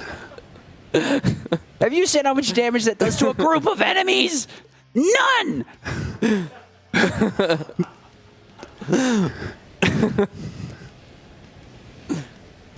It's exit, float, and that's it. Doesn't need anything else. Yeah, that's only if you're doing the self-check. Otherwise, not so much. Yeah, and then we're doing this, that. All right. Oh, we're also watching Xdeath destroy the world right now. Yeah, he's at some point gained the power to just yeet things into the void. Outside of just one person, now he can just throw huge land masses in it, and he's having a little tantrum. And so Bartz has a little tantrum and almost destroys the airship. Yeah, We're zooming now. Yeah, okay, whenever. Let me know when it's going to go this speed normally. Right. We're just going to loop the map a couple times. Just having a little fit here, yeah. It's all right. Keep going. I wish it would just Keep go going. faster, like just speed up as it goes. Right. It just gets sickening to look at. To the point where it's like almost flashbanging you.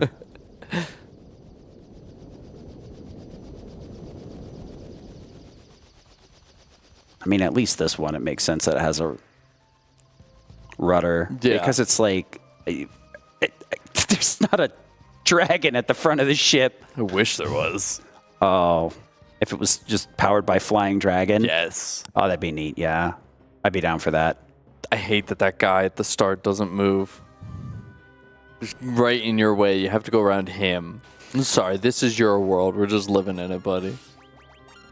Yeah, I was hoping we didn't see this and I just talk about it. But yeah, this castle's really weird where it's just a bunch of Xdeath souls in the first couple of floors. Kind of stat checking you before you come in here. Oh, I'll answer the stat check with Scram. Yeah.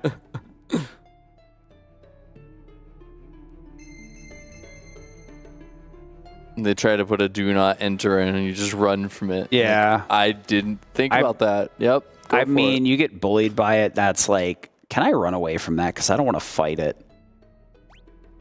At some point, like, you got to learn the discretion is the better part of valor. Like, if you're getting bullied by something, running might just be the best choice.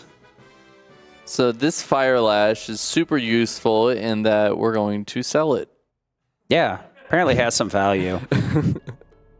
Guess the one guy finds it kind of interesting looking.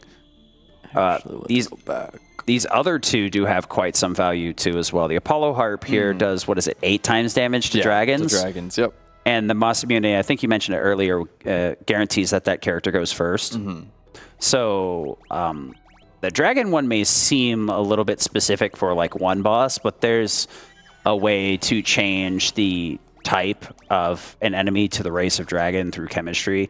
So we'll be taking advantage of that when we need to. The Mazamune also has an interesting side effect that you can use it in battle to cast haste on somebody. Which, you know, who is using the legendary items in battle like that? Well, we're going to. I mean, I guess it depends on your build, right? Because they did split haste and slow into time magic. And time magic has utility spells, and that's about it. So there is some argument to like that being very useful. Yeah. It's a really cool bonus that makes it one of the better weapons, in my opinion. For sure. Hello, Shield Dragon. He's just out there living his best life. Okay, and now we are doing an absolute massive shop. This is a big shop. This is our pre-void shopping trip, and also, well, first things first, this little girl has a ribbon. We could have talked to her earlier in World 2, but she wouldn't have given us a ribbon then. So we just passed by this place because there was nothing useful then. Did I sort that right? Yeah. And then we're going to sell a lot to this guy. I need a lot of money. This is where we figure out where we are at with our money. So we're going to sell this. This can go. That That's the last rod. Goodbye, Fire Lash. Why do I have this? Both those, that. I'm getting rid of the bone mail. Okay, where are we at with Phoenix Downs? 10? That's okay, that's good. That's good. Okay, perfect. We're actually really good with our money. I just want to buy. Here's actually what I'm gonna do. I'm gonna sell one because I want to buy. That's good. That should be good. Yeah. Okay. I'm looking for somewhere around between 215 and 220,000 gil. That will guarantee we have enough to do Gilgamesh and X-Death. So that worked out just well enough. While not getting rid of those Phoenix Downs, because I do want to. I probably could have gotten rid of one or two of them, but we're okay. It's one of those things that it's better to hold on to. If you don't have to sell it, there's no reason to, with the amount of utility it gives. Because once again, like in combat, we probably won't have access to tier 3 white spells, so that could be the only way to get somebody up, dependent on the situation, especially if the character that may have those spells would be dead. But welcome to the Void. We are in our final dungeon. And we're going to run away from as much as we can. We're going to run away from everything. No fights here. Just scrams. But yeah, you can see now that having the Mazamune with Scram is just so beautiful. We literally don't even have to think about encounters anymore. There's no risk unless it's unrunnable, which there's only like 1 or 2 of those here, and they're very rare. While we're running from everything, do we have time for a few donations? Go for it. Sure, we can run right to those. Alrighty. We have a $5 donation from Red Silvers, just says turtle. And we have a $25 donation from Genesic Gunleon. Says, thanks RPG Limit Break and Nami. Kind people make the world a better place to be. And I couldn't agree more. Thanks so much for those generous donations. And while we have a few more moments here, I do want to take a moment to remind everybody that RPG Limit Break 2024 is coming to you live from Salt Lake City, Utah, where we are raising money for NAMI, the National Alliance on Mental Illness. NAMI was formed in 1979 as a grassroots advocacy organization by a group of parents whose children suffered with serious mental illness, and they have maintained that focus to this day. So all of your money is going to a fantastic cause.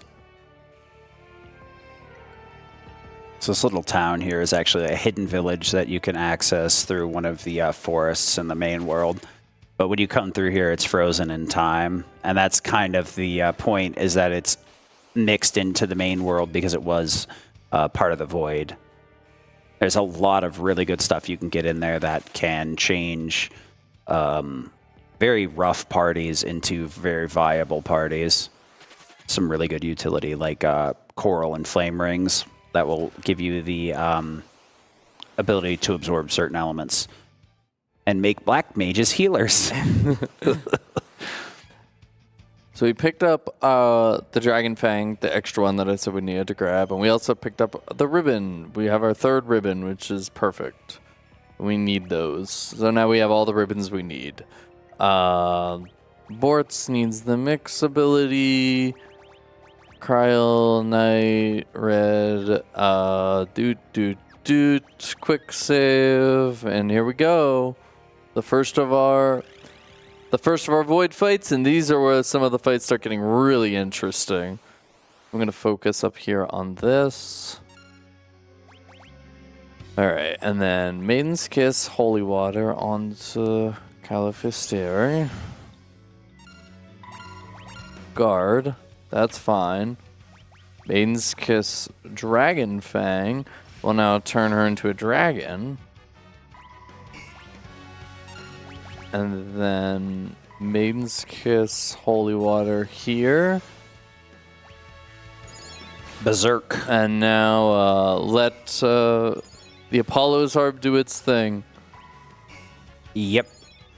Basically Artemis arrows and Artie bow. So yeah, we do the first mix will Berserk the boss. Now we have our knight being able to guard from every single attack. Then we mix up the Dragon's Kiss so that it is a dragon, and then we Berserk Ferris, who has the Apollo's Harp, who can now just do that 8 times damage to dragons. I'm just glad that the harp doesn't function like actual bows like they do in 4, where like it rolls them as individual hits. So you get a bunch of animations when you're at high levels. You just like have to sit there longer than a volley of arrows. Like, why is this a thing? Why would you do this? Hi. Bye. Hello, there's Omega. We're going to come back to Omega. We'll come back to him later. We'll come back to him. We got to save our money. All right. But don't worry, we are coming back to him. Oh, what am I doing? I'm losing my mind. That's what I'm doing. And then you go back to mix. I'm going to keep doing my little marathon safety. Go past that. Yeah. There's some yeah. Some jank in the middle. This is a panda, by the way. It is a great panda. Yeah, that's definitely a panda. That's the best I panda can I've ever verify seen. that is a panda.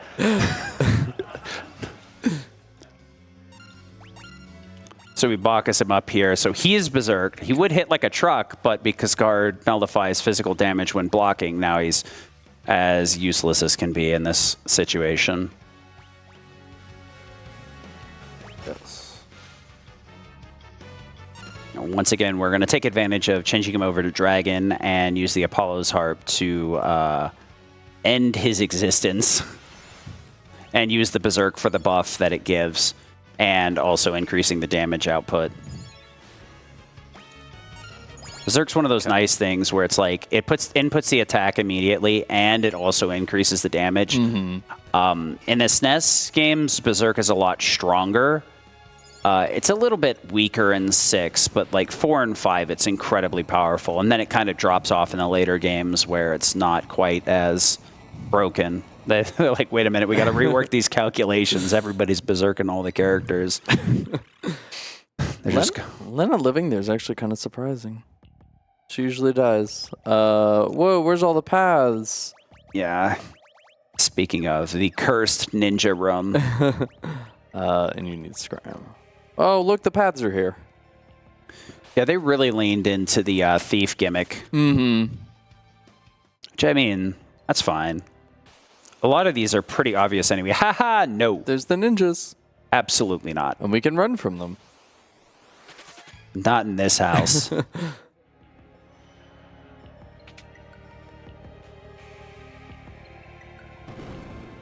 Why do we get to make the rules, though? Isn't this Exdeath's house? The devs did. Thankfully, they made them fair. Little detour for some Hermes sandals there. Those are nice to have. Yeah. Haste is definitely... A hot commodity. Yeah. The only problem is, like, putting it on an accessory is sometimes rough when you have things like ribbon available. So it's kind of like a hard sell. But when you only have 3 ribbons, you got to do something with the last slot.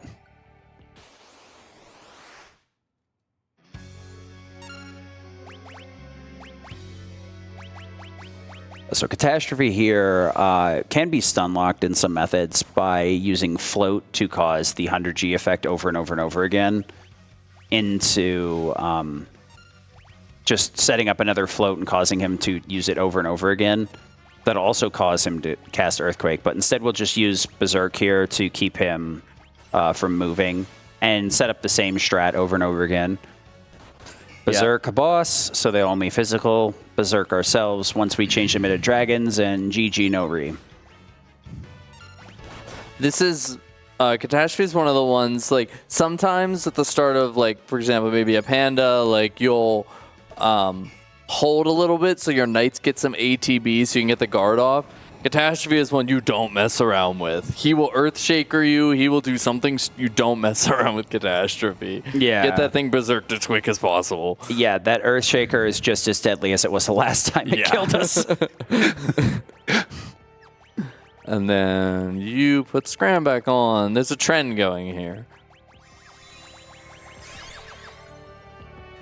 But yeah, a really neat little, like, kind of safety strat is that you would think, oh, we have 2 knights, let's heal them both up so they can cover. But if you just leave Cryo at crit HP, then if you don't get your guard off in time at the start of the fight, Lena will take the hit, and then you'll have your you'll have time before the second attack to get the guard off with Cryo. And Lena, sadly, doesn't really need to live through anything anymore. So now we get to be our freelancer finally. We know everything we need to know. Unfortunately, the gimmick here is it will allow us to have 2 ability slots. Unfortunately, the freelancer has less stats because we haven't mastered any class yet, but the access to 2 different abilities is much more important. Mm-hmm. And then we'll do Scram and Mix, Optimize. The Optimize is making sure that they're all getting ribbons because they can now wear ribbons. Yeah, that's the one nice thing about a lot of equipment in the game has always been class locked, and Freelancer is a free class that can equip whatever. And that is the other great advantage, so we can kind of give whoever whatever without having to equip a weird class that puts us at a physical deficit like the Harp class. And a good reason to get the ribbons on now is that Halicarnassus is going to do this at the start of the fight. Oh no. Anyway. Yeah, reverse polarity is a nice waste of a turn. Yeah. It's just basically free. Guard. Keep zennying. Okay. And now, let's throw money at our problems. Maybe just let it ride. Like this frog just ready to fight. Elena putting up the dukes. Just going to show him what a frog can do. Well, in the upcoming fight, not a whole lot. Yeah. All right, so abilities on... So we need to put Sprint back on. Yeah, so we have to menu a lot because each one of these bosses are well out of our power level. And so we have to hyper specialize for each and every setup. It may seem like it's pretty slow, but trying to take these bosses out any other way can be extremely slow and very dangerous. Yeah. Sometimes over-menuing is much more important than anything else. Hide. All right. Yeah, Tintania has a gimmick here where after a few turns, he'll fire off a party-wide attack. And that is why we're hiding. 4 and 5. So after 5 attacks, we will reveal. We will wait for a flash. And now that that flash has happened, he's susceptible to death. Yeah, he loses pretty much all of his defense because he's charging up Giga Flare. So it's one of those things where we just duck out, let him spam attacks, and then start charging up Giga Flare. And that's a really easy way to sidestep all that just DPS that would be pretty much impossible to survive otherwise. And then we just take advantage of that small window we have to just take him out with the other dark matter we have. The problem is like the indicator was a little bit harder to pick up on the SNES version, but it's been kind of like one of those things for a while where it's like, yeah, if you can make it to Giga Flare, you should be able to kill him pretty easily with almost any party setup because he gets very weak in that situation. Oh, you're a frog. We should fix that, maybe. Okay, you can come back. I had to think about it, though. I had to consider the options here. The cost-benefit analysis on unfrogging. I need to see something really quickly. Actually, how many? Okay. I said to make sure we had enough Maiden's Kisses, and we do. Yeah, for the mixes. Yeah. And then we'd want to do the final. I just need, again, we need access to these raises. That's kind of the downside of the mixes, too, using such common items. You can very easily run out of them if you're not paying close attention to it. It's easy to get a ton, but when you buy them all at once and that's the last time you buy them, Yeah. they can run out while you're not paying attention. All right, and then Ferris needs not that, just the ribbon and the Hermes sandals. Okay, I'm just setting up my menu because we're about to see our friend. Yogi Mesh. I'll change his abilities when we. Hey. No thank you. Bye bye. Well, I know what to do here. Auto battle was not set up yet.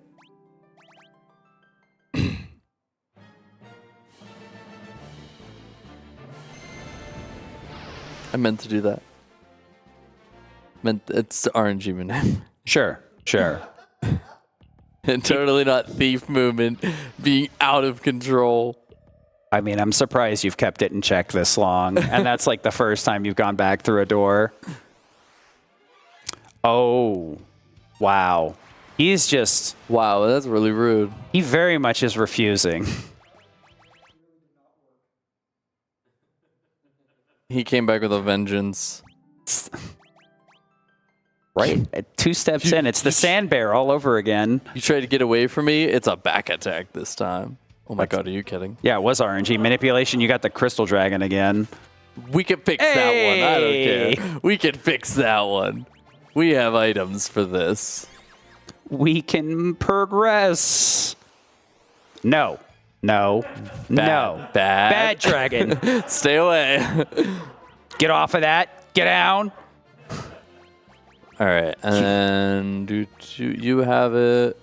Actually, I'm probably... Well, no, I'd feel better putting Zenonage on here. I want to do something else. Okay.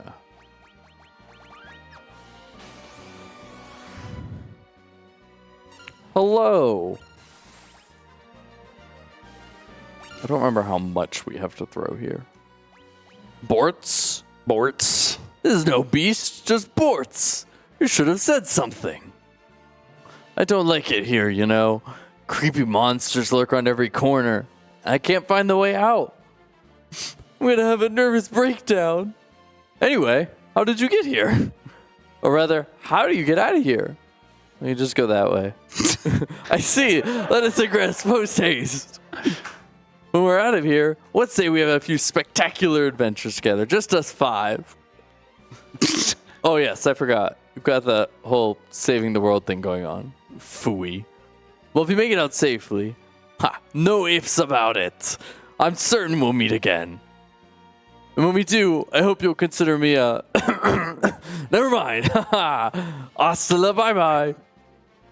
See ya, Greg. There he Just goes. had to throw some money at him to wake him up. Right. He's used to fighting all these beasts that are penniless.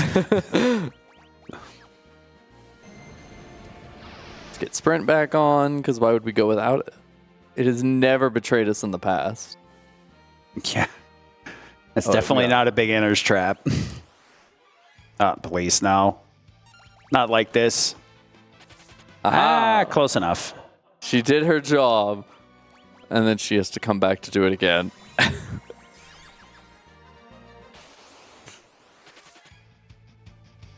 It's fine once you get it set up. It's just getting that first setup can be a pain, especially with these encounters. Especially when everything wants to back attack. Yeah, this is kind of out of hand right now. It's getting a little unnecessary at this point. Dude, he's just chasing us. He is. He's very angry.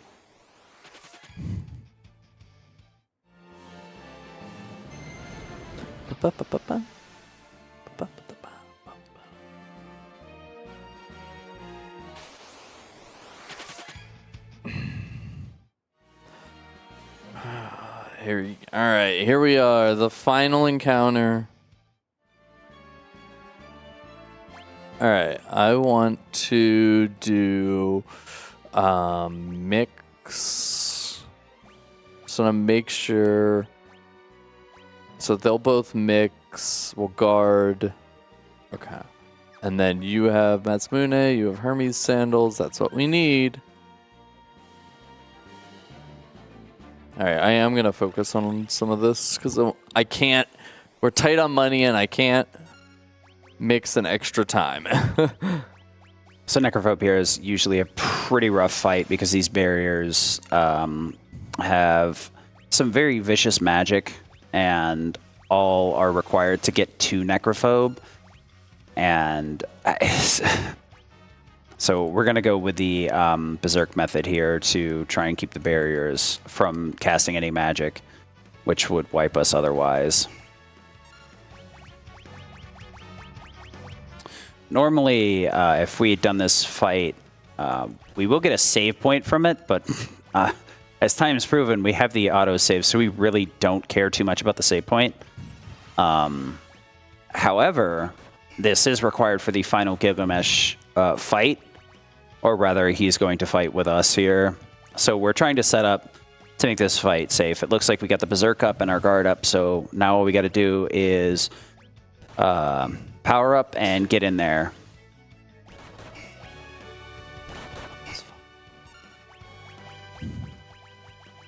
So this is 3, 4, 5, 6, and 7. All right. Money! Solves all our problems. Did I do one extra time? Nah, I counted 7 too. Okay. I feel like I should be doing 9,000, not 99, but we're fine. Maybe we have a save point. That'll fix it somehow, right? No, this is correct. Yeah, the barriers are a little bit weaker than actual Necrophobe. Oh, Greg, we need you. My wallet can't handle this. There we go. Hey! Am I fashionably late to the party? Why, hello there. Surprised to see me? As if I'd let you in the lurch, I'd look like a jerk for all of history. As if I'd let that happen. You have a big mouth. If you're so eager to fight, this will be your first to die. Alright, we're good. And then we're just gonna defend here. Do yours, Baldy. You can't even hold a birthday candle to the blazing flame of my winning spirit. Cryo, your grandfather was a pretty strong guy. Grandpa. And you, Ferris, try falling in love or something. You might learn a thing or two. Just ...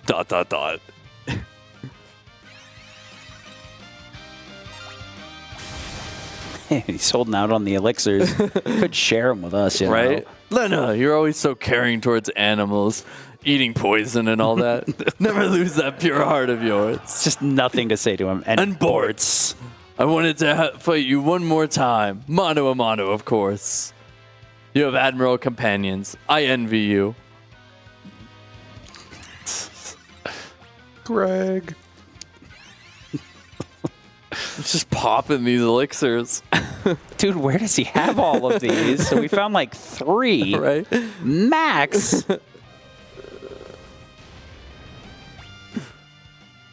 Snort. I believe that's my line. And then he just blows himself up. Seems like you a good idea. did a good job, Gilgamesh. We will miss you.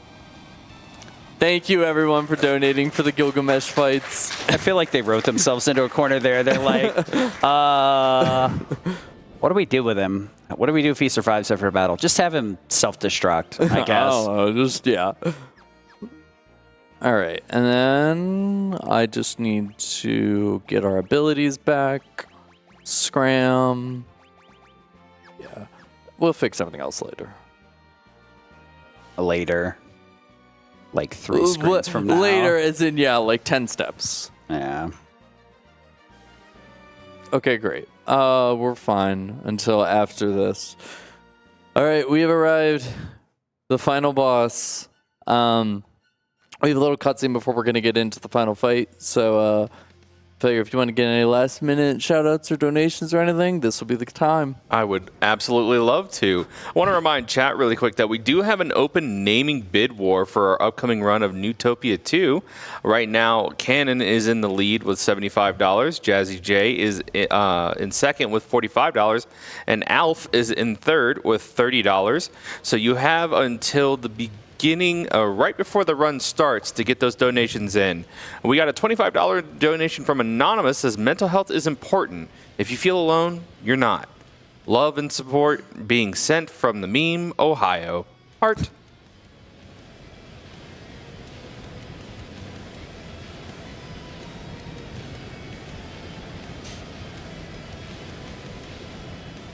Have to remember to check something after this cutscene. I just need to check my gill and make sure we're all good. I mean, I guess we can walk back and try and get some, but how? If it's not good, the extreme backup is I saved in such a way that I can reload before Gilgamesh. The true We strat. should be good, but just in case I counted wrong somewhere, because we are very close. But we were at 218 going in, which should be good.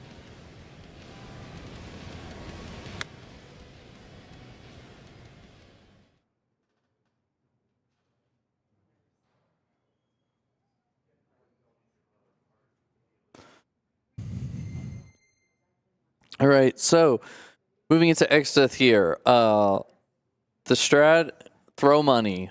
But to get there, we're going to need to buff Bartz and Ferris a specific amount of times, specifically 7 buffs on each of them. That will have them throwing 9,000 gil at Exdeath, which is just the perfect number we need to have just enough gil to take him out in 6 Zeninages on the first phase and 7 on the second. Really, we're just worried about the first phase. Once we get to the second phase, unless some nonsense happens, that one's pretty much good to go. But the first one is where he has damage thresholds we need to try and avoid. Is once he starts getting lower in health, at the start, he'll just be attacking and vacuum waving and stuff, but once he gets lower in the first phase, he'll start casting Firaga and stuff, and that will just start... Yeah. Cryo can't guard that. Yeah, vacuum wave and all the physicals are basis physical, so guard will take it. As long as we rip through his HP quickly enough, we can avoid those phases where he's going to be throwing out attacks we can't. Okay, I have more money than I need, I think. All right, yeah, I do. So we just need to unequip the Masamune, equip it to Cryo. This is just to get the fight started correctly. Make sure that Bartz is... I actually like this in this order.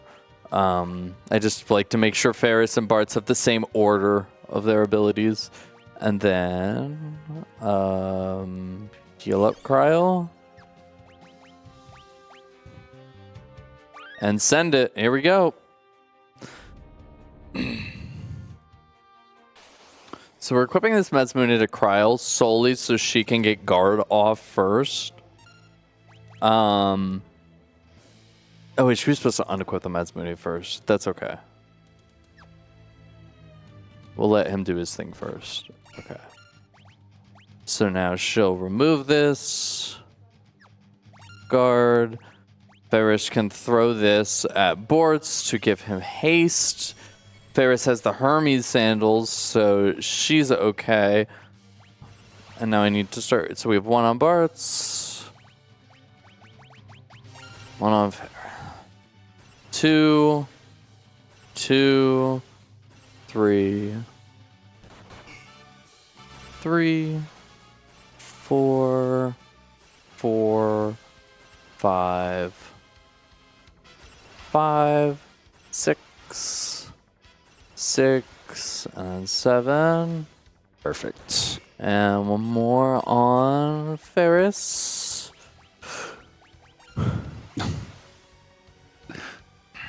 I'm gonna wait here. Now Zenny, Wait for him to attack. Now send it. This is to manipulate the ATBs so he does not get another turn before the Zeninages are finished. This is Just the way the speed works out. If you do 2 Zennies, wait for his attack, the other ones will go through before he gets another turn. Yeah, the early tree phase is really good for setting up for the second phase because the second phase is way too strong to be messing with. And It's out of my hands now. yeah. Yeah, so we just basically are going to full send it with the Zennies here. Auto battle or death. And hope he doesn't do something extremely goofy. Yeah, because He can open with, like, I forget what the move, he can do, like, arrow or something on Kryl, and that'll be kind of sketchy, but I think we're still okay, even if he does that. Or try attack, as it's called. But we already have 2 off, so even if he does that. Okay, he decided to attack, so GG, he took himself out with that Rip. choice. Wrong choice. Delta attack, that's it. Oh, he missed! What a goober! Let's go. Yeah, Zenny is just And wild because it hits everything time. down he goes.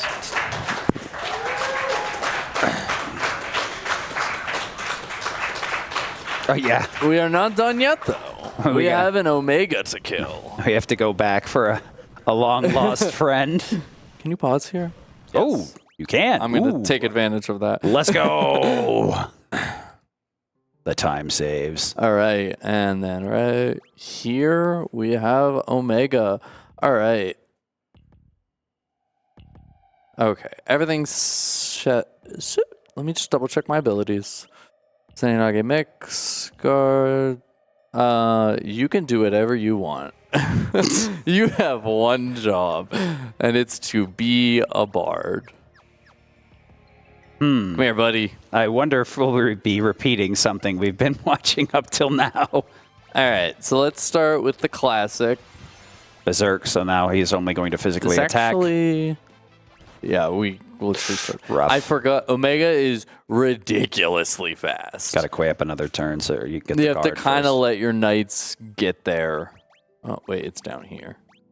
Yeah, you have to let your knights charge up a little bit because Omega will get like 3 turns to our 1. It's Yeah. kind of obnoxious. I mean, I guess he is a super boss. Unfortunately, I have to bat for the Excuse steps on his this one. actions. He's supposed to be challenging, though. You're trying to cheese him. What do you want me to say? Oh, that seems kind of bad. It's okay, we got our guard off. So now we will Maiden's Kiss, do the classic Maiden's Kiss Dragon Fang on Omega. Now he's a dragon. And now this is an interesting mix here. We're going to do High Potion and Dragon Fang onto Ferris. This will give her 30 levels for this battle.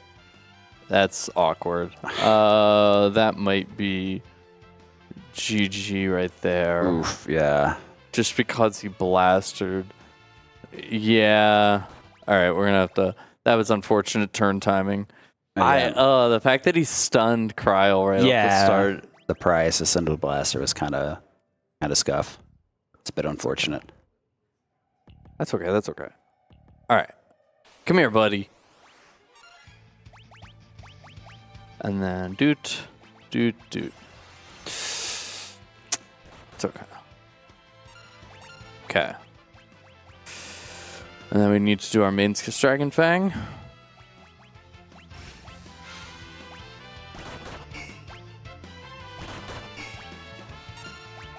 Our High Potion Dragon Fang. Plus 30. Yeah, shocker. We're Yeah. so under-leveled that we need to give plus 30 levels.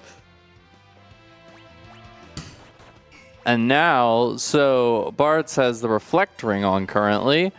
And so Omega innately has Reflect, and Harp damage is Magic? magic. So what we can use with the Reflect Ring is we can bounce normal harp attacks off of Bart's and send them. Oh, that sucks. You know, I was going to suggest getting Lena back up there for a second.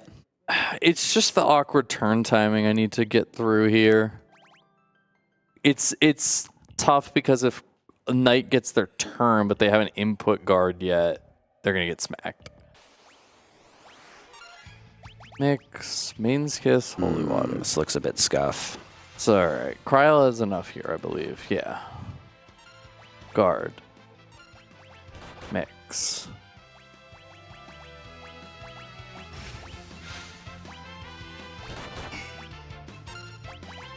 Mix.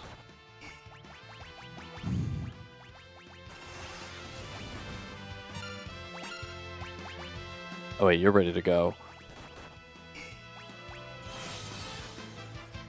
All right, I just need to take a second so we can do doot. Okay.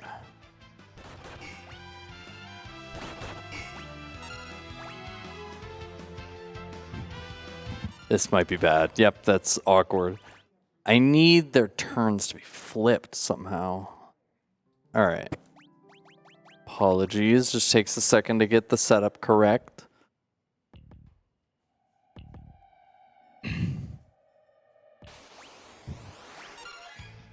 Mix, Main's Kiss.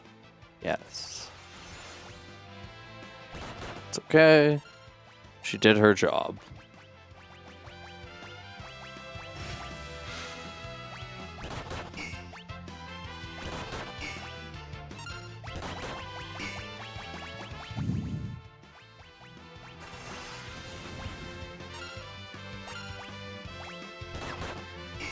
Okay, guard.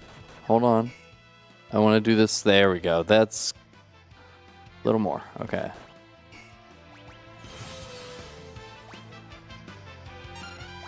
Okay, that'll be a much smoother experience here. Okay, now we're in a much smoother play. Because I can auto battle through Kryle's turn now smoothly. Alright, so now we can start bouncing these attacks, which do 8 times damage to the now Dragon Omega, off of Bards and start chipping away at his health.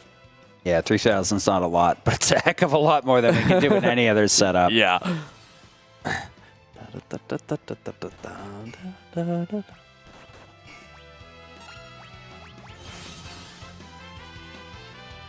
Hey, we got a 4,000 there. Big damage, big damage.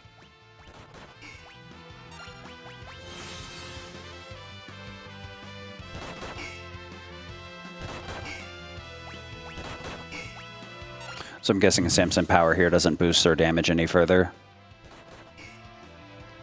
I'm not fully sure, actually.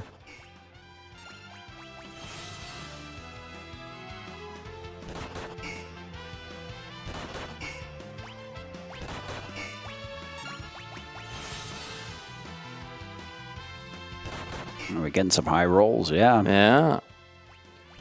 But yeah, you can see how many turns he gets to R1. It's wild how fast he is. We're just lucky guards everything instead of like once Right? per input. Yeah. Like, yeah, that's you get the one, that's it. That's it. Shoot. Well, that's... That was my fault. That one was my fault. Oh. That's a thing. I got 2 in it. Got too cocky with it. Yeah, so what happened is the auto battle isn't allowing him to auto target butts, so he's been doing the attacks manually and slipped up and attacked Omega instead. We may be able to just do this with Lena instead. Yeah. Yeah. Okay, we can There just we do it with go. Lena instead. All right. That's what we got the 2 of them for. Enjoy your time to shine, Lena.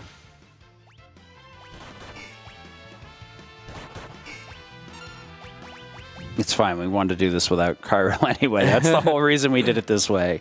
Here. Okay, and then I want them to go for a little bit. Okay. Yeah, so like the trick here is threading the needle with the auto battles so that we can manually target Bards, but also make sure that guard stays up as long as possible so that we're Yeah. not vulnerable.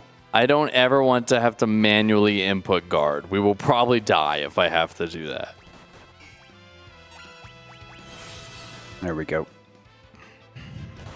I'm going to shut up now.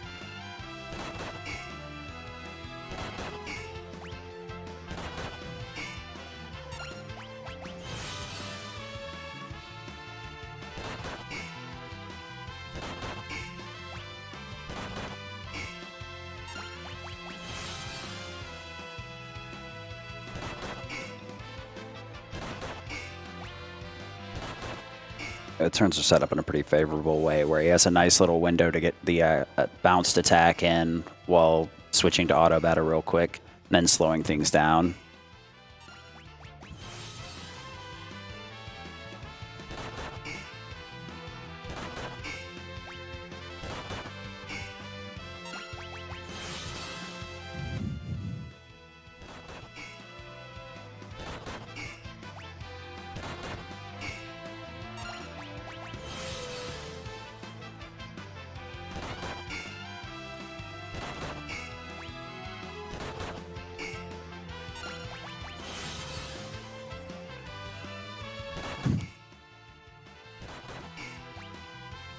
You can die now, sir.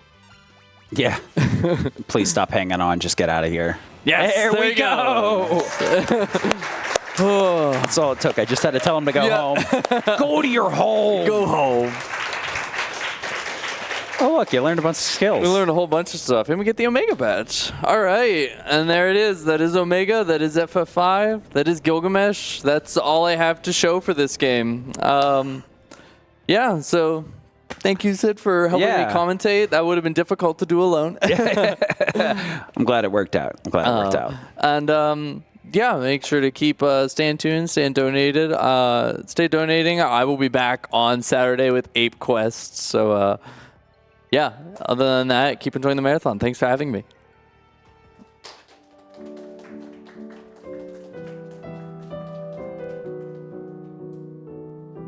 And thanks again, Zic3, for that amazing run of Final Fantasy V Pixel Remaster. My name is Hebbings, and that is going to do it for me tonight. And after I go, I'm going to go ahead and throw it to a quick Twitch ad so we can roll that while we get set up for our next run.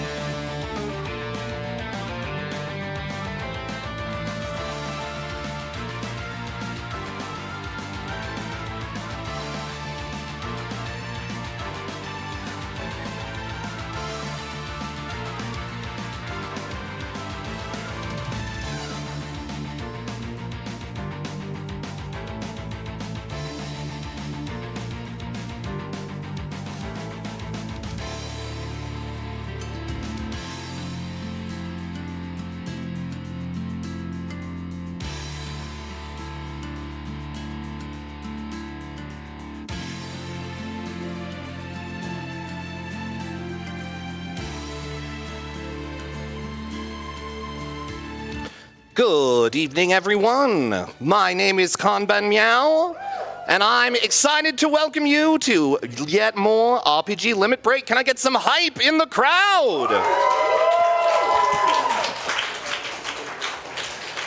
Thank you so much to Hebbings for hosting that wonderful FF5 run. And we got a lot of awesome stuff happening tonight, but I want to go ahead and remind you all why we are here. RPG Limit Break 2024 is coming to you live from Salt Lake City, Utah, where we are raising money for NAMI, or the National Alliance on Mental Illness. NAMI was formed in 1979 as a grassroots advocacy organization by a group of parents whose children suffered with serious mental illnesses, and they have maintained that focus to this day. And you can not only help support this awesome organization, but we've got a lot of awesome prizes that are still ready for you. And some of them are ending at the end of this very run, which is coming up. I want to make sure I highlight those for you. We've got the Trails of Cold Steel 3 Thor's Academy Collector's Edition. That's a minimum $25 donation to be entered into that. We also have the graded full art Lena and Ferris cards, a minimum of $30. So if you are hyped about that last run, those would be ones that you'd want to be getting for yourself. And then the bots and Lena Perlas, speaking of FF5, for a minimum of $5. And the Newtopia print for another minimum of $5. All of those are open until the end of Newtopia 2, so you still have a little bit of time to get in for those. And then, of course, we've got large prizes that are available until the end of the marathon. That Whale Lord plush, which you may see sitting out there enjoying the runs. That's a minimum of $75 cumulative over the course of the marathon. And, of course, that Buster Sword replica. $250 cumulative to get in on that. So get those donations rolling.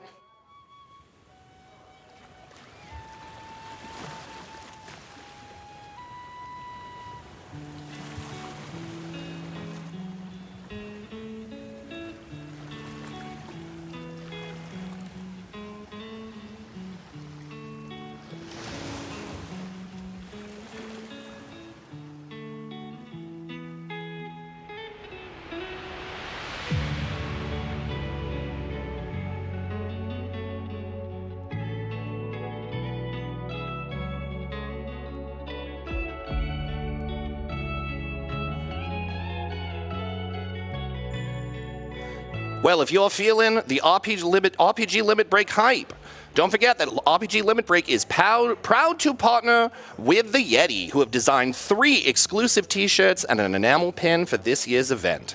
If you would like to see these awesome designs, please visit theyeti.com/RPGLB and check them out. Remember, these items will only be available for the duration of the marathon, so get yours in before it's too late.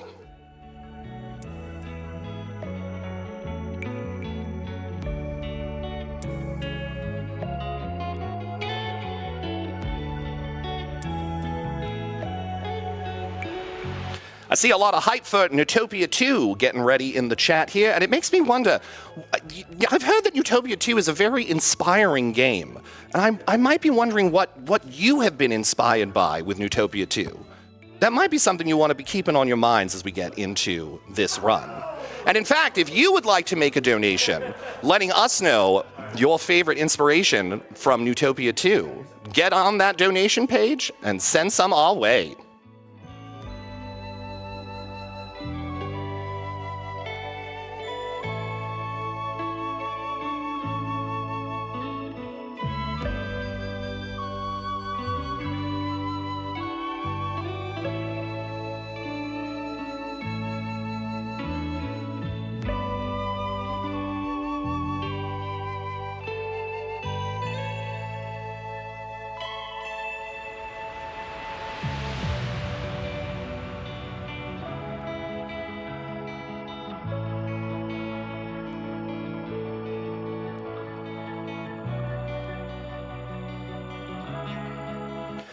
I want to also take some time to show some love for our community artists. LLK, who designed the RPG Limit Break logo, and Mega Weasel and It's Casa, who are responsible for designing several of the emotes, which you can access by subscribing to RPG Limit Break's channel.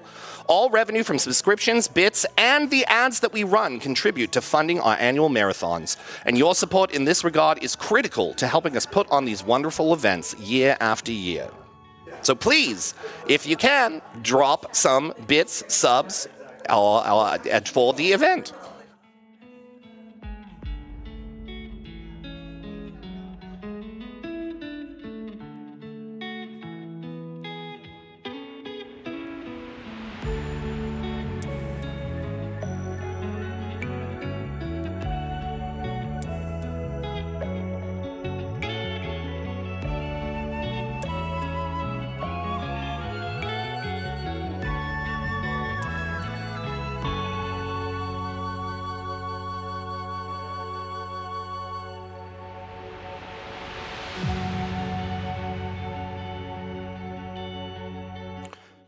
We got a $5 donation from Anonymous who says, easy peasy, dollars towards mental health. If you feel alone, you are not. Reach out. Thank you, Anonymous, for that donation and that message.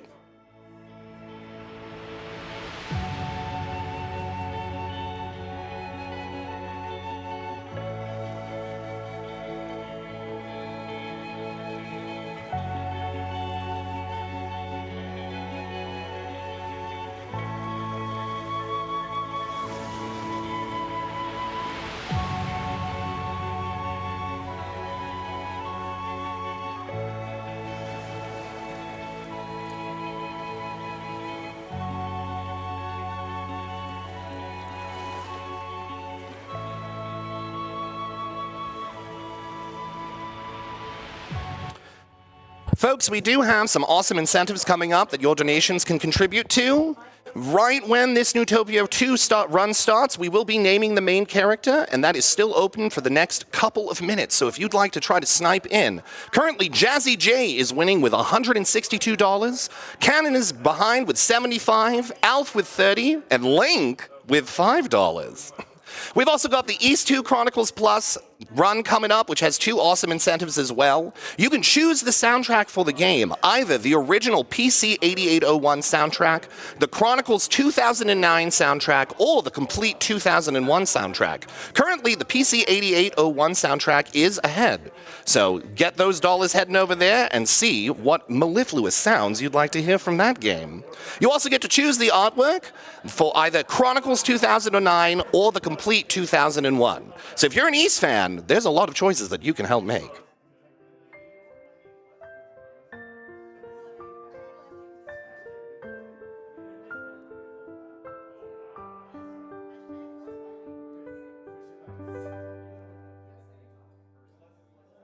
In addition to that, for those Suikoden 2 fans out there, we've got a plethora of incentives ready to go for that. You can see the Clive side quest for $1,000, which is currently sitting at 85 out of 1,000. There's also a glitch exhibition, which is currently sitting at $213 out of $500.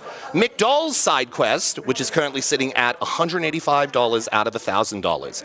And you also have some naming incentives as well. You have an opportunity to name an army, name a castle, or name one of the heroes. Currently, naming an army is sitting with Army at $75, Orion at $40, Leggy at $10, and Smarmy at $8. The castle choices at the moment are Castle, Kassul, quite a creative spelling, and Ayuden. Castle's at $75 and Ayuden is at $20. And for naming the hero, we've got Hero, Hiroh, at $150, Digston at $100, and Murayama at $100. Quite the contentious race there. So if you would like to help one of those names get going, or maybe put in your own suggestion, you know where to go.